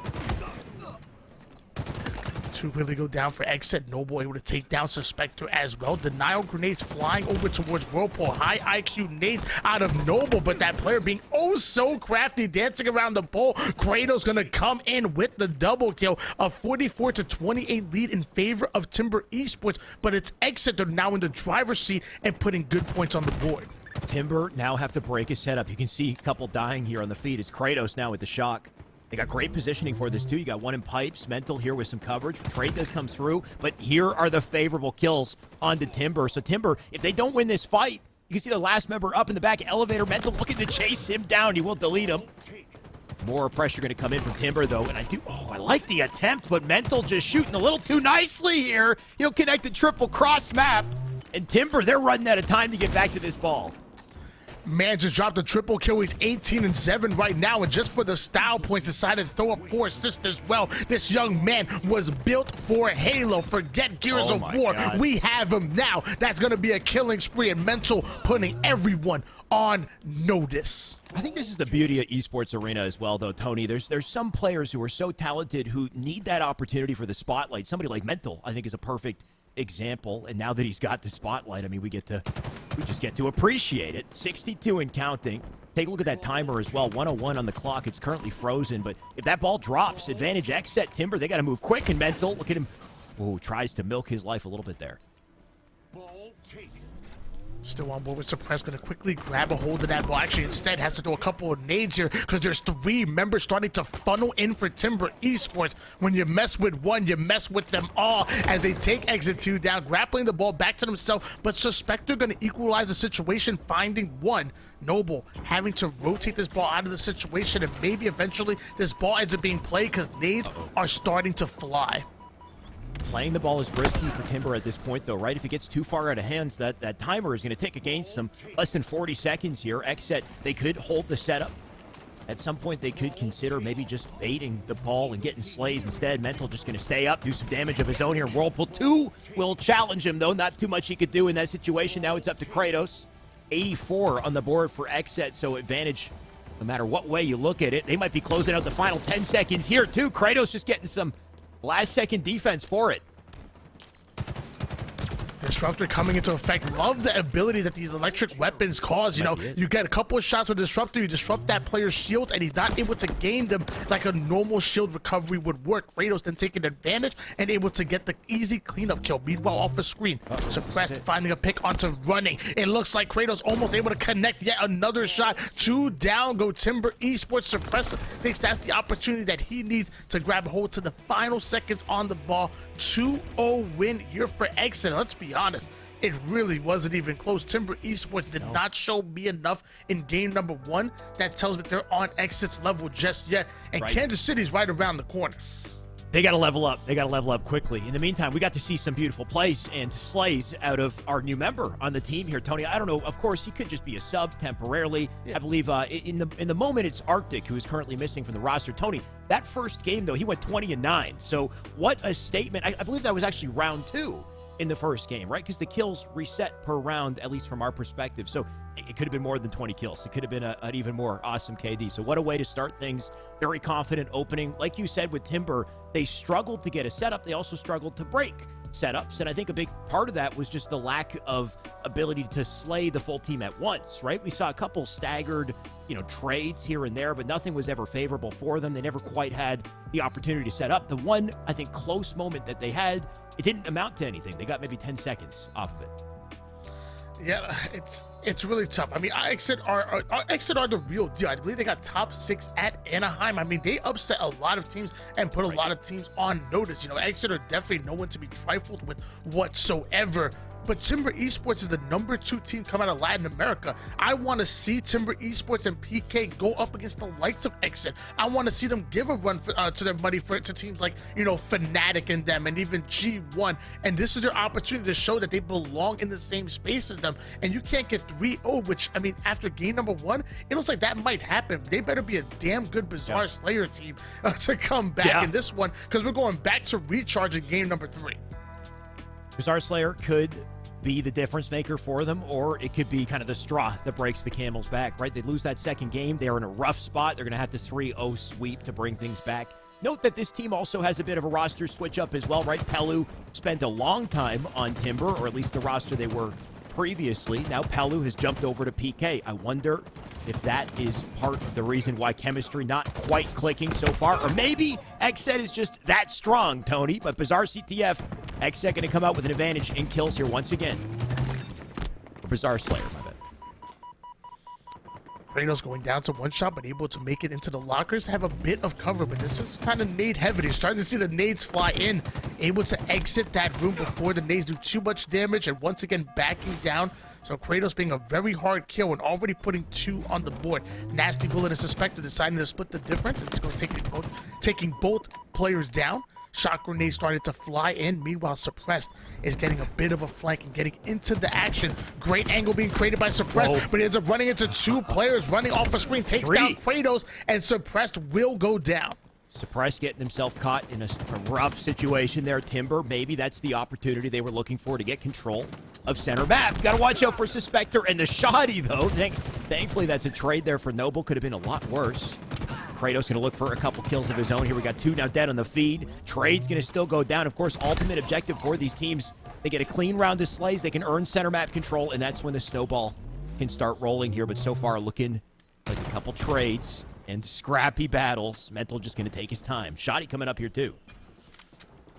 And you notice the Manglers are out here for Exit. I feel like Exit were agreeing not to use the Manglers until Timber Esports put it to work and say, hey, you guys want to use it? We can too. Kratos is Suppressed, getting back-to-back kills on the feed. Mental baiting out the market. High IQ, waiting for Magical to drop right into his arms. A killing spree being earned here by Mental already. 5-0 and a 14-8 lead being accumulated here by Team Exit. And what a time to do it as well. He's just earned his teammate the OS, and this is where they can choose to get aggressive if they want. You can see Kratos now sitting in the locker up above. Is he the one with the OS? There's the Dynamos, though, coming out of Mental. That'll do serious damage. Little jump shot to finish it off. Suppressed is the man with the OS. He's going to fly in for the melee kill. Grapple going to be useful here as well. But you can see multiple slays still coming down from Timber Esports, so 4-kill deficit despite the artillery on the side of Exit.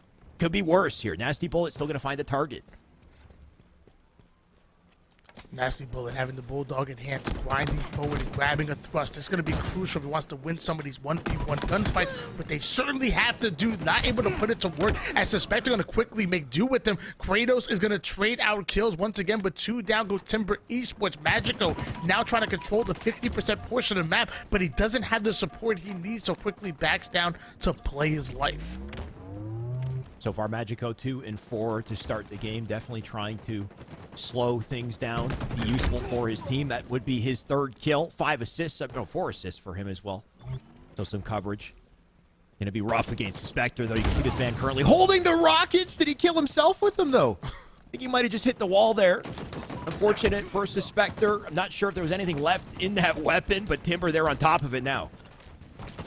Obviously very angry at that wall, rightfully so. That wall definitely has caused me many of deaths. I feel like I'm right behind it. I don't know if it's desync or my internet, but I always die behind that wall, so I'm glad he's showing it who's boss. 25-23 lead in favor of Team Exit, and Timber Esports need to find a way to slow them down. They need to stop Exit from dictating the pace, especially behind the firepower of Mental, as he comes in once again taking down Nasty Bullet. Noble gonna introduce him to the black screen, but 2 down, make that 3 down once again. Go Timber Esports. He's going to try to bait the overshield, but he's one man. He can't fight off overshield by himself. And this is the worry here. Exet, at every crucial moment in the game, it just seems that Exet has that center map control because of it. Here comes the OS. Suspector, Kratos going to drop 2. We've got multiple going down from Timber. Pretty sure just about the whole team now currently dead. So free reign in center map here for Exet. 33 on the board as well. 5-kill advantage, 6-kill advantage. And Timber need to find a way to bust through the doors. You can see the positioning at an Exit. They got 3 men already pushing up through alley here. The team cross to come in. A couple trades are not going to be good enough here for Timber. They got to get guaranteed kills. 3 down, go Exit, but you're seeing the power of the Mangler come into play. And Kratos able to equalize the situation by getting a crucial double kill. That's a pivotal kill coming out of him. Challenging a player over towards the double doors, flicking his BR a couple of times as he grabs himself a grapple. The grapple and Mangler combination is not to be messed with. Oh, Timber with a couple here. Kratos going to find a way to turn it, though. 5-kill deficit. Timber can't afford mistakes, and Kratos getting very aggressive here with the grapple. Can he find one below? Looks like he's got his target. Drop combo in, but a saving grace out of running. Gonna slow that down. Suppress, thankfully, here to do the damage as well. Bit of a food chain. Men getting caught in an unfortunate missed melee, but he's got Suspector there to help him out. At this point, 40 on the board here, so 10 left to close at Timber. They're just trying to find a way to slow down the action.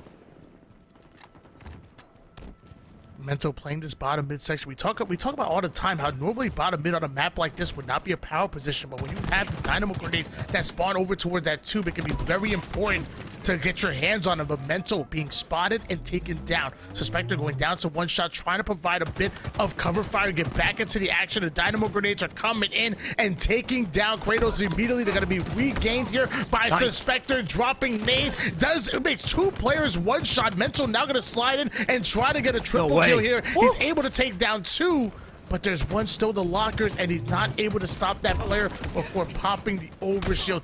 Almost getting a pivotal triple kill did Mento. Even just that double was massive, though, Tony. Mental was alone. His entire team, he got taken down by Timber. Timber had evened the scoreline. I believe it was 42-41, so Mental just coming away with 2 kills in that situation is massive. I mean, 47 at this point. Suspector doing what he can just to stay up and bottom mid. You got 2 coming in from Mental once again to bring it to 49 in the third. Pretty sure that was a triple to close the game for a 50-44, so he finds his triple. It's off screen, but man, is this boy making plays to start things off. Tony, that's 2 games back-to-back, and yet to see an answer here from Timber.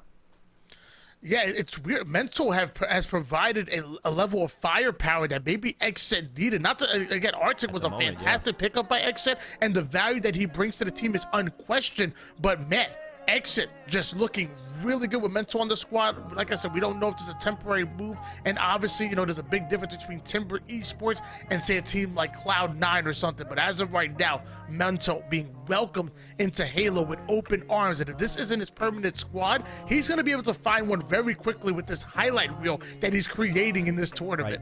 Right. I mean, it could be a tryout for the team, but even if it's not, it's like you said, it's any good plays that you make, any opportunity to steal the spotlight is resume material in a sense, right? You don't know who's watching these tournaments, which players, which team owners are watching these tournaments, looking for players like Mental to jump into the squad here. So things looking good so far, not just for him, of course, for the team as well. They've got some great chemistry to start it here. Timber, it's up to them to change that, to alter the course here, Tony. They got one more game left to do it.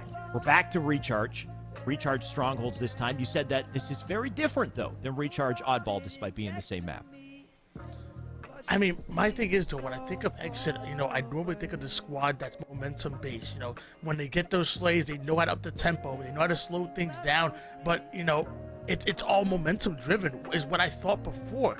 But now seeing Mental on this team, like, to me, it adds just legitimate firepower along with Suspector, along with Suppress. So when it comes down to a team needing a pivotal kill or taking that 1v1, I'm now confident in every single one of these players to be able to do so. And just like Cloud9 do best, just like a lot of these top teams do best, once you win that pivotal individual gunfight, you then turn it into numbers and you then take advantage. Exit are a serious threat right now. Take advantage and take it to the streets, apparently, too, Tony. You know what? I like this more. I think it makes more sense to switch the maps up, give us a change of scenery here, and another opportunity for big plays for Suppressed, apparently, too. He's going to get C to start things off because they already got A-side controls to Suppressed. Alone here for the fight, and Noble with a last-second save. Maybe Timber can come back with this game.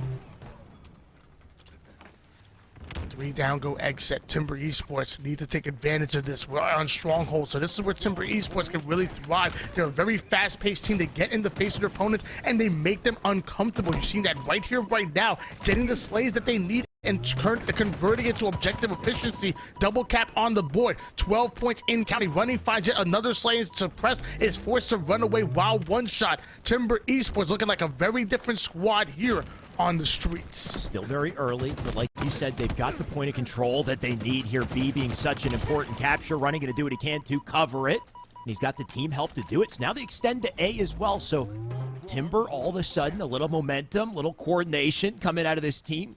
A perimeter that they need. It's just down to Exit and how they break through. You can see Noble running over on B side. anticipating a collapse here, running, looking for an angle. He's got to figure out what to do with himself here, where he's going to chip in. Running JM, not slowing down whatsoever, finding an angle over towards the arcade. The problem is that there's 2 players there, and a 1v2 situation is not what Running wanted to find himself in. Magico actually overextending, getting very aggressive on that arcade, ends up going down. Now Running feels like he has to make a play, ends up taking down Mental, but is quickly cleaned up. Timber Esports still finding the slays that they need. Charlie will change hands, but an AC setup coming out of Timber Esports will be very hard for them to hold. Exit doing what they can to claw back. I like the attempt, though, right? Sending multiple numbers up through B side. There's the 3 kills that they needed. That was the opening, the little bit of space and timing to control the sections of the map they want. They now have A, thanks to Mental. Coverage on B as well. That'll flip the spawns, but spawners spawning up in PD. Maybe a little bit unexpected here for Exit. They do get a collapse, and I think a big part of that is because Kratos has now moved to the C spawn. So as long as this team is prepared for those splits, they can make it work. 60 points already being accumulated here by Timber Esports, and Exit having the double cap that they need, and they need to answer back. Kratos firing shots over toward the heaven position, a denial grenade over towards that tires angle, might have actually denied his teammate access to there as well, but Mental finding the pick onto Nasty Bullet. Noble going to be hitting the black screen as well. That's 2 down, and the momentum going in favor of Exit. That's actually 3 out of 4 members that hit the black screen, and what do Exit do? They go right into their trip cat formation here. And now they're looking to take the lead. Charlie now going to try to change hands, but Kratos immediately applying pressure right off the spawn. Oh, Timbers all of a sudden a little staggered here. You can see Kratos putting in massive damage. He does die. Timber need to do everything they can to sustain their lives and get some unanswered kills of their own so they can break out of C, but Suspector not making it easy. There's the kill he needed. He'll slide his way into Red Room here. He's got Suppressed with him to bait and switch. You can see 3 members of Timber up in C. How do they break through here, Tony? Do they send all their members up through driveway? Do they ignore it, go through cafe side? They got to make a decision and do it quickly here. And Suspector, the most important player on the map for this setup right here. He has to put the Bulldog to work. He's able to take down 1, but not able to get the second. Luckily, Suppressed does. 4 members go down for Timber Esports. Suppressed immediately blocking that PD side spawn. And he's well aware to spawning cafe. He's well aware that they have to make pressure onto A. And he's immediately countering it. Beautifully played here by Suppressed. The Stalker Rifle getting maximum amount of value. There's 1 more player they have to deal with. A little bit of a dipsy doodle. Finally, Noble will fall, not in the most noble way, as a trip cap being earned by Exit. 135 points in counting here for the boys in red. I mean, it can't hurt to get a 360 spin before your shotgun kill, though, right? In the end, the mission was still accomplished, and Timber Esports, all of a sudden, things looking very rough for them. Exit has them right where they want them. Now spawning up in C. Coverage on to B here, too. Suppress is going to turn the capture. You can see they're trying to rotate through to Cafe, so maybe they can overwhelm 8 together. And Suppress currently aware of it. The moment he gets the call out, he's got the angle to help here, too. And Stalker going to be such an important weapon to shut them down. Already 2 dead in the feed. Surprise just going to continue to play defense. Might be overwhelmed here in just a second, though. So Timber, can they find an opening off this? Nade goes down for Kratos, not able to find the pick. Suspector, though, whipping out the AR. 36 bullets of pure pain.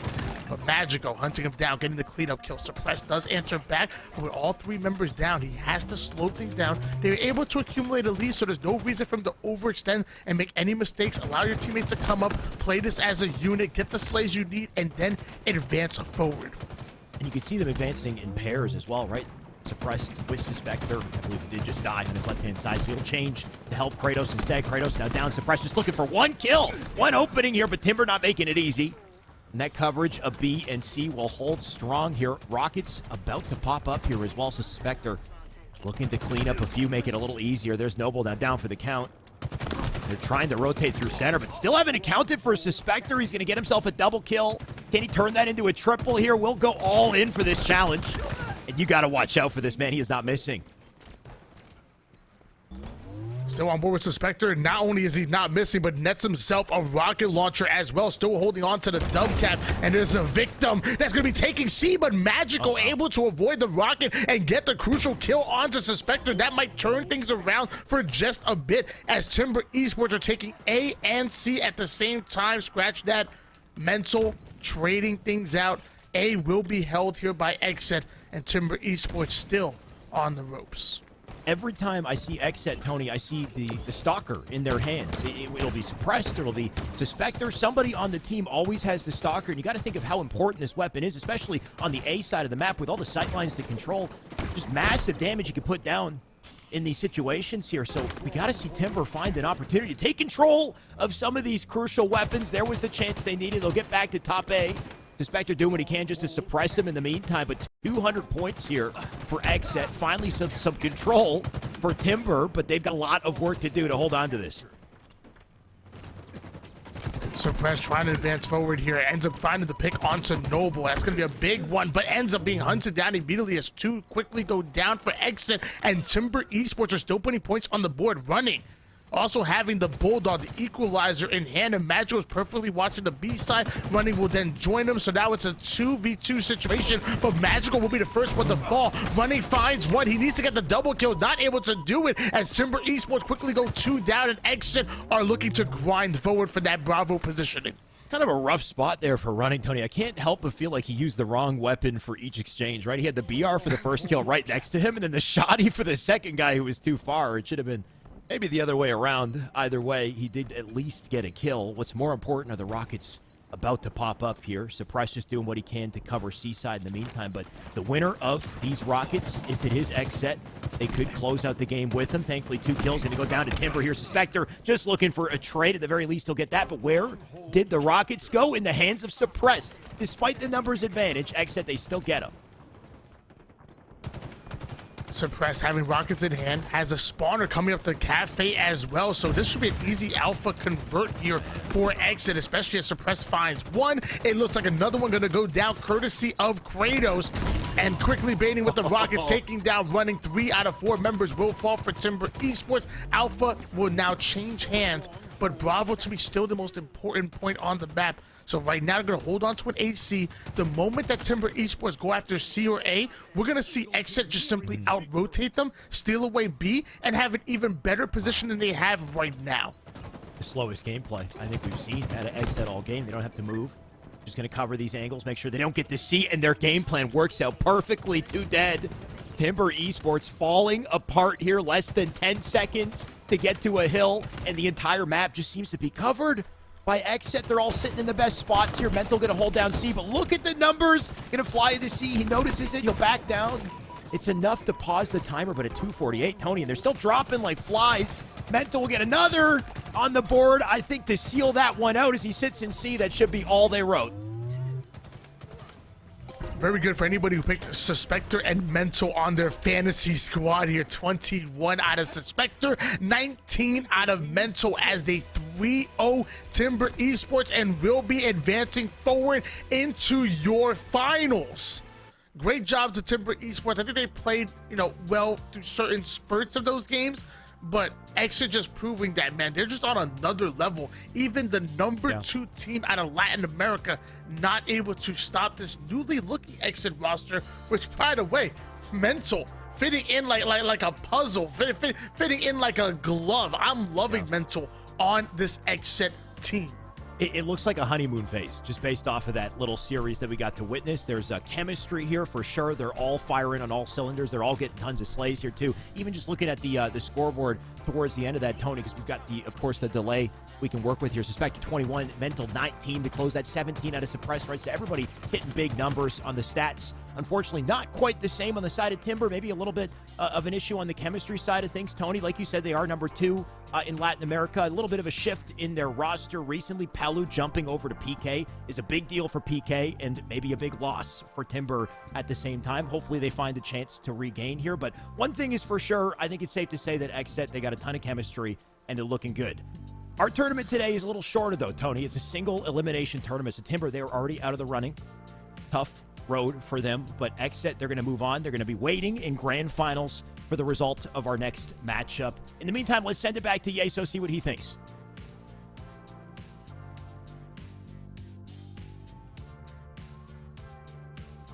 Analysis we already have gotten there from Shyway, and why not? Because it's pretty straightforward. Timber's Esports playing a solid series, but Exet came out and pretty much controlled it start to finish.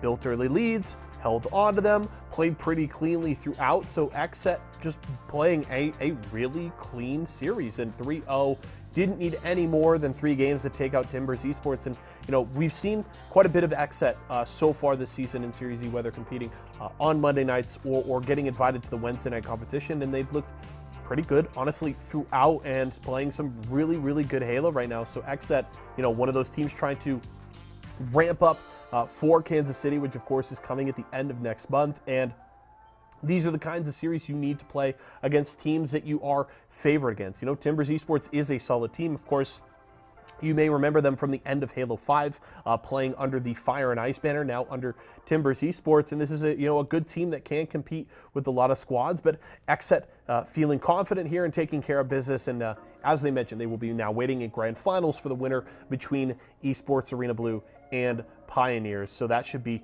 an interesting set. And if we get XSET versus KCP, that should be a fun one for grand finals. I'm certainly looking forward to see how things shake up. But well done from XSET, and they do move on. Before we get into the next matchup, though, I do want to talk to you folks a little bit about PvE. It is this new event and tournament that we are running at our arenas all across the country. The way things work is we have 4 leaderboards that run across multiple different titles every single week. The competition kicks off, on Wednesday, runs all the way through Sunday, and each different leaderboard has its own $500 prize pot. Come in to your local esports arena. You can purchase tokens that you use to enter in the different games, and you put up your best scores in each. Now, you don't have to commit to a 3 or 4 hour long tournament. You can just show up, put in your best score, and move on with your day. You can check the leaderboards every day of the week on our 24/7 streams, tracking the scores on YouTube, and come back later on in the week to get in on the competition again if you'd like. We're taking a look at our good friend Steffi B in studio right now. That's the social media manager to the stars, putting up her best score here in the Halo Infinite training mode right now. Of course, Steph, more of a competitive Animal Crossing player, but that's okay. Looking to hit that 4,000 mark, few seconds left here. Going to close it out, actually hitting it over 10K. There we go, Steph. Look, Steph does not play Halo Infinite, and she came in and threw down a 10,000 score, so that's solid. I got respect for that. I don't know if I would hit 10K. So respect to Steph for stepping into the studio and putting up a score there. So yeah, come out to one of our arenas. If you're looking for a location near you, !! locations in Twitch chat will give you the link that you need. If you have any further questions, head over to esportsarena.com today and come out and compete in PvE. It's a good time. Cash, prizes, all kinds of great things on the line every week, Wednesday through Sunday, at your local esports arena. We're going to go to the next set. I'm going to hand it back over to Shyway and Why Not to keep it rolling. Thank you, Yeso. Good to be back and ready for the next series. And I love that little PvE segment. Who knew Steph was so toxic, by the way, Tony? She's going for crotch shots the whole time, just shooting the groin. Like, what is that, an Animal Crossing, competitive Animal Crossing strat? Like, I don't know what to say. It could be, got to hit him where it hurts, really, and that's exactly what she did. Big ups to her. We actually got the chance to meet her out in Anaheim along with the whole crew. Let me tell you, a great group of guys they got out there at the esports arena. Hope to actually see them again. Either way, you guys want to compete for your chance at $500, go to your local esports arena. I know I'm going to be over there at my Atlanta one on Friday competing in the Apex event. Ooh. I'm going to try to be there on Saturday as well, competing in the Halo Infinite event, and I might buy some tokens as well to try to just show y'all how it's done in the training, because Steffi, I'm just saying, ain't got nothing on me. My crotch shots are on point. Wait, no, so do it. Do make sure you do the PvE, and then ESA record him, and let's play it. I want to see it, and then I want to try it now.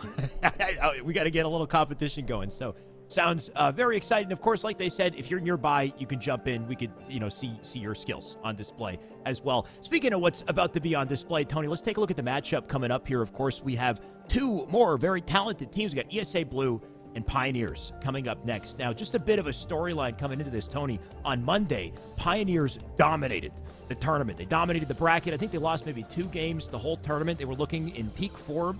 In grand finals, it was a quick 2-0. It was done. It was over with. very fast. ESA Blue was in that tournament, and they went out, I believe, in top 6, which is not the greatest performance for them. So maybe this is their comeback story with a slightly different roster this time too, right? They got Mortally. Even Pioneers is slightly different, I believe, as well. Yeah, I think there was one open event where ESA Blue did come out with a win over Pioneers in a best-of-3 series, but, 9 times out of 10, if you see these two go at it, you're usually going to go Pioneers, especially in the best-of-3. In the same way you said that ESA Blue have Mortally filling in for Eli Elite, we actually have Swish filling in for, I believe, it's Towlick on the Pioneer squad. And we know Eli Elite and Swish have actually had some running ins in the past. They actually teamed together during one of the Halo 5 Pro Series events. They qualified for the Pro bracket, and Swish was a little upset because Eli Elite elected to play in an Apex event that was running at the same time as that Halo event, and pretty much I not frauded them, but they forced Swish and friends not to be able to compete in it because they weren't able to pick up a sub. So Swish was very vocal on Twitter. I'm sure they kind of squashed things since then, but wouldn't it be kind of fun if they were going to win up against each other today? I mean, yeah, it could have been fun. It could have been a little bit of drama, hopefully, too. But instead, they just barely dodged each other. But what we do have instead is some very high-level competition with teams that we have not seen in quite this form, Tony, so I cannot complain. Of course, our first matchup already on screen here. The flag already out center. Is RCTF, though, if we know this, and I think we know it well, Tony, this one could definitely go the distance, go to time. On board now with Mortally. Mortally really taking control in the 2 seed. He's really been kind of stepping up and becoming like a professional 2s player, but he's also damn nasty at 4s as well. And we're going to see that on display here on ESA Blue. As I say that, they do go 3 down. Fluency of Team Razer. This is Razer week, and Fluency is currently sponsored by Razer at the moment on that qualifier. So Swish gonna put to work with the Bulldog. I guess that Razer keyboard or controller not enough to avoid Swish's shotgun that he puts to use immediately. Well, hopefully we see Furiously make a couple more plays a little later. In the meantime, I think it's JK's turn to do the damage. You can see he's still got a grapple to work with here too. Shotgun if he needs it. We got OS, I believe, spawning here shortly. 10 seconds to do it. JK just looking for another victim. That's Manny. Now down for the count. They need to make sure they control center map at this moment in the game, so staying alive so important. You can see bodies dropping left and right, though. And I think Soul Snipe is the one in position to pick up the OS, so Pioneers advantage with power up. What can they do with it? Dynamo grenades coming in, putting one player down to one shot. Not quite able to get the pick on him, but Soul Snipe doing a great job of playing his life. Finally, the one-shot Soul Snipe will be hunted down by Mortally, putting his 6th kill on the board. Nades start to fly. He's actually going for the challenge onto Market, but looks like the bait and switch going to come in from the Pioneers, and now it's Mortally on the ropes. Mortally just going to do what he can to be a difficult kill in this situation. And as he comes up, he's got Swish waiting for him up above. Looks like Swish takes a double out of that exchange too. Pioneer's just looking for that little opening, that little advantage in Slays to get to the flag. And I think Druck might be the one closest right now. You can see he's got Dynamos in. A little damage of his own here. 2 victims to fight down. He will take 1. He got Soul Snipe in position to hopefully kill Gold Star. That's him now down. And Soul Snipe with a little opportunity to get to the flag, assuming they can hold on to numbers here. Swish advancing forward with the rockets, gets towards the opposing BR, but nades are starting to fly. He needs to play this as patient as possible. Ends up getting the kill onto JK. As I say that, 3 out of 4 members will fall. Gold Star BR, the final line of defense here for ESA Blue, as the Rockets player in Swish is going to start this flag run. I'm always a little bit scared because obviously anybody can surprise him as he's running the flag. It looks like he's going to elect to actually slay out first, get a secondary round of frags before they commit to that flag run.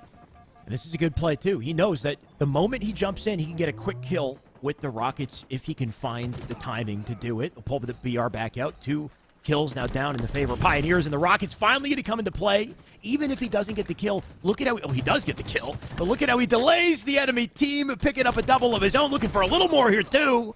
He'll go away with a triple from the grave, but that was the answer that Pioneers needed. That is a guarantee to flag 1 to start our game.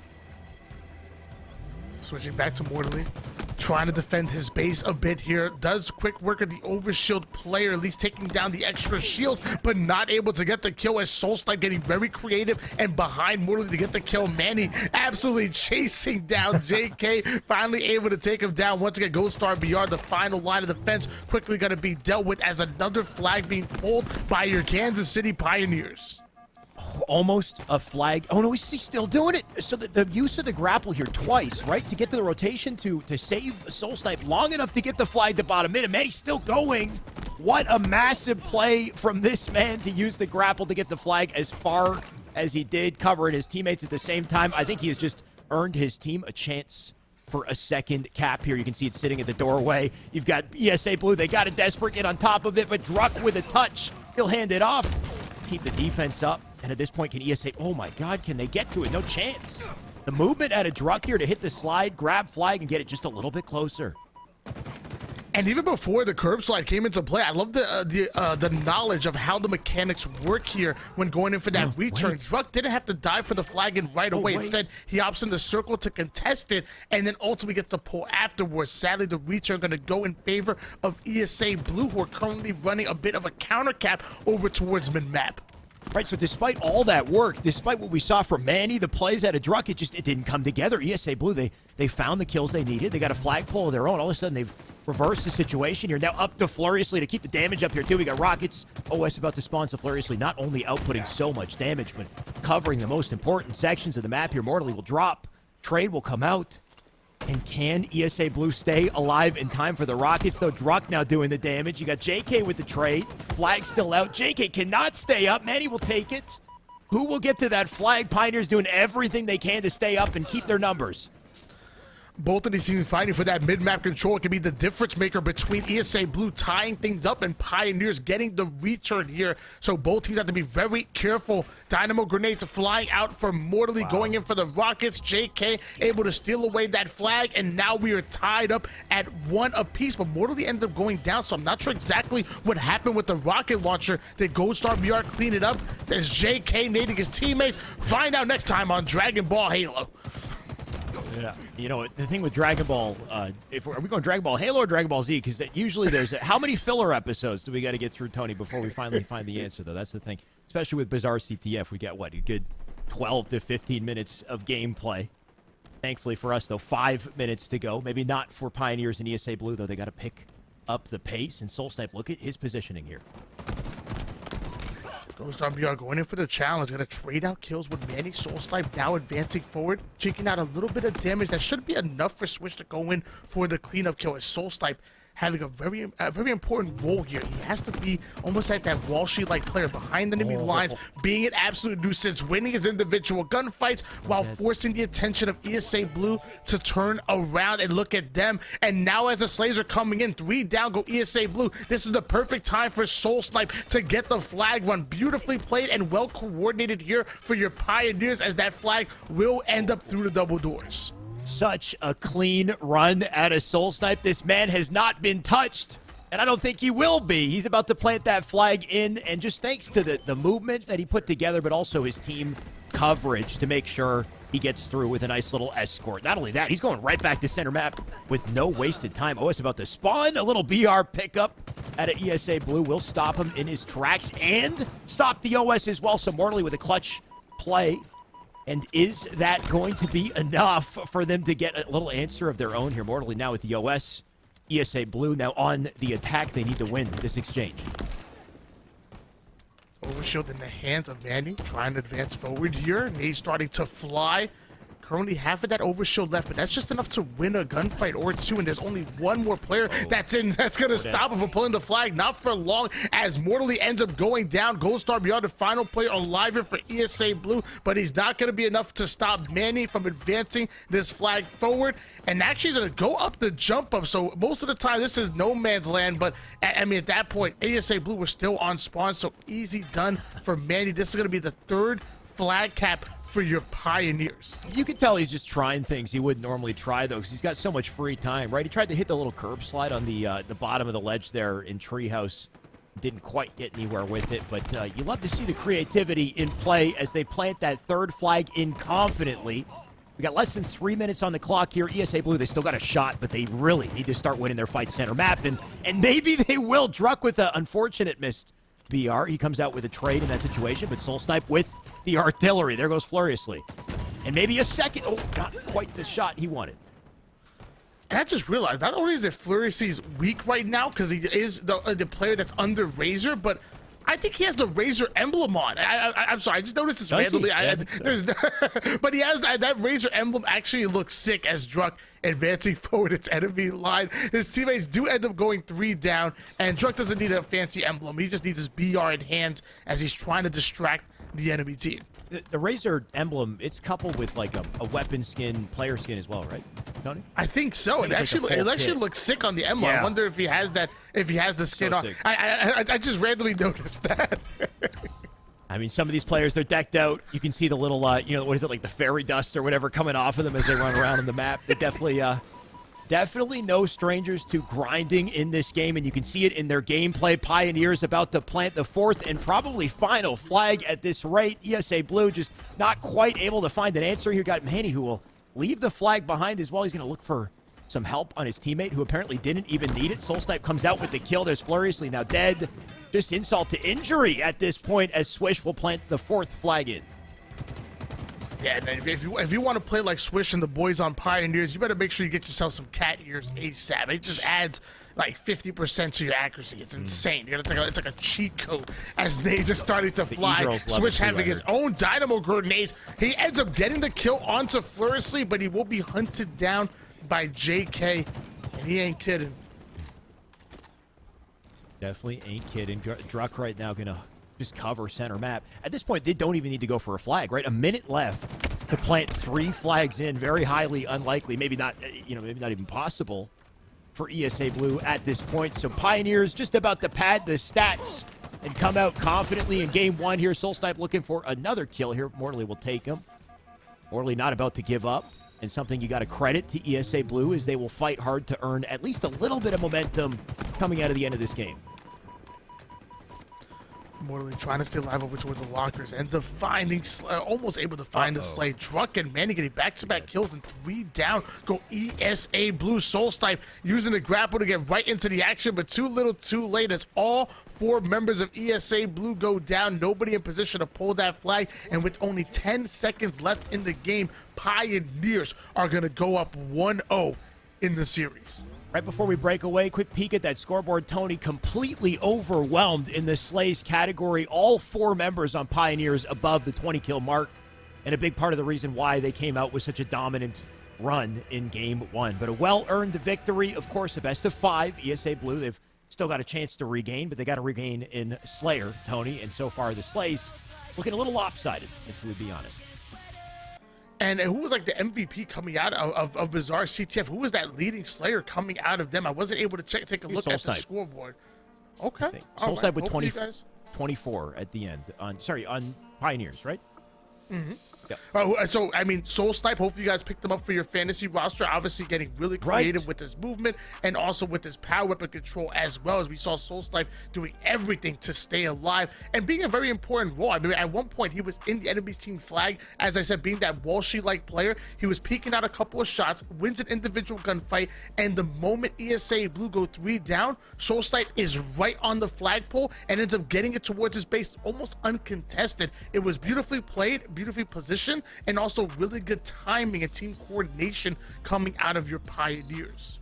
Something we saw from Manny as well, right? That play from Manny with the grapple where he grappled into the back of the base to save Soul Snipe in a 1v1 fight. He got in just in time to get the kill, which gave Soul Snipe the opening to run the flag directly to him, and then he grappled the flag to center map and then continued the run. So just the creativity there and the resourcefulness, I think, out of Manny and really just Pioneers in general allowed them to really seal out that game. And Tony, I love that you brought up the what is it? Not the dream team, the fantasy roster. If we happen to have the fantasy graphic and want to throw it up on screen, I'd be happy to showcase that to the viewers. Of course, we're doing a fantasy draft. We do it every single Wednesday. And Tony, if you've made your fantasy team, I know that you typically do. What do you have down on your fantasy team so far? Soul Snipe there? I'm not gonna lie to you. I rushed it a bit. I came right off of the Series E Apex, so I didn't get the chance to look at the whole rosters. I almost picked somebody who wasn't playing today, but I ended up picking Swish. I ended up picking I believe I picked Swish, Druck, Suppressed, and Mental. So I got lucky with picking players that were in there. Oh yeah, I put Mental in, but I'm so mad at myself for not picking Suspector. I love Suppress. Suppress is the homie, but I mean, come on, Suspector is a slaying machine. You know what I mean? You can never not pick Suspector. So big L on that one. But I like the Mental pickup though, right? Because Mental so far he's been slaying, and so have the boys on Pioneers. Of course, we are now in a Slayer, so we'll switch back to this ESA Blue. Starting out strong though, they do need an advantage to kick things off here to recover from that bizarre CTF, and so far so good with 10 kills. And you know, I'm just gonna have to show off a little bit. I just got followed by Mental right now. I got followed by Mental on Twitter. I'm up there right now. And it's funny because doesn't Mental? I think I saw it in his bio. He plays for Shopify Rebellions. He's a part of that Gears of War roster. So Mental been doing this. He been on top. I mean, obviously he's playing with a top tier exit, but Shopify Rebellions are the real deal. Well, was he not on Optic for years though? Because Optic dominated. That's what I'm talking about on the Halo team, Shopify Rebellions. Oh, okay. All right. Well, what is the Halo? Is that even? I've never even heard of that Halo team, Tony. I'm not gonna lie. They were coached by Fallout, and there were a bunch of like Gears of War players that switched over through the Xbox tournaments. Okay, fair enough. And that's the thing with these Gears and COD players as well, is they tend to group up and play together, and it can be kind of tough to break into Halo when you've got so many established pros with so many reps and a lot of trust, I think, developed with these Halo players. It can be tough coming from a different game and, breaking in and showcasing to the Halo world that you are, you're worth the risk, so to speak. And I think Mental, so far, he's showcased that. Maybe we'll see a little more brilliance from him and a little more brilliance, of course, in this series. His Gold Star about to put on a show for us as well. He'll get a kill of his own to trade things out. 20-14 here, so ESA Blue, you can tell they don't want to go down yet without a fight. Yeah, they need to make their stance right here, right now. The last thing you want to do is fall 0-2 to a red-hot Pioneer squad. This is their chance. They need to play this like it's Game 5 at this point and equalize the situation. As I say that, they do end up going 3 down. Gold Star BR going to be the final player alive for ESA Blue. He does a great job of slowing things down, waiting for his teammates to spawn up, but ends up going in for what he thought was a 1v1 challenge, ends up running into a 1v2. Oh, but look at this. It's the baiting and switching. I think that ESA Blue need to be so careful about, right? Pioneers, they send 2 through the perimeter, and they work so well off of each other. The moment Druck is weak, he always tends to back down with a little bit of help behind them, or the use of the thrust and the drop combo will put down mortally. Look at that, the whole team about to die in unison as well. So all of a sudden, ESA Blue, their lead, not quite as large as it once was. Druck taking the angle from bottom P. He has a teammate watching that top P angle, so trying to form a collapse onto the fridge side, ends up running into some nades. And Swish going to be somehow awarded the kill with the heat wave. Soul Snipe trying to get behind enemy lines. 3 quickly go down for ESA Blue. And as I say that, Pioneers now starting to feel themselves. They're now going to try to put pressure on the spawning ESA Blue, and it's up to them to defend their spawn. Let's see if they can do it. The worry here for ESA Blue is they don't have map control, and the camo's about to spawn up. You can see Swish right now holding down top map. That's 2 dead, and he's got access to that camo, and nobody in position to cross him up. Swish going to get away with it, and can he make play? Soul Snipe already in for the fight. A little bit late for that one, but the trade does come in. Advantage, Pioneers by 2 here. And Swish up top mid with the camo. Does he spell them out? You can see one over on Dynamo. Perfect, easy shot beat down for the killing spree. And Swish just getting started. You got to respect his patience here, too. He's not going to overcommit. Camouflage heat wave, such a deadly combination. You saw him find 1 pick and ends up getting the assist on the second one. The spawning players over towards Fridge, try to catch an angle towards the courtyard, and instead run right into the BR of Swish as ESA Blue going 3 down once again. And now you're seeing your Pioneers break through in this game and putting some separation in the scoreboard. Second time in a row this has happened, Tony. Now they've flipped the map and everyone is spawning on the blue side instead of yellow here. And can they break out? Pioneers always seem to find this perimeter opportunity for collapse. Thankfully, ESA Blue have weather the storm a little bit, but Swish, with this positioning, he's got not only the heat wave, but the consistently spawning dynamos that are just so damn powerful to work with. He'll fly and do more damage here. There's a big pickup on Demortally for now 40 kills for the 4-kill advantage. ESA Blue, they got to get back to center map somehow here. On a 30-second timer, I know for a fact Jam I Am is in the comms, letting them know exactly when it's coming up. You got to be on top of those. Meanwhile, Druck in the middle of courtyard ends up going in for a gunfight, but the thrust gonna net him some positive play on that one. Flourish ends up finding himself a double kill, a triple kill coming out of Razer's very own Furiously. Beautiful play, and I guess he's trying to get a high five from his teammate, as that is the Razer weapon skin. So he has the logo, he has the weapon skin, he's decked out and ready to go off. Decked out, and he ain't done making plays either. The man's still got artillery to work with, just a 1-kill deficit. Gonna try to at least maybe bank shot his way through that situation. The bait and switch, though, coming out of Pioneers. You see they send 2 members through that tight hallway, and that's all they needed to win their fights. Get the camo when it matters most. 46 kills. Manny with the execution on one. ESA Blue with no choice but to run and hide here. Manny just looking for him. Florida's Finest taking that P control. Nate starts to fly in towards the yellow utility, and now Manny going in for the cutoff. Ends up finding one, finds him with his pants down, takes down Gold Star BR. Camouflage looking for the final player. That's going to be a double kill by Manny and a 2-0 lead for your Pioneers. And a heartbreaker for ESA Blue. Tony, the start of that game, what was the score? Like 20 to, I think, 11 or something at the start of that game. ESA Blue had all the momentum. They had a little snowball of their own, but the moment the Pioneers gathered their footing, you got to see the bait and switch kind of action come out of them as well, right? The 2-man push they would send, typically through both perimeters at the same time, but more so in utility, right? Those tight corridor spaces in utility, if you got a thrust and you got a teammate near you, it's so easy to do damage, thrust backwards, replace with your teammate who can run through you in Halo Infinite, right? So just the speed that they're switching out and making it difficult to to go down allows them to snowball the game and then create a setup for spawn control that we saw multiple times in that game, whether they're spawning in the yellow side or the blue side of the map. There's a perimeter around them, and the timing is so perfect too, right? Camo tends to be coming up, the dynamo's coming up as well, so it's just just adding artillery to their deficit. At this point now 2-0 in the series. Tony, if we don't see a bounce back in this third game, we're going to get 2 3-0s back-to-back in our exhibition today. Well, I mean, we've seen some upsets here on Live Fire, and maybe we can see another one. I mean, this is, this Esports Arena Pro night. In the open nights, maybe ESA Blue could kind of run house and whatnot, but when the pros come to play, I mean, this is the real deal. This is the ultimate practice for them. So I would love to see them steal away a win. Hey, maybe even send us to a Game 5, but they have to prove it, and Pioneers will make them work.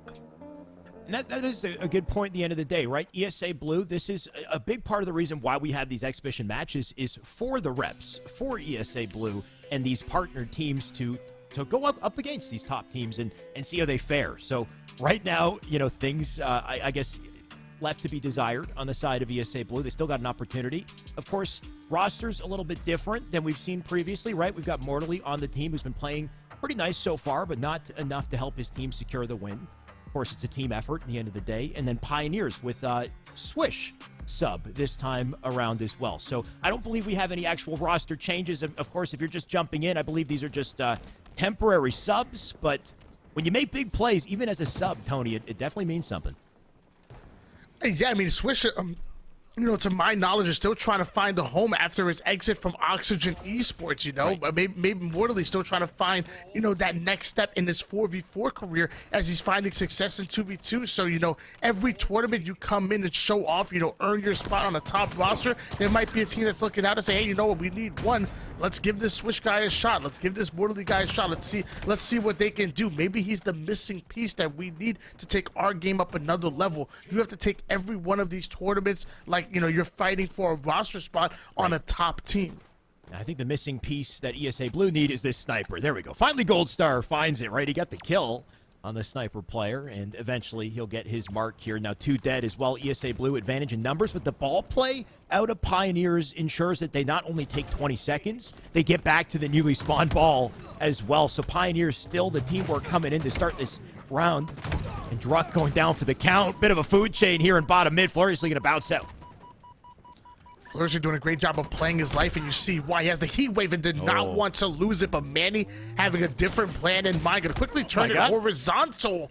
Not able to find the pick onto Gold Star BR, gonna turn to Gold Star Heat Wave. I'm sure Druk going in for the challenge, and Druk ends up taking down one. 20-0 lead in favor of your Pioneers, but the ball was reset. All 4 members end up going down though for ESA Blue, and that's going to be great for the boys in blue to steal away some ball time and momentum. Tony, do you think it's a coincidence that he turned the heat wave horizontal and then he turned horizontal immediately after?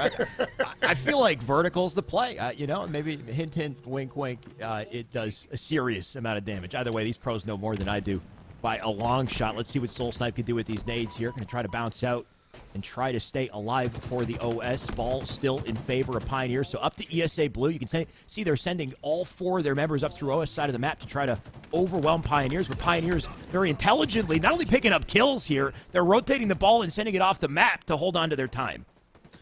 Yeah, I love the play by Druk. He knew that the pressure was coming in from Sandbag, so he really takes a very aggressive route to get into the face and throw off the timing from ESA Blue and apply lots of pressure and lots of damage on there, taking down one, getting the assist on the other. But I'm not sure if they knew Gold Star had the overshield. So good slays coming in from both sides, and it's ESA Blue that are rotating that ball. The moment that he starts to get damage in, I'm sure we played off the map, or instead rotated all the way through the power-up street. ESA Blue turning lemonade out of lemons right now and putting good points on the board while doing it.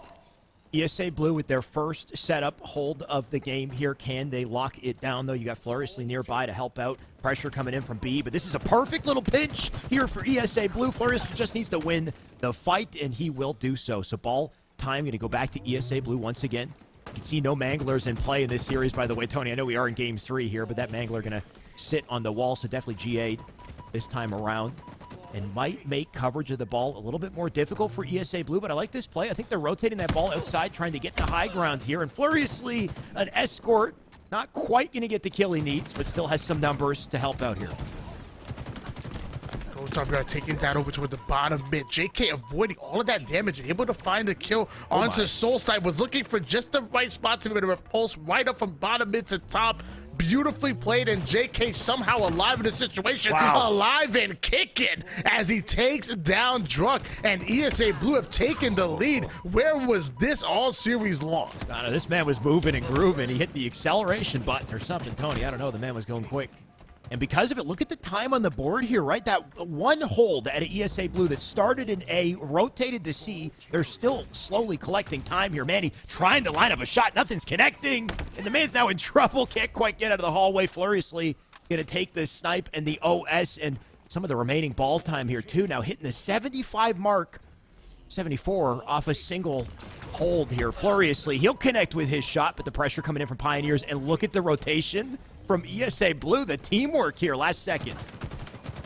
This is the second time that we've seen a very efficient rotation come out of ESA Blue, and they took the same exact route throughout the power side. JK could have earned himself a wingman before being taken down. Gold Star BR going to try to collect an angle here, but Swish being a nuisance on the scoreboard, putting damage on 2 different players. And it looks like he hasn't been taken down just yet. Ends up finding the pick on one, but he will be cleaned up. Here comes the collapse out of your Pioneers. All 4 members of ESA Blue onto the black screen, and now Pioneers having a chance to get into their ace side setup. Pioneers finally got their moment. Now it's just about whether or not they can hold things down. Manny in an advanced position. I like that he went just far enough to get the plasmas, and now look at him just hiding, waiting for an opportunity. Gets a couple shots in, too. Enough damage for Druk to get the easy kill. And Manny, no need to reposition just yet. He's got Soul Snipe and Swish, who can tag team their way through. Unfortunately, once he does come back, he's melted instantly. Ball does go out. Swish with a double. And a good answer from him to even things out here. Soul Snipe still breaking away with the heat wave as well. So they've got numbers. They don't quite have the ball just yet, but they can win these fights. Soul Side blocking off that garage side with the heat wave. A second one coming in out of nowhere to get the cleanup kill. But here comes Druk getting cleanup of his own. And once again, ESA Blue now going 3 down. And Druk having a chance with the heat wave. Gonna switch that to vertical quick. because he's looking to put down as much damage as possible. The spawners coming over towards the mud side, quickly going towards open field. As ESA Blue need to find these slays, they need to stop this ball from in the Pioneers' hand. Looks like that ball now in the middle of the map, so great job by ESA Blue. As I say that, they go 3 down once again, Alex. They've stopped getting pivotal kills, right? They need to start winning their fights here because all of a sudden they're losing their lives, and if they don't focus slays and get a couple unanswered kills of their own, then this setup is not going to stop, and they don't have much time to figure it out. There goes a face, Fluriously now dead. Soul Snipe gonna look for a second, but was that the straw that broke the camel's back here, Tony? 3 seconds, another dead. That's it for the round. Soul Snipe out here sniping souls, takes down yet another one. That ball will find the hands of Drunk, and the Soul Snipe for good measure gonna take him down. Beautifully played, as Pioneers are 1 round away from pulling off the sweep and making it to the finals to go up against Exit. You know what? I guess the Snipe's got no aim assist on the no-scope, right? So you can probably hit your teammates just as easily as you could hit your opponents there. So Soul Snipe going to demonstrate that for us. And like you said, we're going to punch right into round 2. ESA Blue had one hell of a string in that first round, so a bit of a heartbreaker that they would lose it after all that. But it gives me hope, Tony, that there's still a chance for them here. Swish finding the angle over towards Sandbags, but ends up in the middle of 4 different players. All 4 of them getting a couple of shots at them. He ends up going down, but Manny pulling off the double kill. We're gonna like not to go for the ball because he has the heat wave in hands and a heat seeker being thrown here for Gold Star BR's. Pioneers are poised to take the lead in their A-side setup. The question is, can they lock it down? Manny once again going horizontal, and like you said before, they're gonna end up going horizontal himself along with that heat wave reticle. I will say, though, that bank nade into the A door there, right? If you're not throwing that bank nade, you need to start. I think it's one of the most powerful nades on this map. It's just, it perfectly lines up for the doorway and will kill anybody standing behind it. So Manny displaying that beautifully. And something I think we'll see a little bit more of. Fluriously going to put the heat wave back on display in vertical. He'll take 1 kill with it. That's Manny now dead, and Fluriously trying to preserve his life here. Swish going down to 1 shot after taking down his former teammate Gold Star VR. Also trying to find the angle from the pillars over towards the dummy side. This angle that you need to get familiar with if you plan on playing some ranked matchmaking at the top level. Swish going in for the collapse with his team. His teammates finally picks. He was trusting his teammates to finish off 1, but he's going to try to provide cover. There's players coming up from the B side that have a mud side angle. And Swish doing a great job of slowing down ESA Blue from pushing forward. Gold Star BR will end up finding the black screen as Swish looking to introduce some more players to it.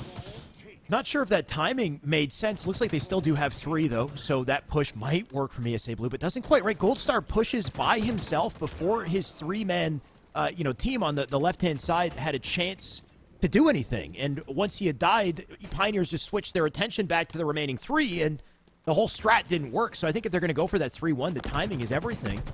And if they don't succeed with another one of these pushes, quite a few more seconds will be on the clock.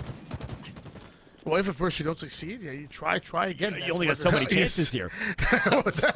But that's ESA Blue needs to do, as Pioneers taking a play out of ESA Blue's book, rotating the ball heavily towards the power-up side, getting into their A side setup, avoiding as much damage as possible, but Pioneers end up going 3 down. That ball now in a baitable position. Fluriously finds the last player alive, and now we're seeing some ball time being accumulated here for ESA Blue.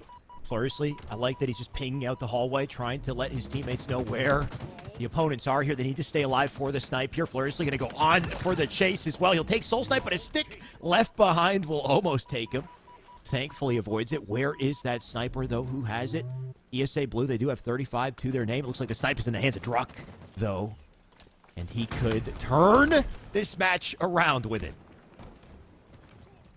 Sniper in the hands of Druck, mortally ends up taking down Swish. That's the pick that they want to see if they want to advance forward for the ball, but Druck just barely missing. That no-scope ends up getting the assist. Soul Snipe gets the double kill off the screen, and with Overshield coming up in just 20 seconds, if Pioneers grab it, that could be that'll be devastating for your ESA Blue squad, as Druck ends up taking down Gold Star BR, having the heat wave in hands, quickly going to be advancing forward. They're in perfect position to grab a hold of that Overshield and will most likely use it to put some good ball time on the board. Okay, no more snipe ammo, but things looking very rough for ESA Blue. But the last second kills out of ESA Blue was exactly what they needed. I think they might have just done that in time to earn the OS as well. You can see Furiously, Heatwave, and Repulsor to work with. So ESA Blue, that could have been devastating if they didn't get to the power-up, but thankfully they got the slays they needed, and they did so last second. Now taking the lead on the board here, hold in their favor, but look at this four-man push straight up through. Swish will do as much damage as he can in time for Pioneers to come in with the trades they need and a ball hole for them. JK getting a nasty double kill. Wants to go for the triple, but has to prioritize his life. While that's happening, we see Flurcy and friends pushing over from the garage side, able to steal away the ball, and Swish trying to get some early damage in, but has to run through a couple of ESA Blue players to get there. Excellent denial grenade coming out of Manny, and it looks like the pinch is successful for your Pioneers. 3 down, go ESA Blue. JK is going to go down as well, and now Pioneers once again taking the lead. Pioneers take the ball out to B as well, just in case things get rough. Easy play ball opportunity. They got a great setup around it, too. You got Swish in an advanced position here. Manny Soul Snipe with 2 dead on the feet already. So ESA Blue, no real opportunity to get to this ball. They got to wait for their teammates to spawn and try again with numbers here. But look at the coverage. I mean, Soul Snipe with the Heatwave watching center map. He's going for a flank now, too. This could be devastating. If he gets away with this, Tony, this might be for the game. Nice quick push, though. Numbers going towards ESA Blue at the moment here. Mortally and Goldstar finding back-to-back kills, and Flurcy finding the ball in hands. There was one more flanker that's able to trade his life out against Mortally there. But now we're seeing ESA Blue fighting for their tournament lives right now. It's single elimination, do or die for them, because they're still 1 round away from being knocked out. 80 on the board here for Pioneers, and 2 for Druk. He'll take a stick from the grave as well, so just about single-handedly taking down the team here. Swish will look for that 4th player. Looks like he will back off the bottom mid, but this is an easy access point for Pioneers to get to the ball, and an opportunity for Swish to close this game out with a couple headshots. He'll snap on the 1 and the 2. There's Goldstar now dead, and they're running out of opportunities here. Tony, about 10 seconds left to close this. Nade starting to fly in for Manny. No. Another 3 down. Go ESA Blue with only 5 more seconds needed. It looks like your Pioneers able to pull off the 3-0 sweep. ESA Blue put up one hell of a fight in game number 2 and game 3 as well, but it was not enough. Your Pioneers are going to the finals. Tony, what an exhibition this has been so far. We're just kind of blowing through this, right? 2 3-0s back-to-back dominance in both of the series that we witnessed. I think it's only fair game that both XSET and Pioneers go head-to-head, and maybe we finally get a game 5 here, Tony. Expecting a hell of a competition between them regardless of what happens. Either way, like we said earlier, it's a single elimination today, so that's it for ESA Blue. It was a hard-fought battle. Like you said, they had a very close game 2 and game 3, but it just wasn't quite enough to bounce back. $500 on the line, and we know what our finals is going to be. It's going to be XSET going up against Pioneers, and although this aren't their fully loaded rosters, they have very capable substitute players coming in. I got to speak with a member on XSET to try to find out if this was going to be a permanent roster move for XSET, and he assured me it is not. Arctic is simply out of town and not able to attend today, so Mental coming in to fill in the void here, and doing so amazingly out of Shopify Rebellion is him. Meanwhile, your Pioneers having Swish filling in for Talik, who might be in a similar situation. Your finals coming up next, but before then, we're going to go into a short break. What's up, guys? My name is Fluriously, and Fluriously going to drop Sorrel. Nice timing on it, too. You can get the camo for it. I play Halo Infinite for Team Razer. Esports Arena Blue are starting to take control. You can tell who spent the time jumping around in custom games and who hasn't. This beautiful opening here as they're continuing to rain down on the spawns. Campbell coming up in 5 seconds, so we're going to see them momentarily slow down to get that. And you're watching Razer Week.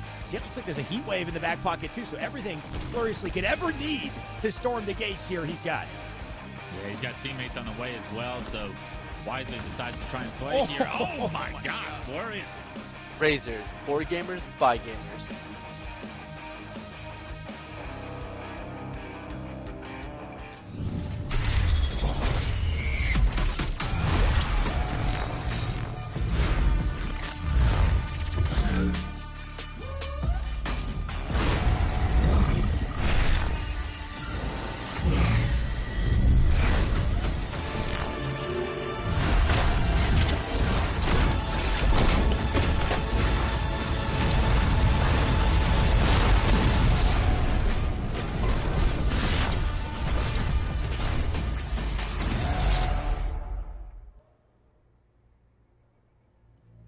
3-0s seem to be in fashion today as KCP take out Esports Arena Blue the same way that XSET was able to take down Timbers Esports. KCP doing a lot of the same things as XSET, building early leads, looking strong throughout, and taking it all the way to the end. Of course, a little bit different in Slayer, though. You heard Shyway and Why Not talking about it after that second game. Going into Slayer, Esports Arena Blue come out really strong. They build that 20-11 lead. They're controlling spawns of power weapons. They're looking really good.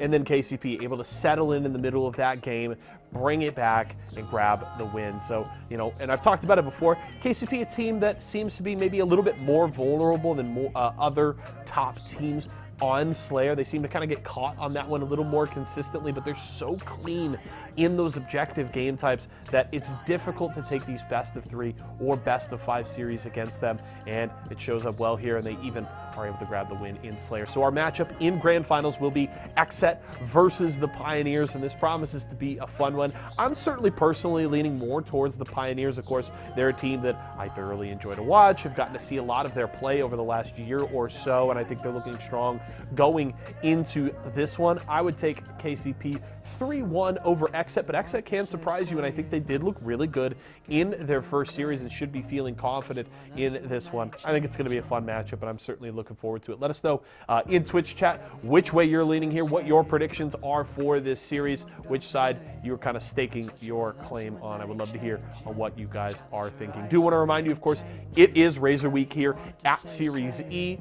All about Razer this time around. If you're looking to pick up products, upgrade that setup, add some new peripherals to your desk, Razer has got you covered. You can pick up a Huntsman V2 or the Huntsman V2 10 keyless right now over at walmart.com/esports arena. If you need any other products as well from our partners, they're all over there. Again, that's walmart.com/esports arena. Also, again, I talked about it earlier, but I want to tell you a little bit about PvE. It's a new event that we are running over at our arenas all across the country. You can come and compete in them today. We've got K2 in the studio with a little bit of Halo training mode action. Remember, we have 4 different leaderboards that run throughout the week across a bunch of different games.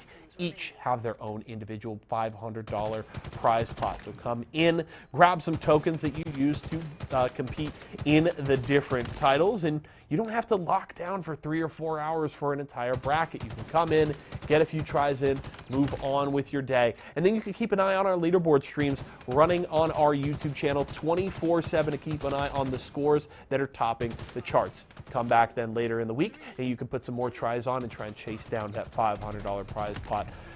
Leaderboards run from Wednesday through Sunday every single week, so you can get in on the action whenever it works for you. Exclamation point locations will get you the link to find an esports arena near you, and head over to esportsarena.com for any further details. Come and play PvE with us today. I'm going to hand it back over to Shyway and Why Not right now, though, because we're ready to get into Grand Finals. So, gentlemen, take it away. Thank you, Ye. So PvE might be exciting, but I'm ready for some PvP personally, Tony. We got 1 series left in our tournament. So far, this has been a bit of a blowout, if we're being honest, right? We've had 2 3-0s back-to-back, quick and clean for those 2 teams. Now I think it's time for the fated duel. Now I think it's time for XSET and Pioneers to finally go head-to-head. Yeah, and one might say that both of these teams were able to pull off 3-0 sweeps in their semifinals, so they should be evenly matched here in the finals, and we most likely will see a game number 5 going all the way back to Slayer Bazaar. But before we get there, Stronghold's Live Fire will be game number 1. Right, Stronghold's Live Fire, Slayer Recharge, Aqua CTF, Oddball Streets, and Slayer Bazaar, not till the very end. If we do get a game 5, which I hope we do get a game 5 this time around, 2 very high caliber teams, Tony, right? We've talked about it a couple times in that both teams have a sub today. So both teams kind of in a very similar position coming into the series. Mental so far subbing on XSET, looking incredible on the team. He's been, I want to say, almost a main Slayer today so far. And then on Pioneers, we've got Swish instead of Talik. So Talik, of course, big shoes to fill. So far, Swish been making big plays. Just looks like it's only a matter of time till we see which team has the better chemistry. Yeah, we know that Mental is currently playing for Shopify Rebellion with a bunch of other Gears of War pros. I think maybe even one Call of Duty pro as well. Meanwhile, Swish, I believe, is still looking for a home. He's been spotted swimming with the likes of Fnatic after just Zero got benched. We don't know. He still doesn't want to mention that one. It's on his Twitter. If you go to Swish's Twitter, it said he literally tweeted further rhyme 117. He came into my stream the day afterwards and said he's just a fan, quote unquote.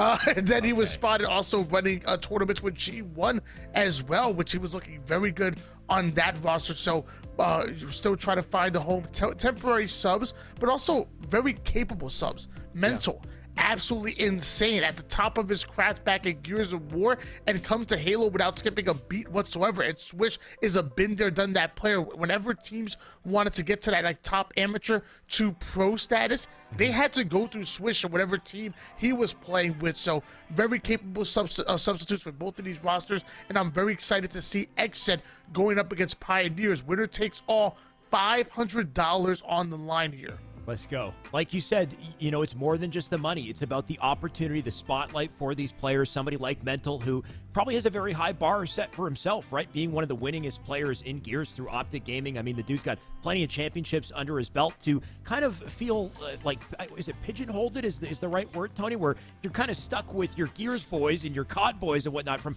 outside of Halo, because in Halo there's so much history, there's so much chemistry with the players that are already there. So even though you're very talented, it can be tough to break through. And opportunities like this are opportunities to showcase to the world that you mean business. So let's see it, of course, on board with Swish, our final series of the day, and about to be a good one. Well, and Swish immediately going to grab himself a heat wave. The difference maker on this map on top of the sniper rifle. One going to come in from the garage side, ends up in open field, and Soul Snipe going to quickly take out Kratos. Meanwhile, Suspector going to join him on the black screen. Although Camouflage looks available, Swish making quick work of that one. 3 down, go Exit, and his reign of terror hasn't ended. That's going to be a triple kill out of Swish 5, who's currently 4. Everybody, finally, Suspector able to heat check him there. Swish didn't even have the opportunity to burn the Camouflage. So triple kill was nice, but Camouflage in the hands of Suspector and Exit. Hold on. All right, so as beautiful as that triple kill was, I also need to give credit to Suspector hitting that jump flawlessly. Tony, he hit the skill jump, the ghost jump up to Mangler there, which is very rarely seen in competitive Halo. So Suspector making it look very easy. Didn't convert into a kill off of it, but hopefully they get some momentum, because you can see Pioneers all the momentum in their court off of Swish's play. On board now with Druck. As I said before, I have Druck, Swish, Suppressed, and Mental on my fantasy roster. I'm going to need all these players to step it up. If both teams could win, I'd have that work, because I'm undefeated right now on top of the leaderboards, as Swish on top of Slay's leaderboard with 8 already on the board. Manny trying to advance forward, trying to control this top mid side of Pioneers and hold on to this double cap. They need to find the picks, and Manny will end up going down, and Suppressed already having control of the tower side of the map, and watching the flanking player coming out of top mid. Beautifully played by Suppressed to take down Soul Snipe, and that might be exactly what Exit need to mount some offense on the board. Tony, your fantasy draft looking kind of like top and bottom heavy at the moment, though, right? Because Swish with them. Oh, there we go. Druck finally got his first kill on the feed there, because he had a goose egg to start things off. There's a second. So Druck with a little momentum, and then Swish, of course, the most kills in the lobby currently. Pioneers, they had the opening aggression, the opening control. You can see Exet have shifted things, though, B and C in their favor. Suspector looking to even the odds with the heat wave, a spree for himself as well. No way he connects with that stick cross map. A nice attempt, though, and the damage still up here. Suspector going in for the challenge onto open field. Kratos ends up finding the pick onto Swish, and Suppressed not only gets a shot off, but repulsing that player back, getting very creative with the equipment, and then gonna finally finish Druck off with the Promethean shotgun.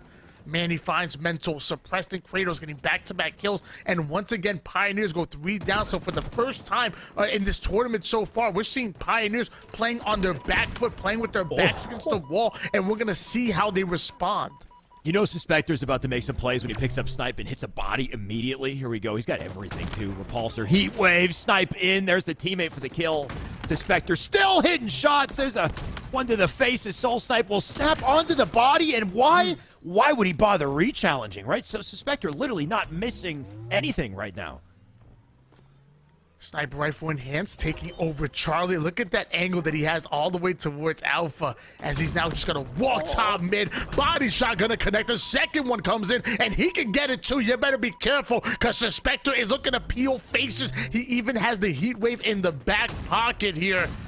As just going to barely miss out that one. The heat wave should come out. Not able to find one. Definitely not two as Mental holding down the nest side. And it looks like Exit might be able to steal away Bravo, but Pioneer's getting a god spawn and already applying pressure over to the open field.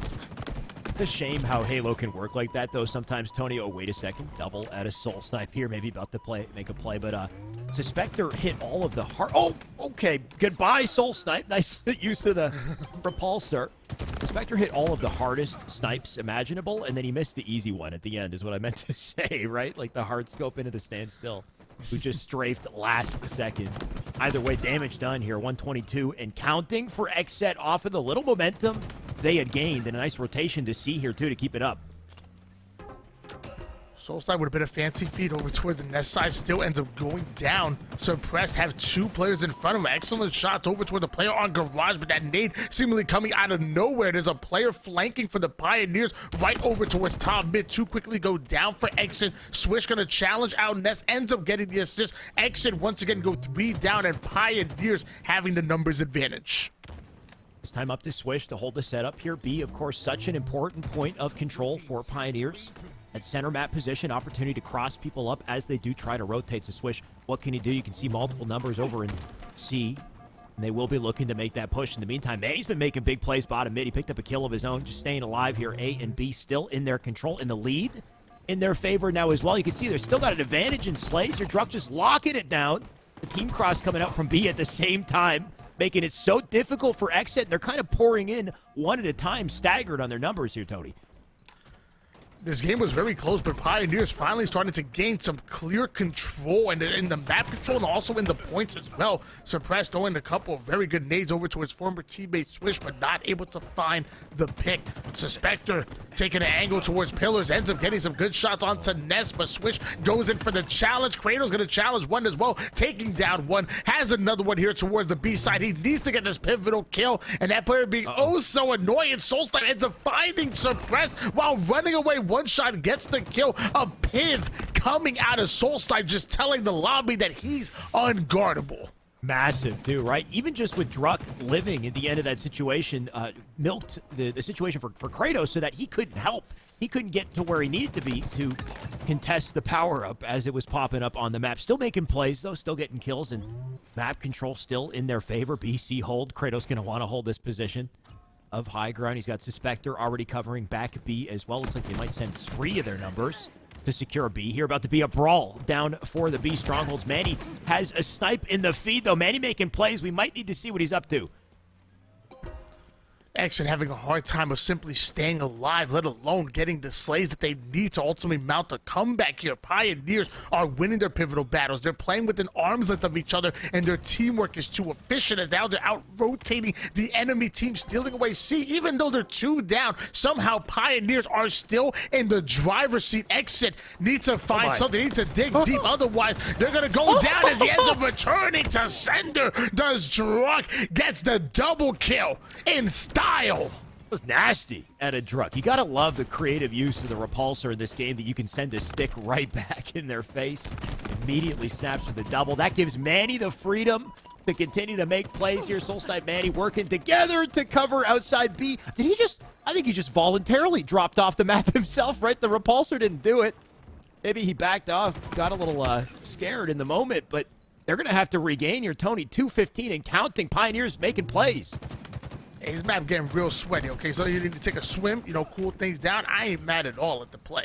Manny forced to drop down over towards the mud as he has to try to stay alive. Druck not able to do the same. He's going to go hit the black swing. So the 3 members on exit. Pioneer still having the numbers advantage, and they're quickly approaching the 240-point mark. How will exit respond as they're now moving in for a trip cap?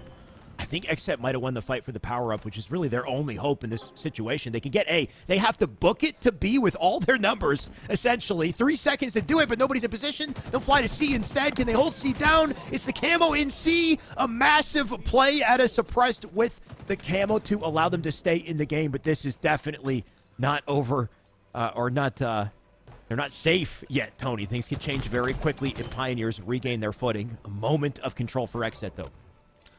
And those are the plays that don't show up on the scoreboard. Suppress grabbing that camouflage, making sure that he stays undetected or incognito, and traveling with his teammates. Those 2v1s, he didn't get the slays that they want, but now they have to account for Suppressed on the map. And he's the reason why they're able to put that double cap, which then turns to a triple. And it looks like Suspector able to take down Drunk. We talked about how momentum-driven XSET are. A double kill being earned yet again. Killing spree in the hands of Suspector. And now they have all the momentum they need to carry this out to a win. Pioneers need to be careful. Suspector going huge for his team. Can he help them secure this comeback? Tony, it would be nuts. 216 and counting. Suspector just trying to preserve his life. Looks like Pioneers making a push over to B, though. Suspector does not have an angle for it. He's out of play here. 2 already dead. He needs to get in the fight. His whole team dying. They're going to dive and B in a mad dash, and I think Suspector the only one up on the map to do anything, and I don't think he'll get there in time.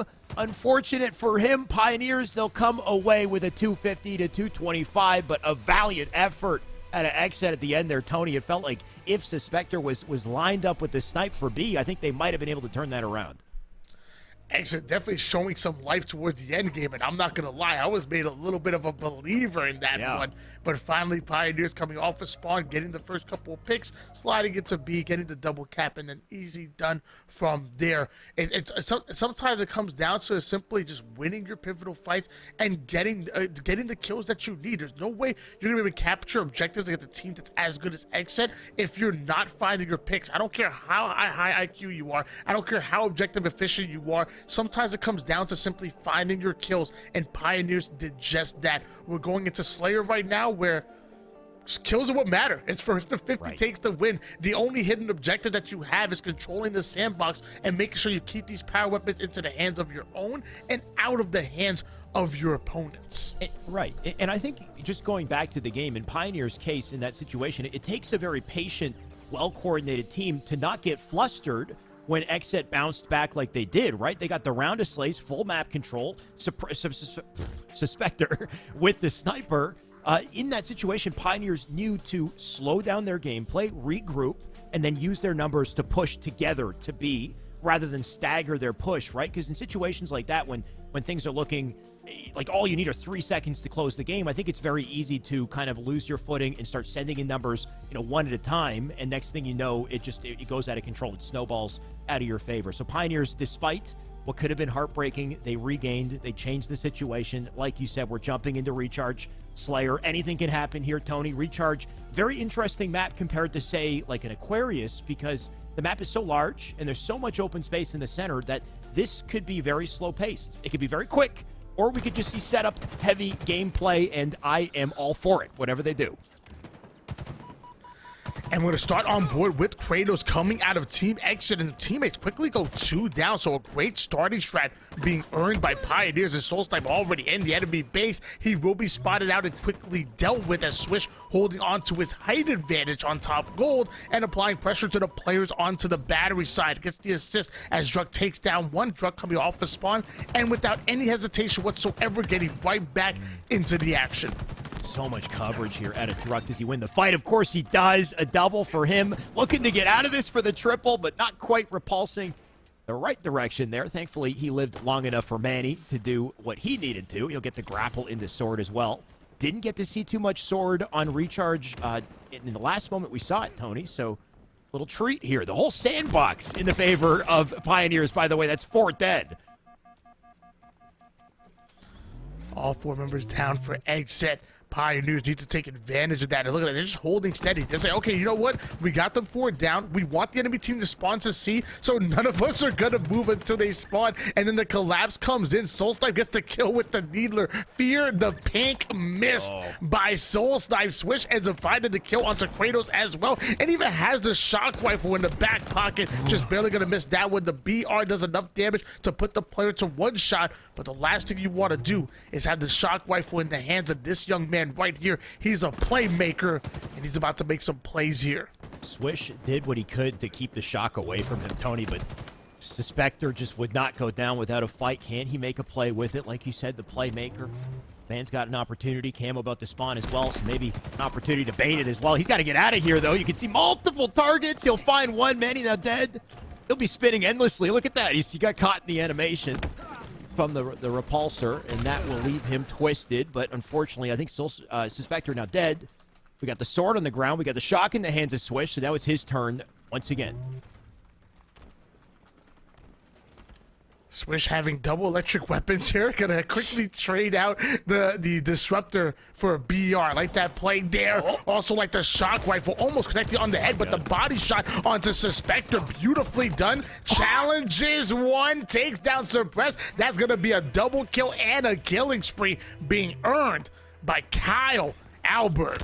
That was so ballsy out of Suppress, though, right? To jiggle peek that ledge. Like, I kind of respect it, too, because I feel like if I was Swish in that situation, I would have expected him to drop, like, way earlier. But Suppress he didn't let up, went full aggro, and Swish didn't let up either. And because of it, clear advantage here on the side of Pioneers. 26. Suspector going to pick up on a Manny. Unfortunate miss. Jump, but a grapple to save him some time to get back in the fray here. Can he take a double out of this? Not quite.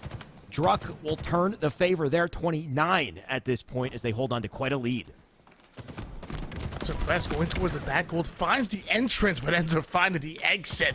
Does him coming out of Team Exit, hitting the black screen, 30-17 lead in favor of Pioneers. Druck using the grapple to avoid the plasma grenade and getting right into the face of Kratos.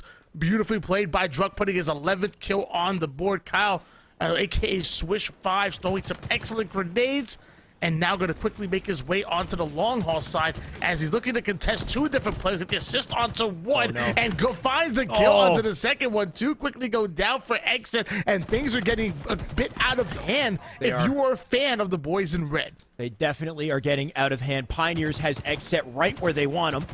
Coverage on the map here. Suppress doing what he can just to find a kill amongst it all, but he can't quite do it. Swish going to walk away with, I believe, 2. In that exchange, and then Druck with a free camo because of it. They flipped the spawns over to Elevator, but they got all the artillery. Look at the pinch coming in. They actually split spawned them here, too, so this is perfect for Pioneers. Numbers advantage on both sides of the map, potentially, if Soulsnipe can get out of this rough situation. You can see Soulsnipe milking his life in time for Druck to come back into the fray here. Pioneers, Tony, they're just working way better together at this moment. And I don't think there's any chance they actually come back in this game. However, I do need to see Kratos find some kills here. 1-11 with 1 assist is not going to do it for a momentum-driven leader. We know how good Kratos is. We know the stats that he can put up, and I need him to find some momentum here towards the end game because he cannot go into game number 3 defeated. His team is going to need him if they're going to pull off the reverse sweep, because as of right now, it's most likely going to go 2-0 in favor of your Pioneers, a 43-25 in game number 2. It's a good point, Tony. Kratos can bring a lot of energy to this team. He doesn't necessarily have to main slay, but you don't want to see him on the bottom of the list there. And they continue to drop like flies at this point, so it just seems like this game is done and dusted here. Mental can't quite find it either. Nobody positive in this one except Suspector. Suspector doing what he can to make some big plays. You'll see him grab a couple on his way out of game 2 here, but at this point, the loss just seems inevitable, and you start to wonder, do Exit have anything in the tank here? Tony, dare I say we see another 3-0 in this series. Swish going to come in with a double just to add insult to injury. Maybe a triple to close the game. He'll get it. 50 to, what was that, a stake? It's a 50-30, a stake, and a triple out of Swish. My God. Swish, he be doing it for the fans too. A triple kill to end the game. That's style points right there. At that point, I'm gonna give him a 1-0 lead and capture the flag game 3 because that was beautifully done as far as the triple kill coming out of Swish to put the exclamation point on that sentence. And I'm just getting word from production. I can't give him a 1-0 lead. Okay. Well, never mind. We're starting off at 0-0 for game number 3. I apologize. What are you talking about? I thought the style points would net him a 1-0 lead and capture the flag Aquarius. I think style points count, but apparently I was told that I'm not allowed to do that. That one went over my head, Tony. I tried my best. Imagine if you play stylish enough, then you get, what, a 1-0 cap advantage? That would be brutal. If anything, I think XSET need a 1-0 lead, Tony, after what we just witnessed, right? That was a stake to close that game. That was a statement out of Swish. And we have yet to see a statement on the other side of the field here. Aquarius CTF could be our last game of today, unless XSET find an answer and find it quickly. Yeah, and even if XSET don't come out with the win, I really, really need Suppress to have one hell of a game. My fantasy team is in shambles right now, and my record is in danger. So even if XSET don't win, I need Suppress to drop like a 50 bomb here, and I will 50 accept bomb. this. I'm in trouble, man. I didn't pick Suspector. Dude, Suspector is popping off right now. Yeah, Suspector. I think you can always count on Suspector popping off. I think that was just your mistake, Tony. We talked about this, right? You for whatever reason you didn't put Suspector in your fantasy draft. Honestly, I think you might just have to take the L. And, I thought Mental was replacing Suspector. I looked at it too quick. Unacceptable. You know what? You've had a long day, Tony. We'll just have to. We'll chalk it up to that. This man's been you stream from 9 a.m. Apex tournament and then Halo. You never stop, dude. You gotta love it. Yeah, my batteries just don't run out here, and neither does Soul Snipe either. Let me tell you, this man got energy for days. This man's plugged into his socket, just limitless energy. Well, I'm wired, so is Soul Snipe, looking to make a play, but Suspector shutting him down immediately, then getting himself a heat wave and wants to put it to work, but ends up falling down to one shot, and Suppress somehow able to make that flag over towards the bottom car side, but they've just gone 3 down, and that's not what you want to see for Exit. They had that early energy on the cap, but they lost their numbers. Like you said in the process, Kratos, that last man to try to do something about it, but can't quite. Soul Snipe will take one as well. That flag now nearing the capture, and they're all dying. Swish with a perfect cross map. Clearly, this man has not skipped a step since that recharge game. $500 on the line here. Pioneers are 1 game away from pulling off the sweep against a top team like Exit. On board now with Suspector coming out of the boys in red. Soul Snipe ends up finding yet another pixel. 2 down. Go Exit. Suppress trying to do everything he can to defend them forward. That's a crucial kill onto Drunk to hopefully slow down the Pioneer squad, but he needs the rest of his team to push up and catch up to him, and sadly they go 3 down once again. Mental, the final player alive, as he throws some excellent grenades over towards the flag running player in Swish, but doesn't find the pick. Exit just getting shut out, Tony. This is happening so quickly, right? You can see Mental and just how hopeless it looks from his POV because the man is alone, and there's always a 2-man push coming up through utility, or there's always somebody in position on Pioneers to take the immediate trade once they get a kill. I mean, the flag is out top car. Druck is still in their base being annoying as hell. You got Soul Snipe with the camo just to tip the flag off the edge and into a baitable position here, but can Exit find a pick to get back to that flag? You can see Kratos is on top of it. Suspector doing what he can to stay alive here. Hold on to numbers. The heat wave almost reigning true in that situation, but 2 die, and Pioneers once again, they got the flag and I think a second cap. Suppress able to get that P-side control, but as you said, it's a 2-0 lead in favor of your Pioneers, and we've seen this time and time again. Your Pioneers just slaying power too much for Exit to handle. Exit needs to find a way to slow them down before they have any hopes to be able to run a counter pull, and Drunk is already in the enemy base. Pulse carbine in hands. All right, Drunk, show me what you got here. I don't use this weapon. I'm not even gonna lie to you. He was like sniping with it. The way that that's the thing, is that your Pulse Carbine is actually surprisingly good at that mid-range, but it's just wild to see that gameplay with it, because if you're ever close range, it's like the worst weapon, Tony, I swear. Either way, these pros, they know what they're doing, and hopefully Exit knows what they're doing here. You can see a flag pulled on both sides, so an opportunity for a bit of a A joust, maybe. We'll see. Druck will stay up, get close to the flag to keep it on his side. And thankfully, Exit get to their side with the opposing team's flag. So a standoff in play here. Tony, can Exit finally come away with a little W? You talk about the Pulse Carbine being terrible from close range, even from long range. It shoots so slow. By the time you shoot it out, I'm able to dodge it 2 minutes later. Yeah. It's absolutely crazy here as Druck finds the pick onto Suspector. Beautifully played with the Heat Wave into the BR, and that power-up coming up very quickly. I will say, in all fairness, though, if that thing hits you, your shields are suddenly gone. Like, it's yeah. One shot, and that's it. You're done. You're toast. Like, it's crazy, so... I can understand why Druck was looking for a cheeky play there. Swish has an opportunity for one of his own, though, and this is the worrisome moment for Xset. If Swish breaks through, makes a big play, that's a reset on the flag. They got to find him, but they still aren't aware of him. And, oh, my God, he's not missing. Suppressed now down for the count, and unfortunately for Xset, look at their positioning. The last one up and bottom mid, and then finally they'll try to defend the flag, but at this point, just looking shocked. You got Manny flying in with the aggression. Thankfully, the spawners spawn up right nearby to defend it, but the pressure's still on here. And that was 4 down for Exit, and Swish's camouflage does run out, but his BR did not. Immediately taking down Mental. 2 down for each of the team here. Suspector able to get the counter pull, but no return just yet. However, Kratos finds one, not able to get the second one, so still a standoff. And every minute this standoff lasts goes in favor of your Pioneers. I mean, if they do this for 7 more minutes, they're going to come out with the win. But you know that won't happen. 7-minute standoff, I think, would actually be a record. Like, we would come out of this tournament with something to talk about, for sure. But I doubt it'll happen either way. The standoff does continue. Mental not about to move. Oh, I changed my mind. I guess he does realize he wants to push with his team here despite the Dynamos. Kratos getting aggressive here as well. Can they bait and switch their way to this flag? You can see Pioneers being so elusive with it. All 4 members up in the base. At the very least for Exit, they do have some advanced positioning here, but they got to be so careful with their lives. I think Soul Snipe just rotated and flanked from down low, managing to pick up that kill.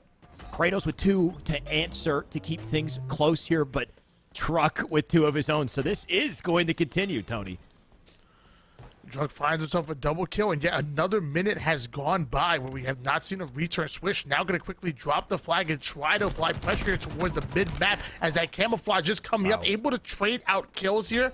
And luckily, Druck ends up coming right off the spawn and relaying that forward. You're going to see that constantly used. If Pioneers are already applying pressure toward the 50% portion of the map, there is no reason for Swish to hold on to that flag. He should drop it, wait for a spawner to come up, and then keep applying that pressure. Keep giving that mid-map presence. And that's exactly what you see. Trust your teammates to come in for the relay that was beautifully played by Swish and Pioneers, but now Exit are looking to create some offense. Swish ends up taking down Suppress. Druck goes after Kratos, and just like that, beautiful defense coming in. That's another minute and a half of this standoff still in effect.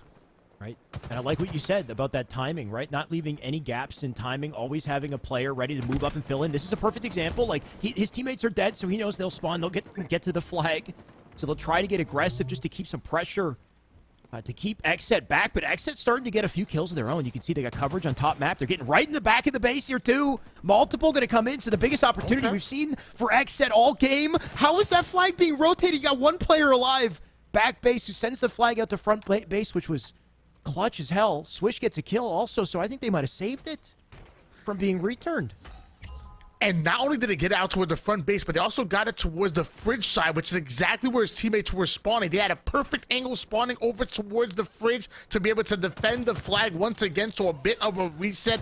Manning hit the black screen, but numbers going in favor of neither one. It was actually tied up at 2 apiece as far as numbers. Druck ends up finding the kill onto Suspector. Mental gets the cleanup kill onto Druck. But Swish still has the defense in. He has to be careful, though. There's a player crouching in the fridge, and I don't think he's what. Oh. Is it Kratos? Kratos has been crouching for the last, 30 seconds, if it is Kratos. He's been crouch walking his way up to fridge. Got Mental with a kill as well. Okay, it's not Kratos. He's playing defense now. What a standoff, Tony. This is still going. Camo about to spawn for, I think, the 2nd or 3rd time since this standoff has started here. Suspector does get it.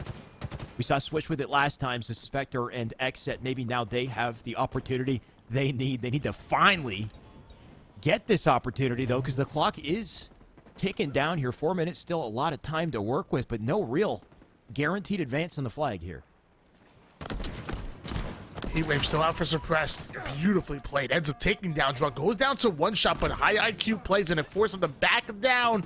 Ends up being hunted down. Mental now trying to defend his 50% portion, but he's going to take some heavy damage as well. The dynamo grenades might not be enough to get away with his life as Swish finds the pick. 2 down go Pioneers, actually 3 down go Pioneers. So X is doing a great job of equalizing the situation. Drug dropping that flag for a spawning player, but X should be able to push forward and maybe get the return here. You would think, but there's always somebody on Pioneers in position to get a trade kill and to slow them down. This time it's dropped, right? He gets 1 and 2. That's a massive double. Look at where Soul Snipe is as well. He's already pushed up on the base. Soul Snipe needs to win a massive 1v1, I think, to get to the return on that flag. And he did die. So once again, Xset with that last second defense. Tony, like, am I about to eat my own words on this standoff? This standoff is still going. It's about to be a seven-minute standoff at this rate. I called at the 7-minute mark, and I believe it was already like a minute in at this point. We're at 2 minutes and 32 seconds left in the game here. The longest standoff in Halo Infinite history. And again, this all plays in favor of your Pioneers. They can do this for 2 more minutes, and they will be your winners. Exit won't even have a chance to force that overtime. Exit must be feeling the pressure, and it needs to make something happen. Mental luckily getting the kill onto Drug to clear out the base. And now needs to take this defense and convert it into offense, as now they've decided to advance this flag a little bit forward over toward the utility side, and maybe they might end up pulling the goalie. I'm not sure. They might end up pulling the goalie at some point. Well, we've lost a player in the lobby as well, Tony, unfortunately. Oh, no. Oh, what an anticlimactic way to end what would have been the most memorable standoff in freaking HCS history, Tony.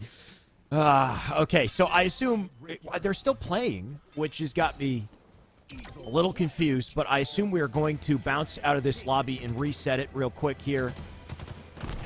Honestly? They do still seem to be playing. Do Pioneers believe that they can bleed out 1 minute 30 on the clock? Because that is just, oh, okay, I don't know. They're still playing, Tony. Yeah, I mean, I'm going to assume this is going to probably end here. And I would assume that I would say what we should do is, if there's a way to lower the time to 2 minutes on the clock, instead of playing like a full reset and playing a differential, I want to put them in the exact same situation that they were in. They were in a stalemate. Well, they were in a stalemate, so just have both flags be at the base and play it on 2 minutes. I think that's the best way to go about it. Wait. So are you saying that they grab each team's respective flag and bring it back to the base? Right, because you can't recreate the situation unless you do that. You can't recreate it exactly. But at least what we could do is put 2 minutes on the clock, and with both teams having a flag in hands, it's almost just about the same situation as if both of them were on the base, at least the closest to it. What I'm afraid is that we do a full reset, a full 15-minute reset, and give a 2-0 advantage to Pioneers, but the clock has to play effect. Like, if anything, maybe put 4 minutes on the clock. Give X another 2 minutes, but I don't think we should give him an extra 15 minutes. Right. I think if anything, maybe 3, maybe 4, but not a full 15 minutes. Right. It's not up to me. That's my opinion. No, that's fair. I don't think it's fair to have a full length game, like you said. I think that makes sense. The other side of it is it's so hard to recreate this, right? Because the beauty of that situation that Xset was in is if they do win the standoff, they cap the flag, and then they have to, like, all they need to do is touch another flag to get a sudden death trigger within the 2 minutes, right? So they are basically, like, within seconds, that flag could be capped, and then seconds later, they could be touching another flag to trigger, worst case scenario. If you have to go from 0 to 100, sorry, we're getting an update from producers, so let's hear it.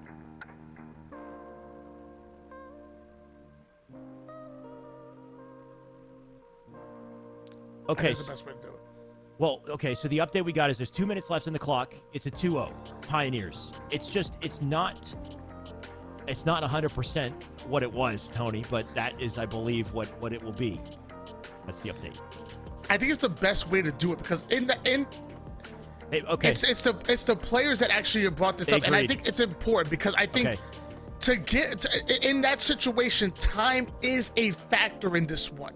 And if ultimately you end up giving X at a full 15 minutes, almost like we're ignoring all of the work that Pioneers put until that point. So I think giving 2 minutes on the clock, which is exactly what you saw towards that lag out, is the best way to recreate it. The players do agree on that. Well, I think it's the best way to go, because we can't ignore the hard work that was put in by Pioneers to force that standoff. So I agree with that. I know it's not perfect, Shyway, but in a perfect world, maybe we have them both grab the flags and go back to their bases, place everybody exactly where they were.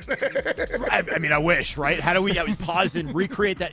Imagine the gentleman act of like pausing the game for a second just to pull their team's respective flag and like recreate the situation. But obviously not going to make sense. The team, both teams agreed to it. I think that is what matters most. And this starting strat, the way Aqua works, Tony, if you win the starting strat, you might get a cap off that. Xset, look at the energy that they have coming in with this game. Oh no, another lag out. Okay, so we might have to reset that one more time. But I think the biggest point to come away with that one, Tony, is that Xset, all they have to do is win a starting strat, and that could be a flag cap. So even though we can't quite like recreate the exact scenario, a starting strat is a massive opening for both teams. Well, the same way you'll say that, a counterpoint. Okay. Pioneers win a starting strat. Let's debate it out. And they run the flag and then put it out of hand. Yeah. Yeah, if it's 3-0 with about a minute 20 seconds on the clock, I'm saying lights out. So, yes, you're right, but I will say that same theory can work against them. You can counter that. Yeah.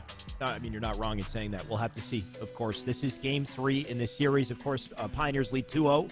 They win this game. They win the series. They get $500 richer, I guess, for taking it single elimination. So no real second opportunity here for Xset. Xset, if they get that opening strat that they wanted, they get the opening flag, then within the last 2 minutes, I think there's definitely opportunity for them to tie it up, kick it to overtime, maybe close out the game. We'll have to see. Tony, are you a believer at this point?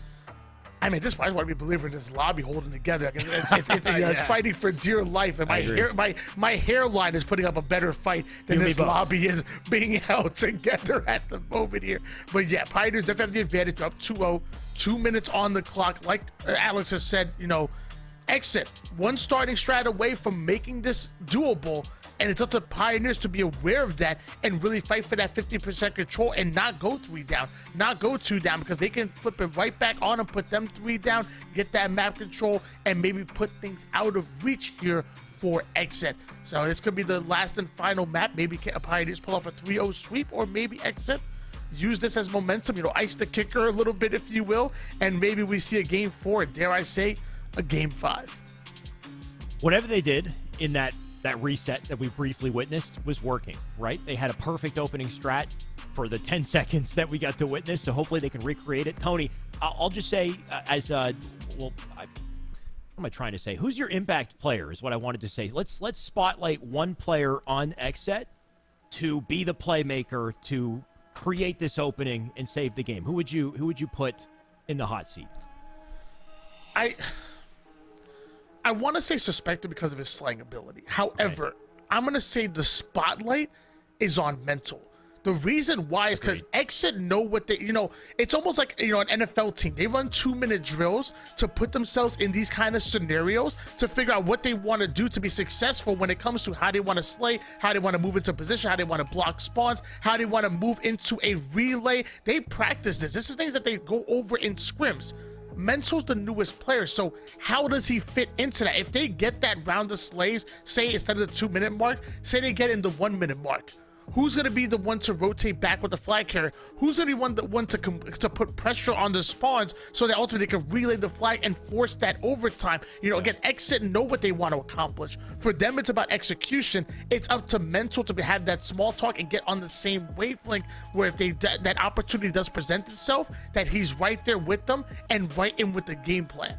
Right. I agree. I think that's the biggest point there is you've got a new member or sub on the team. Can he adapt? Can he fill in the gaps and make big plays with this team when it really counts? So far, Swish has showcased that he can do that, right? In that game 3, he's been popping off. He's been making massive plays, controlling camo, heat wave. Maybe this is Xset's opportunity. We're jumping in once again. Game already underway, and a double kill already for Soul Snipe. Tony, the nightmare scenario might take place. Instead, Druck has the flag out.